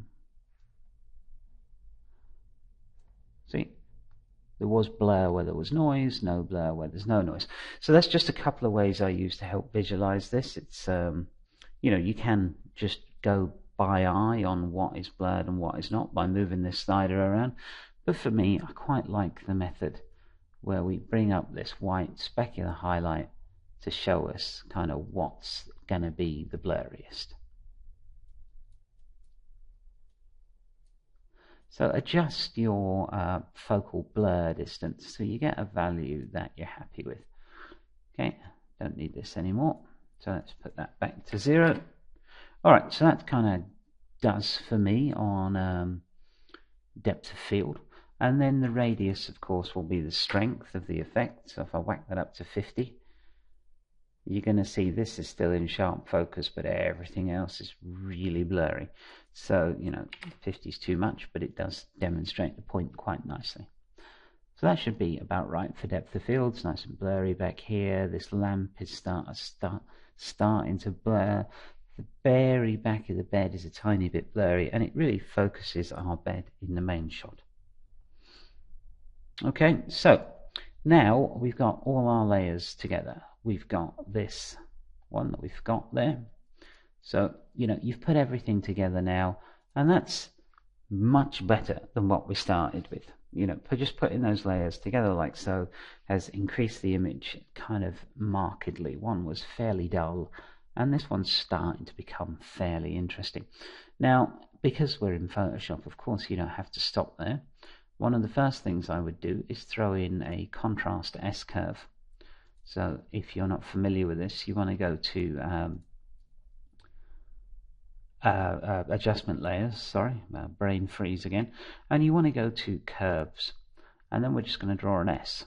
So we're going to pull the black down here and push the white up here, which is why we call this a contrast S.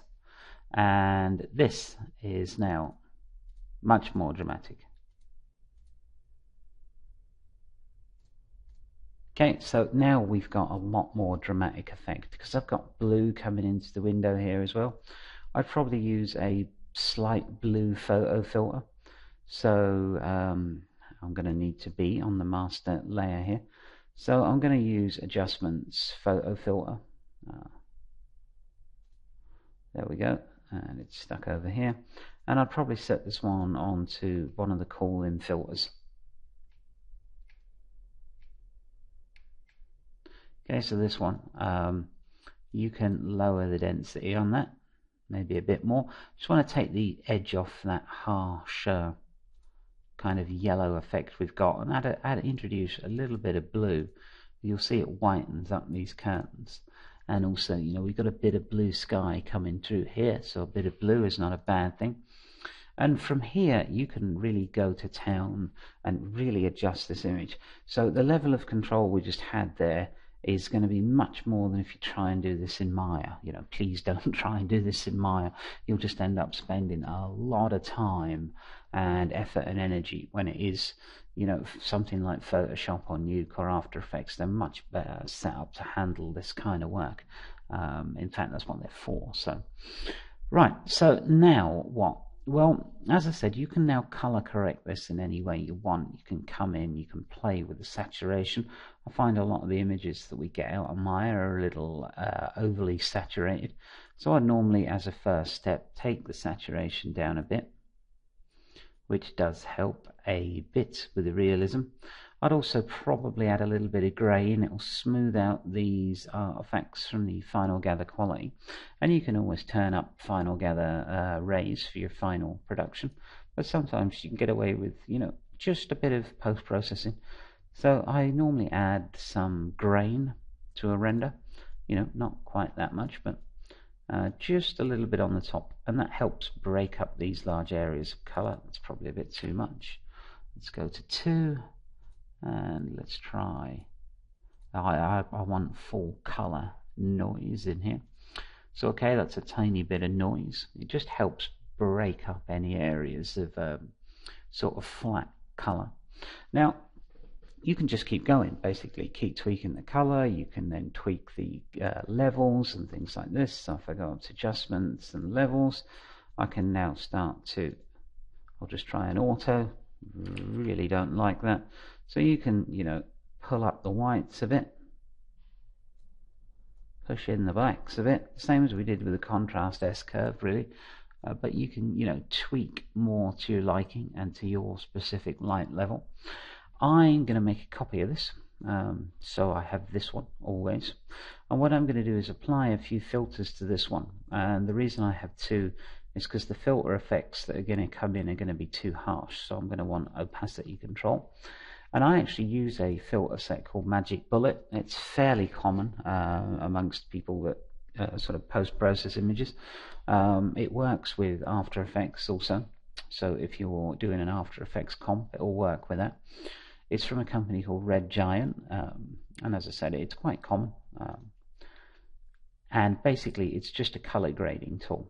So it'll just grade this for me automatically. It's put a vignette on here, and then I can just go bang, and it comes in. You have many of these preset color correction options to choose from, and this is one of the reasons it's used a lot, because it just basically is a really fast way to bring an image in, quickly color grade it, and get it out for approval. So I've been using this for a while now, and if you're going to be doing a lot of this, and this color correction is entirely possible in Photoshop. Everything that's been done here could easily be done in Photoshop. It's just going to take a lot more time. So if you're going to be doing this a lot, you might want to look in Magic Bullet by Red Giant. It'll save you some time. If you're just sort of being doing this as a hobby at home, or you don't do it that often, then you can just honestly do it in Photoshop. So I'm going to take the opacity of this and kick it down a notch. Okay, maybe 25% or thereabouts. I'll just flick that on and off. So you can see, just puts a slight vignette on, focus me more into the center of the camera. Why do I have two curves on here?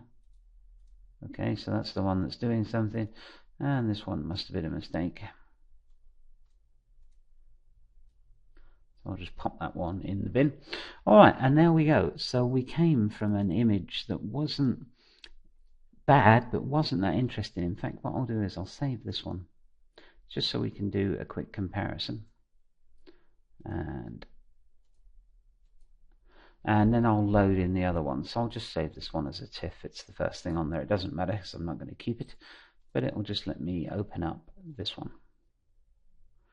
And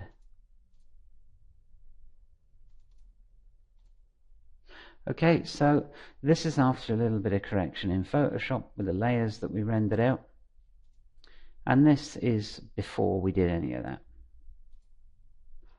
So I think you'll see a bit of a difference there. And as I said, feel free to go to town a little bit in Photoshop. One of the reasons we wanted those images out as 16-bit was so we could do this, and we could get, a very wide range of values in our post-production. So that just about covers the daylight shot. I was quite happy with this. That'd be a shot that I kind of say, okay. Obviously, you could tweak more in Photoshop if you wanted, but for me, this one looks pretty good. So I'm going to come back in the next part, and we're going to discuss some simple nighttime lighting, because we've done quite a bit in VRay right now and with Maya, but we haven't actually added any sort of point lights or anything like that. So I want to talk about some nighttime lighting effects, some IES lighting, and just cover a simple nighttime scene. Now we've done the daytime. Okay, so I hope thank you for watching, and I shall hopefully see you in the next part. Cheers.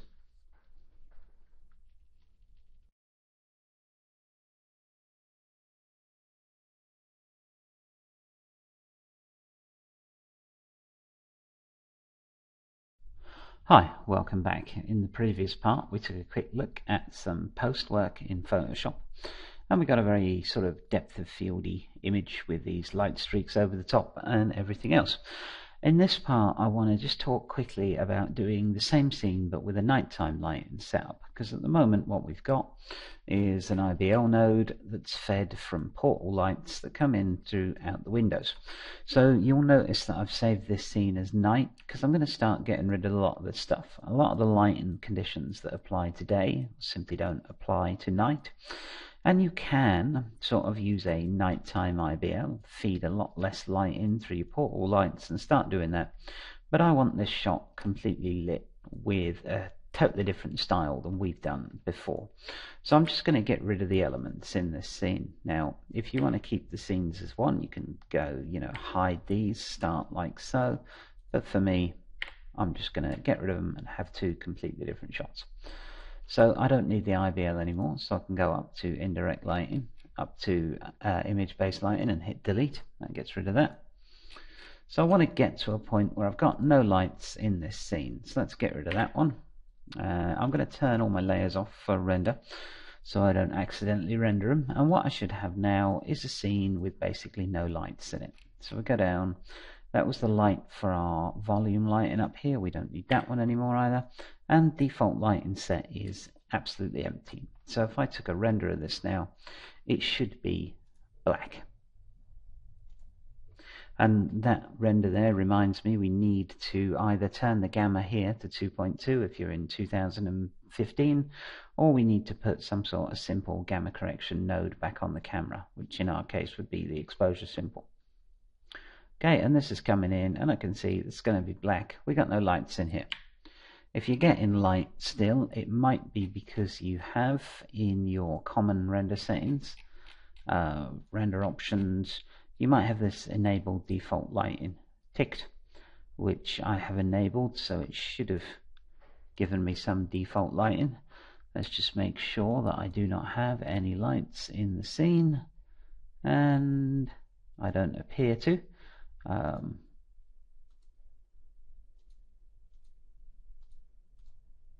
Nope. So anyway, if you are getting lights in there, just make sure that use default lighting is unticked.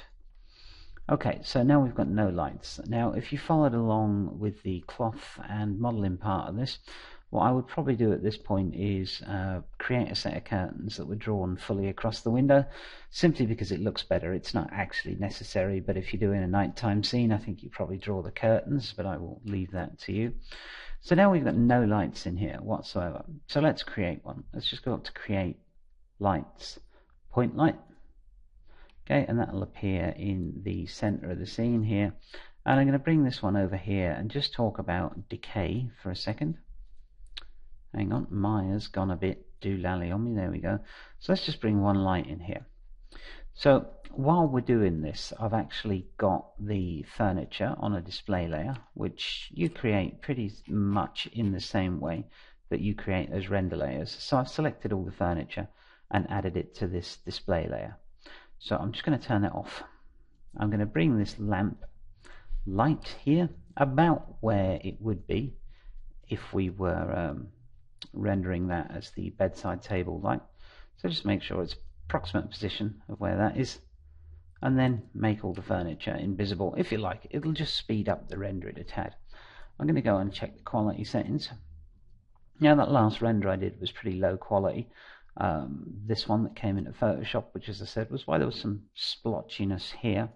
You can increase these predominantly the accuracy and the point density if you want to get rid of some of that splotchiness, but for us right now, for our kind of test render, 30 and 0.1 will be fine. Okay, so let's test render this with that one light in there, and I want to show you how we're going to use light and decay to get more focused patches of light. So as you can see, that light we put here is fairly intense, and it doesn't really fall off, it just keeps going. So it's as bright here where the lamp would be, it'll be as bright up here, which is obviously not what we want for a bedside lamp. We want specific areas of illumination. So I'm not even going to bother to let this finish. You can see here that it's just bright.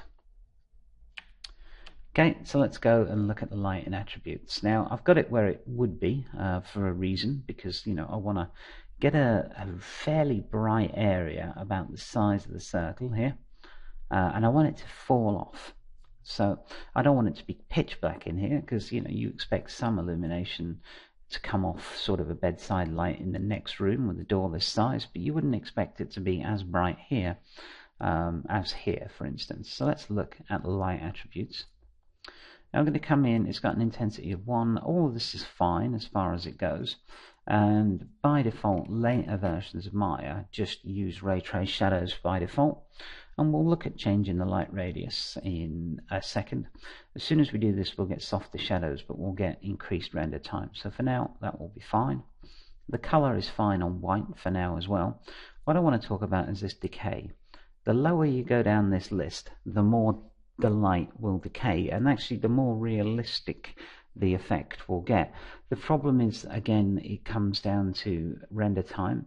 With a cubic decay, it's going to take far longer to render than a linear decay, so it is a case of what you can get rid of, what you can not get rid of, but what you can get away with.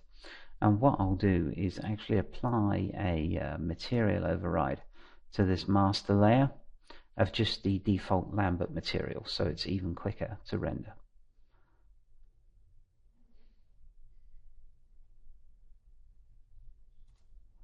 So I just created a new material override with a Lambert.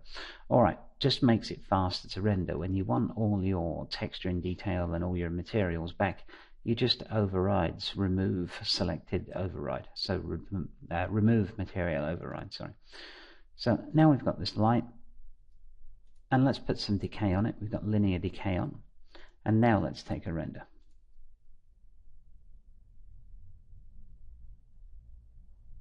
Okay, now it was bright as all holy heck before, and as we have no exposure node on the camera, I'm not actually seeing what I should be seeing. What I should be seeing is this. Okay, so if you don't have 2015, you're not going to have this setting. So as I say, as I want everyone to be able to follow along, I'm just going to pop the exposure node back on the camera. So mental ray, lens shader, and if we go into the hypershade, we can go under utilities and we should see our exposure node there, just there. If you don't see that, for some reason you've got rid of it, you can just press the checker box and go into the node chooser and choose an exposure. Simple. It's got the default settings on it. This is what we're concerned about. Alright, so let's come back in here and render that again. And you should see exactly what we saw when we changed this to 2.2, which is pretty much what you're seeing. Okay, so now we've got a fall off that's pretty nice. You know, now I'm seeing more what I would expect of a realistic light. So I'm kind of getting that fall off, which is exactly what I wanted. It's not bright enough around the fall off area. So let's come in and change the illumination. But before I do that, I want to show you what happens if I put this decay to quadratic. So this will have even more decay now, but it will take slightly longer to render. And as you can see, this is not an error. With quadratic decay on, it is just black. So you're going to have to increase the density, the intensity, sorry, not the density, the intensity. Every time you use a higher degree of decay, you're going to need more intensity. And I think you'd have to go up to at least 100 with quadratic decay on before you started to really see the light. There we go. Now at 100 we're getting the similar sort of light that we had with linear at 1. The difference is the fall off is much sharper.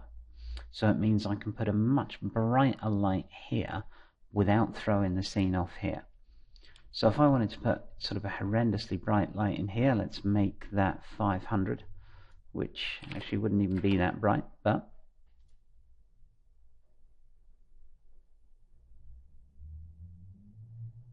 okay, now my fall off is really nice. You know, I'm getting a brightish hot spot here on the floor, like you would expect to see under a bedroom lamp, small sort of 20-watt bulb, 15-watt bulb, but it's barely illuminating over here. And you know, by the time we get into the back room, we're almost fully black. So this will give you a really nice kind of light in fall off. And cubic will be even more extreme. I very rarely use cubic. It takes quite a while to render, and I'll put that to 5000 and show you with cubic. Okay, so even at an intensity of 5000 with cubic, you know, we're barely illuminating anything here. I think we'd have to go up to sort of 50,000. And this has always been one of my pet peeves with the lights in Maya. They have kind of fairly arbitrary units. I'd love to see this the way VRay or Maxwell does it with watts or lumens, but unfortunately you're stuck with intensity, which Doesn't really have a real world equivalent, so you're going to have to take your best stab in the dark. Okay, with cubic, you see we've got this bright hotspot back, but it falls off even before it starts to hit the wall over here. So generally I'll use linear or quadratic. Linear because it's, you know, quick. Quadratic if I need a really sharp fall off, and a quadratic of say 500 should do it for this scene. But it is quite important to understand these decays and what they do. All light in the real world, as I think I've mentioned in this tutorial before, will pretty much decay, except maybe sunlight. You know, as I said, you wouldn't expect to turn your bedroom light on in Scotland and illuminate somebody's house in New York. It just doesn't work that way. So you need to create this light fall off. And, you know, depending on how much fall off you need will entirely depend on circumstance, but it'll also increase render time the more you go along this route. So for me that's kind of fine. So that would be the light for my bedside lamp. The thing is, I don't like the color, so I'm going to use an MIB black body again to change the color. So let's go into mental ray lights and black body, and I'm going to put this at maybe 3500. Now if you remember your temperature scale, that will be the color of an incandescent light bulb, and if you don't, simply search for Kelvin temperature scale on Google. Let's keep that one and let's see what this color does for us. Okay, that's given me more of an orangey sort of house bulb glow, default bulb, incandescent, which of course we're not really allowed to use anymore, but you know, so you probably have a halogen or an off-white LED, but you know, this is the sort of color I'm going for. So in our scene we've got two of these bedside lamps, but I think, you know, it makes it kind of interesting if we leave one off, because we have one area of illumination, then one area of darkness, and we have these two lamps in the back here. So I'm actually going to use point lights for these as well. The difference is that I'm going to want a light pattern on the wall, so I'm going to use IES lighting for this, and this is basically just a way of telling mental ray what shape you want the light to be. The nice thing about this technique is IES files, which we use to define the shape, are available on the web by the thousands. All lighting companies basically produce an IES lighting file for the light and light fitting that they make, so architects can come in and design, you know, the lighting on computer to see which bulbs and which fittings would fit in best with their new shopping centres or office blocks or apartment blocks and whatnot. So you can find these IES files everywhere on the net.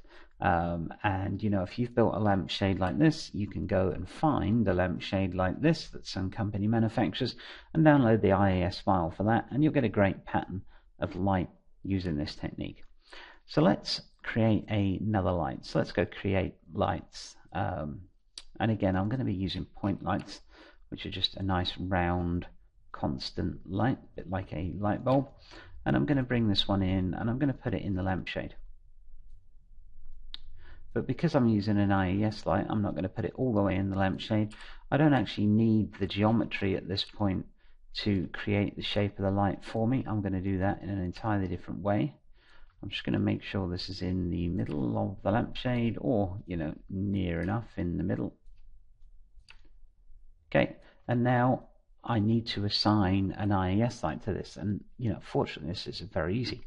I'm just going to go down here, so I've selected the light and the light shape. I'm going to go under mental ray, and I'm going to scroll down until I see custom shaders, and you've got light profile. This is where we put our IES file. So I'm going to click here, and then I'm going to open one of these IES files up. Okay, so I've got a few saved in the project folder under data. You'll see IES profiles, and you know, I've got them renamed into these shapes. Actually, these were downloaded off the web. I'll put a link in to where I found these. But as I say, if you just do a quick search for IES profiles, you'll find many, many, many of them. And I'm going to use, let's see, pear. We'll see what that looks like.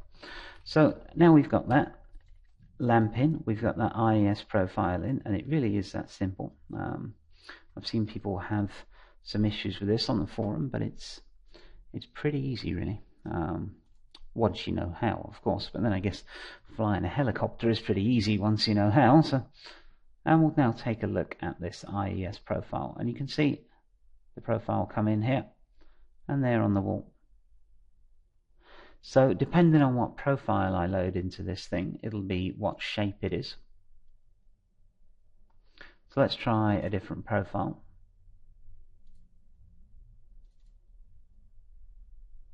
And IES profiles, let's try round. Okay, so let's bookmark this and go again.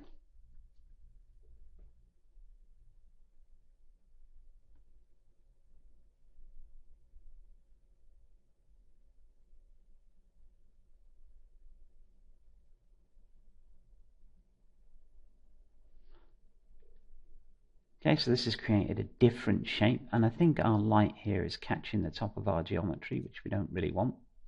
As you can see, that was pear, that was round.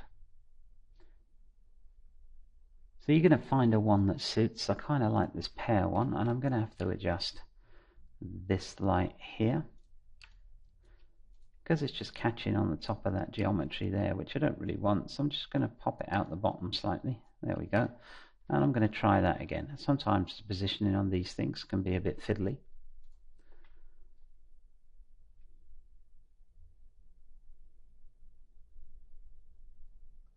Okay, that's looking a bit better.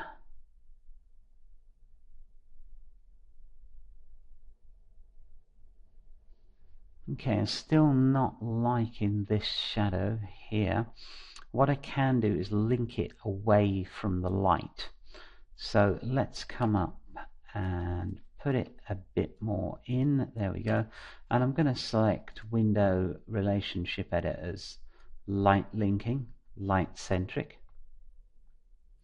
I'm going to select this point light 2, which is this light here, and I'm going to link it away from all of, I'm going to link it away from this light shade. So this light shade would actually be, let me see what it's called, wall lampshade. So I'm going to come in here, I'm going to find wall lampshade. Where are you?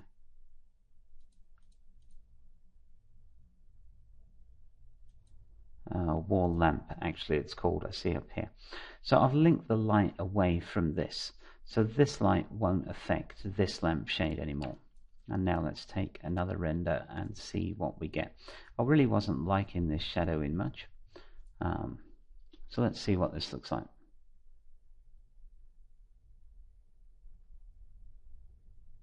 Okay, so now I don't get that shadow. It's completely linked away from this geometry, and the shape created on the wall now is purely from the IES light itself. So, you know, this shape's not really working that well for me. Let's find a better shaped IES for this particular type of downlighting.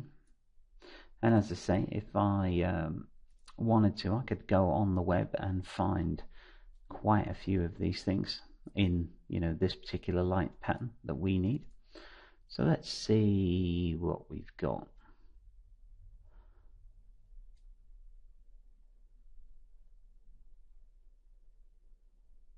And I kind of like the pear, so I think I might just go back to that.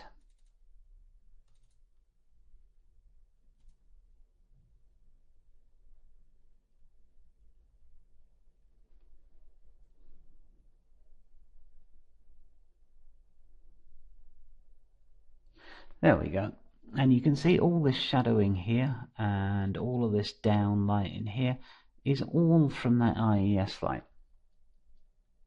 So let's duplicate the IES light. So we're going to take this point light, Control D, and just put another one in this lampshade. Okay, the problem is that the light profile fell off, but we can simply put it back again by going in and selecting that pear profile. Okay, and let's really zoom out and get a proper look at those.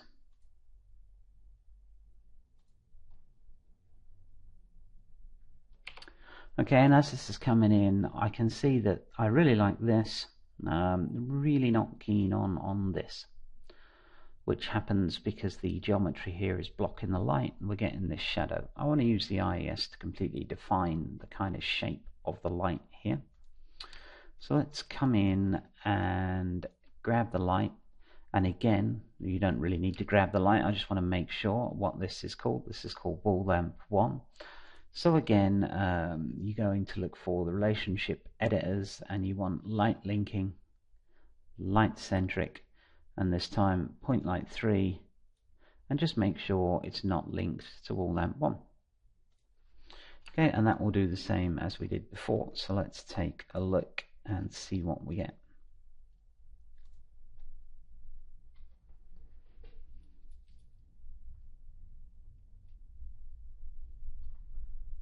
Okay, that helps if you hit render, and I'll just pause for a second. Okay, so they're both good now. I might find a bit of a narrower shape IES profile, but I'll leave that to you. There's hundreds of them. You can just play around, and these renders are sort of 20-second renders, so you can try lots of shapes out should you want to.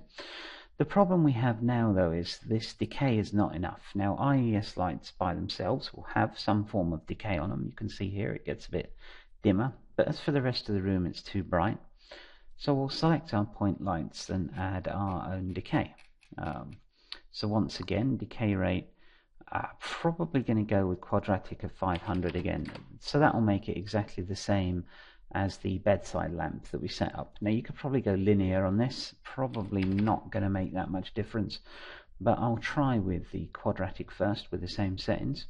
And also I'll put the MIB black bodies on so we get nice coloured sort of incandescent bulb light, and I don't know why I did that. In fact, I don't know why I've just linked file texture to that. Sorry folks, kind of on autopilot there. So let's put a black body on this, not a file of course. So as you spend all day putting file textures on things, it becomes a bit automatic. So again, 3500, which will be that incandescent bulb. Then I'll need to come down here to this one and do the same thing, and that's the one I attach the file texture to. Let's break the connection with the file texture, and mental ray lights. So 3.5K. And I say you can find those Kelvin temperature scales anywhere on Google, or wherever else you might want them. Okay, so now we got better fall off. We got nice bright lights on the wall, and quadratic might have been a bit much in this case. In fact, I think it was. Probably go for a linear decay, and these bulbs might be a bit high up in the light fixtures, so could just grab both of those and shove them down just a little bit. There we go. Take some tweaking, and I'll try a linear decay of say 15 this time. Because by the time I get the quadratic high enough, it's going to be such an intensity, and it's going to slow the render down a little bit, and really linear should be fine. Again, I advise you to play with your decays and see which suits for your scene.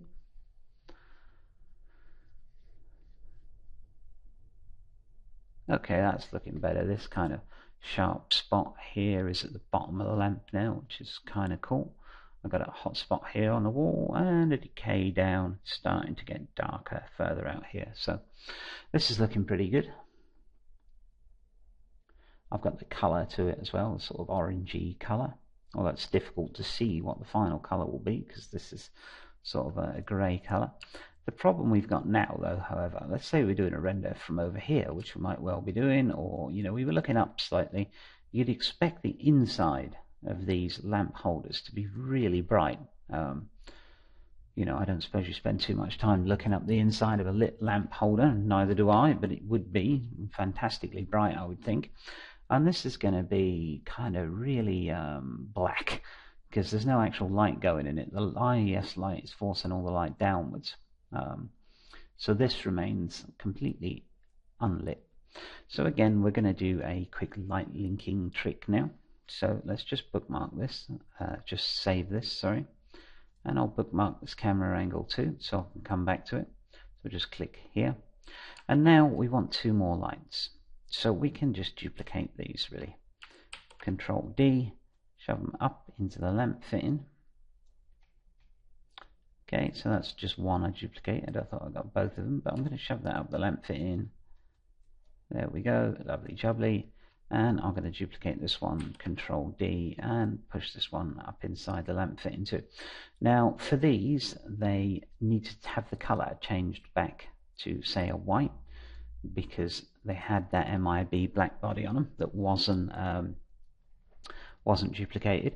And we can just put the intensity down to 1 with no decay.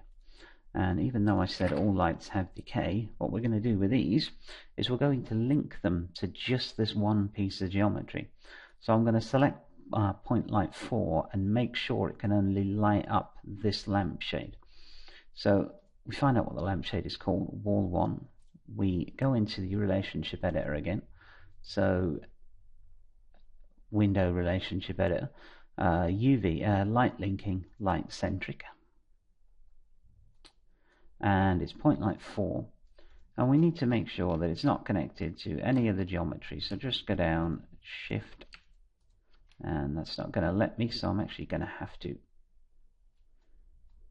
do this the difficult way. I'm just going to come in and I'm going to make sure it's not linked to any of this, and I'm just clicking on it to unlink it away. So when all of this is unlinked, this light, point light 4 here, it can't affect anything in the scene. So let's go down and say to it, affect wall light 1, wall lamp 1. So this light will now only affect this wall lamp. Okay, you can leave all the materials ticked, it's more the geometry we're concerned about. So okay, so let's do the same for the next one.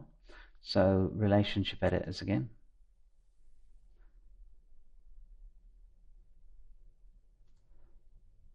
And let's select point light 5, and again just go through. You're not connected to any of these things, you can't illuminate any of these things, and we want to affect only wall lamp. Okay, now I'm going to move back to my camera bookmark, and if we remember before, we had these wall lamps, but you know, that's inside the light shade, should be very bright. So let's just do a quick save.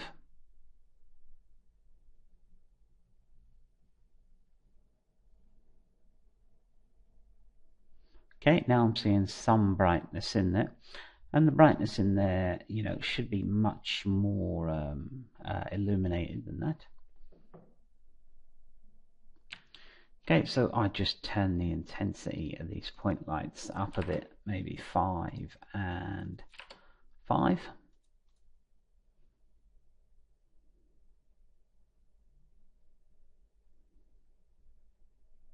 And that's a bit better. Now I can take these in Photoshop and add a little glow halo to them, or you know, a little lens flare effect if I want to. Okay, and we're getting some light leaking through. We'll sort that in a second.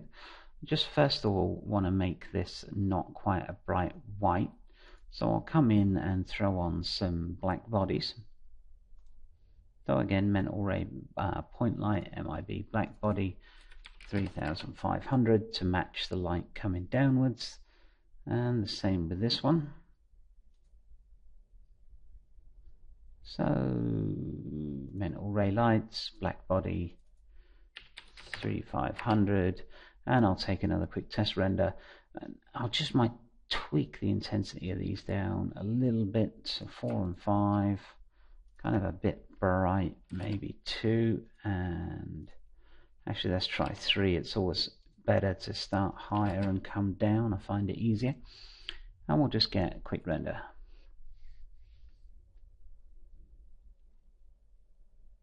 Okay, so as you can see, we've got these illuminated inner lampshades now, and if I took the liberty of doing a render from a bit further away, we can see here some of the light and contribution from our bedside lamp, and these boys up here on the wall looking rather nice with their IES lighting.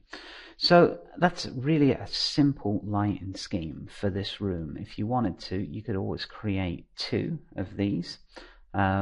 You know, one for the other lamp we have in the corner. But for me, I kind of like this. You know, it's got very bright points of interest, and then it's the darkening here and here that I really like about this. And I think when people are lighting up nighttime shots, they often spend a lot of time making sure every area is lit, whereas for me, it's the areas of darkness that are often of great interest. They really add a bit of drama to the scene. So when we come back, I wanted to actually show you, if I flick on my furniture again, so just make my display layer visible, I wanted to just have a quick discussion about making the material for these lamps, because these are solid metal, so light is shining down, and we've got two point lights for each one to light up the middle of the lamp and one to light downwards. Well, I also want to discuss how to get a lampshade that light can shine through. So that should be the final part for us, I should think. I'm not going to go over the compositing of the nighttime scene, because it's basically the same technique that we just applied for the daytime scene. So I'm going to have a look around for maybe a little bit of a better IES light, one without quite so sharp a fall off here. And I suggest that you play around with these. They don't take too long to render. So I'll see you in the next part, and we'll finish off this nighttime lighting. Okay, thanks very much for watching.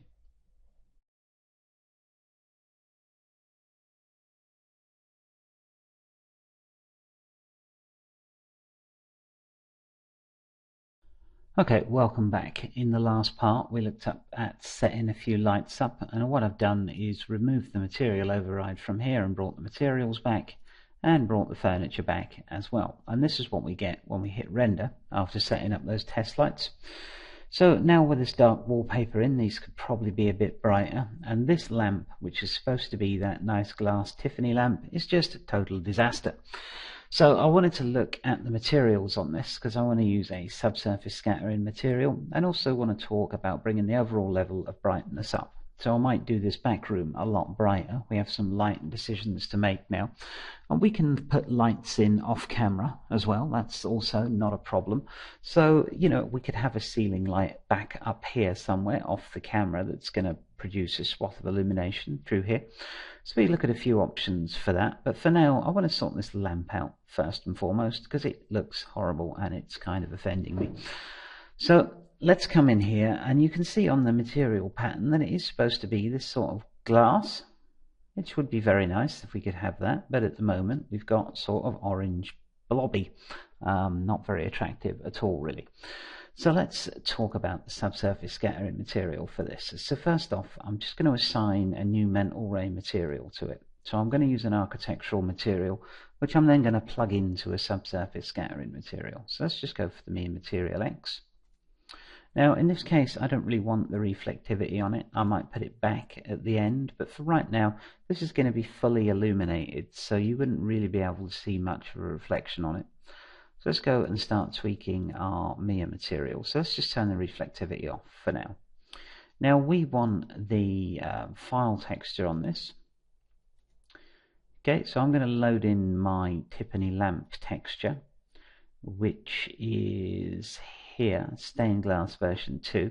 And the reason it's coming in like this, as I mentioned, it's got an alpha channel on it. So let's just pop this open, and you can see here that we've got that Tiffany lamp pattern, and inside is just an orange color. Now that's just because of the texture. If we take a look at the UV view, you'll be able to see the texture.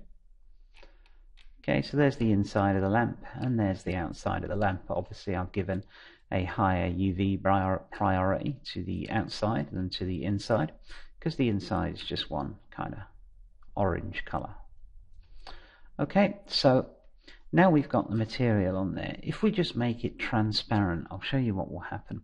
I'll just do a quick test render with this at, say, a transparency of 0.25. Okay, so light's going to shine through it now, but let's have a look at what it looks like. Let's keep this one with the orange Mr. Blobby.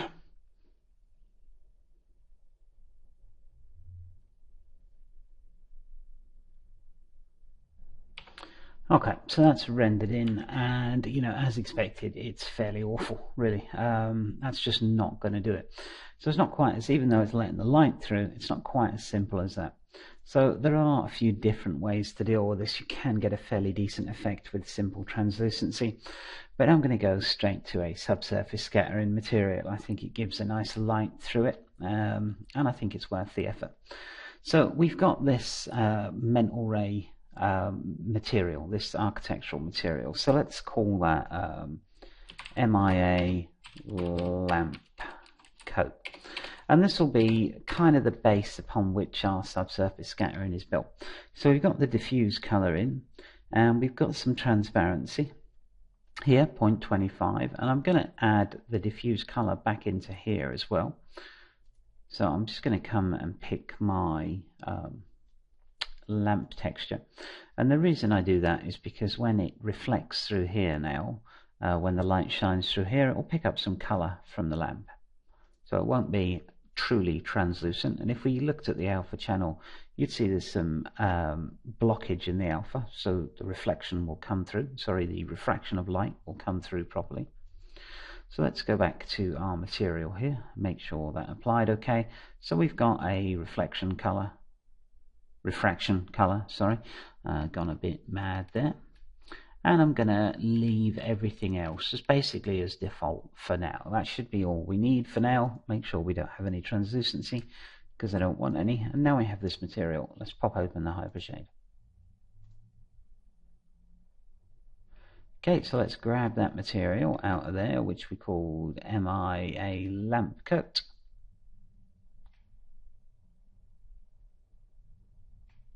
There we go. So let's graph that and see what we got. So we basically got two textures on it that are the same, one to the transparency and, as I said, one to the color. Now let's grab a subsurface scattering material. So I'm going to come into mental ray materials, and I'm going to use a mist fast shader 2x, and the X just generally denotes that it will work with passes to a certain extent, but for this I'm not really too concerned about that. So I've got this mist fast shader, and here it is. Looks fairly complicated, but we'll soon tackle it. So light map is one of the first things this needs. So I'm going to click here, and you'll see that's automatically created this mental ray texture node for me. Now if I just graph this to get rid of that other one, you'll see I've got basically the fast shader itself, the fast shader shading group, the texture for the light map. Now this texture can't just stand as it is. We need to click it onto writable, and we need to make sure it's in 32-bit, otherwise this is not going to work. The file size width and the file size height, well, this is generally double what you're rendering at. So I'm just going to set mine to 2048 and 2048 till I find out what exact size my final render is. That will do. Okay, and now because of the way this works, if I look under the fast shader itself, under the shading group, and go to mental ray, it doesn't have a light map, and we need one of these for subsurface scattering material. So if we come in, I'm just going to do a search for LMAP, and I bring up this mist fast LMAP. Now we need one of those. Okay, and this is how the linkage is going to work. If we click on the mist fast LMAP, you've got light map right. Now this would be the light map we want to write to, which is why we made it writable here. So we simply drag this into light map. So we select our mist fast texture, middle mouse drag this into light map, and that will do for that. Then we select our shading group and drag our light map shader in there, which is the mist fast LMAP. So there we're done. You should end up with a square that looks like this. Okay, now I'm going to bring back my Maya material, because this whole thing will need a shadow shader, which it doesn't have, and I want it to use the shadows from the Maya material. So I'm going to middle mouse drag the Maya material into the shadow shader of the mist fast shader shading group. Okay, so now we're hooked up like so, and that's the basic first step. However, I've got diffuse illumination, specular, diffuse weight, color, all of which I want this Maya material to provide. This Maya material is the material with my lamp texture on and the transparency I want. So I'm going to middle mouse this into diffuse illumination and specular illumination, and this is a cheat. You do human skin in a different way, but as we're not using this particular subsurface scattering material for skin, we're going to use a slightly different technique. So now I've got this hooked up to the specular illumination, diffuse illumination of the misfast material, and the cheating part is I'm going to drag it into the front color and the back color. So front SSS color, back SSS color. So just drop it on there and you'll see that it brings up this box because it doesn't know what to connect to what. So what we want to do is connect the diffuse to the front SSS color and to the back SSS color.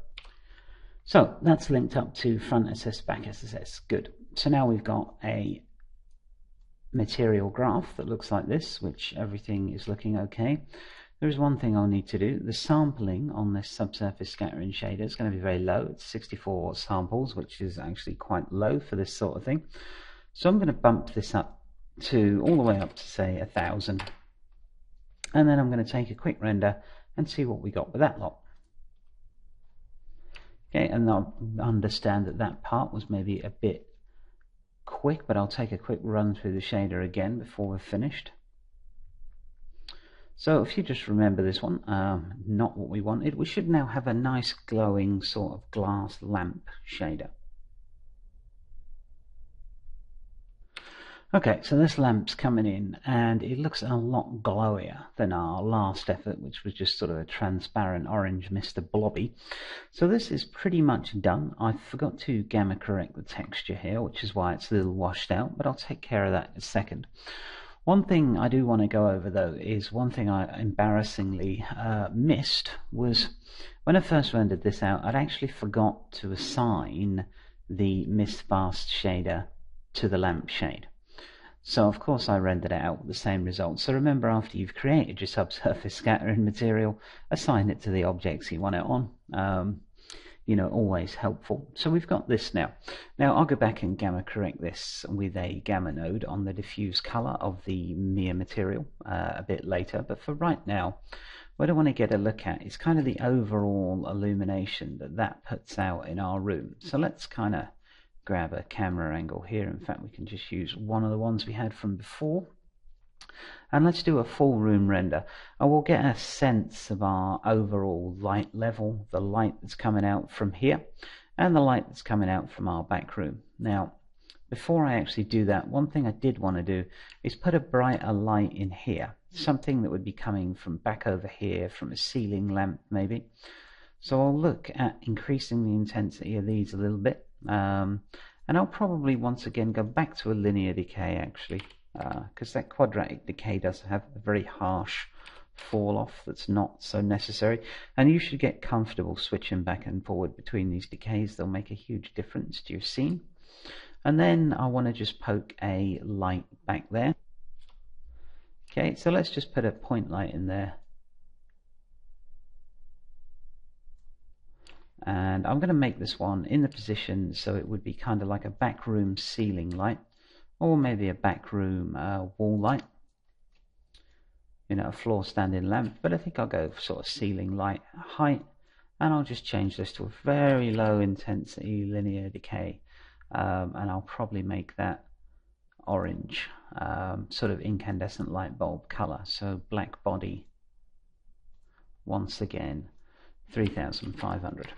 Alright, so you know, now we've got some kind of form of shiny material on this, some subsurface scattering happening there, and let's see what overall light level we get throughout the scene, and then we can tweak that and we should be just about done. So let me go down to one of these bookmark camera views. That one's not going to show me a lot. There we go. And we'll take a look at our overall illumination. As I said, just remember to actually assign your subsurface scattering material to the object that you're trying to render with subsurface scattering on, because it really doesn't help to leave that off. So I'm going to let this render. It'll probably be, with that light through a subsurface scattering material, it will probably be about 15 minutes, I would imagine, maybe a little longer to render this out now. So I'll see you back in a second. Okay, so I've let this render in for 6 minutes, actually 6 minutes 30 seconds, and it's enough for me to see the overall light levels. Quite happy with the light level in this back room, and actually cranked the intensity of these backlights from 15 they were on, they're now 25. Okay, this is a bit of a mess though. I'm not actually happy with this sharp shadow, I'm not happy with this glowiness, and I'm not happy with the overall light illumination coming off this. So you could basically say I'm not happy.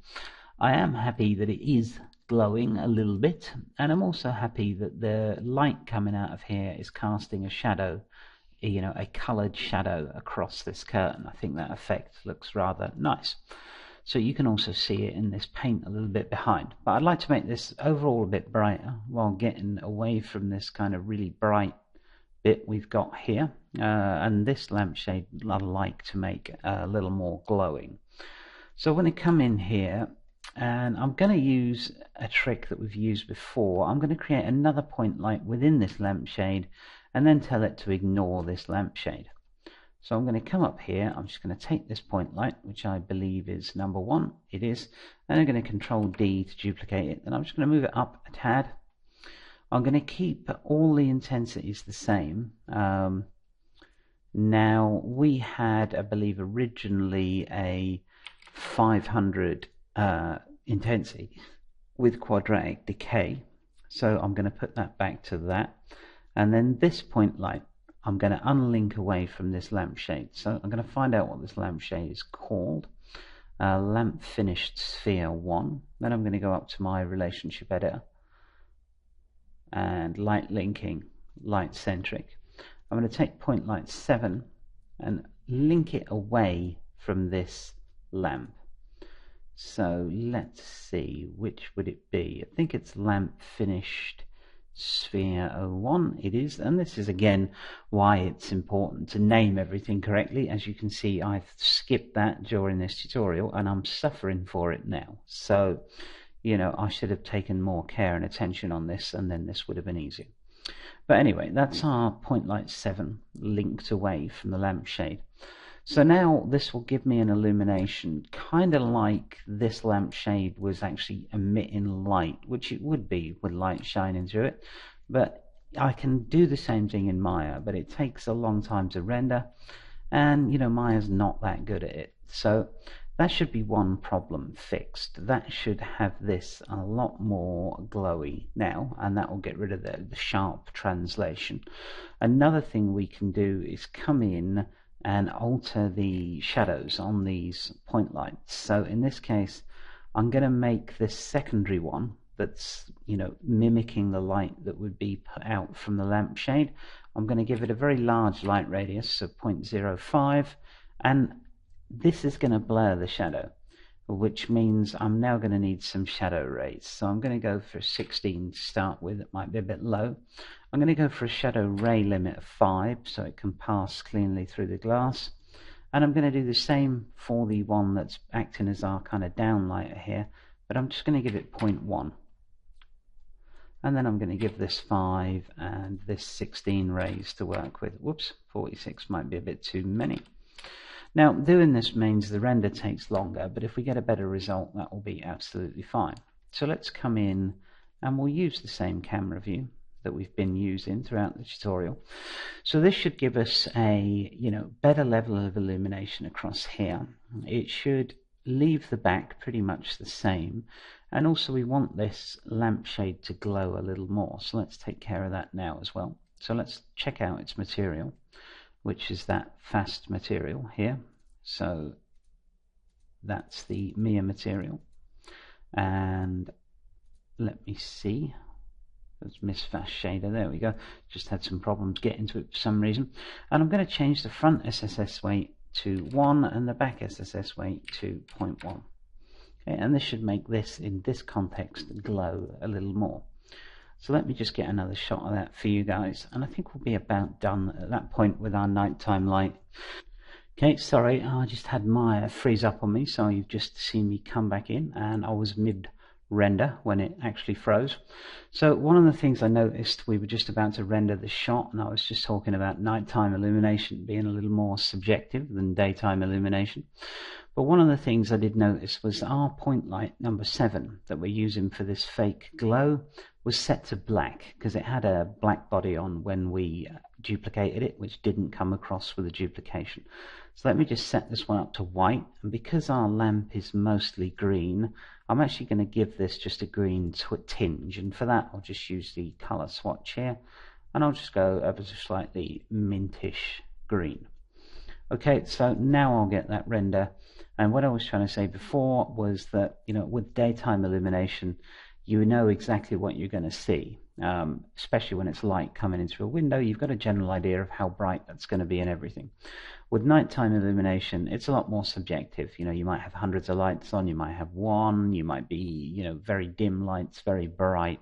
So I'm just going to give you a general overview of how I did some of the lighting in this, and then, you know, kind of set you loose on it. So I'm going to re-render, and apologies for that sort of break and gap in the video there. I'll be back in a second. Thank you. Okay, so my render has finished off here. I'm quite happy with this, the overall kind of light level. I might turn this lamp on here, but I quite like the fact that this is darker. And obviously I want to keep this part quite short. I just wanted to go over some of these IES lights and also the decay rates. Now you'll look, I've changed my green light from a linear decay to a quadratic decay because I thought it gave a nicer look to the scene. But you really want to be keeping an eye on, first of all, the intensity, and secondly, how your lights decay, and thirdly, what kind of shape you have. Also, the color you put on them is quite important, because this sort of orangey look we've got in here is quite different from this sort of green look we have here.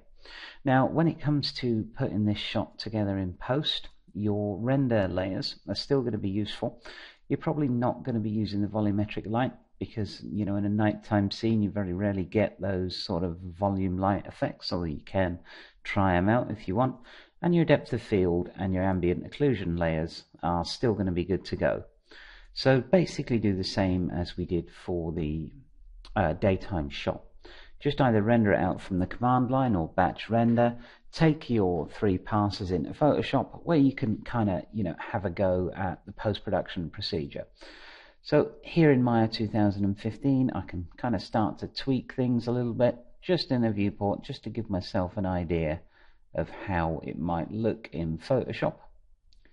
So, you know, I can see that with this lighting setup I've got a whole raft of options to use in post.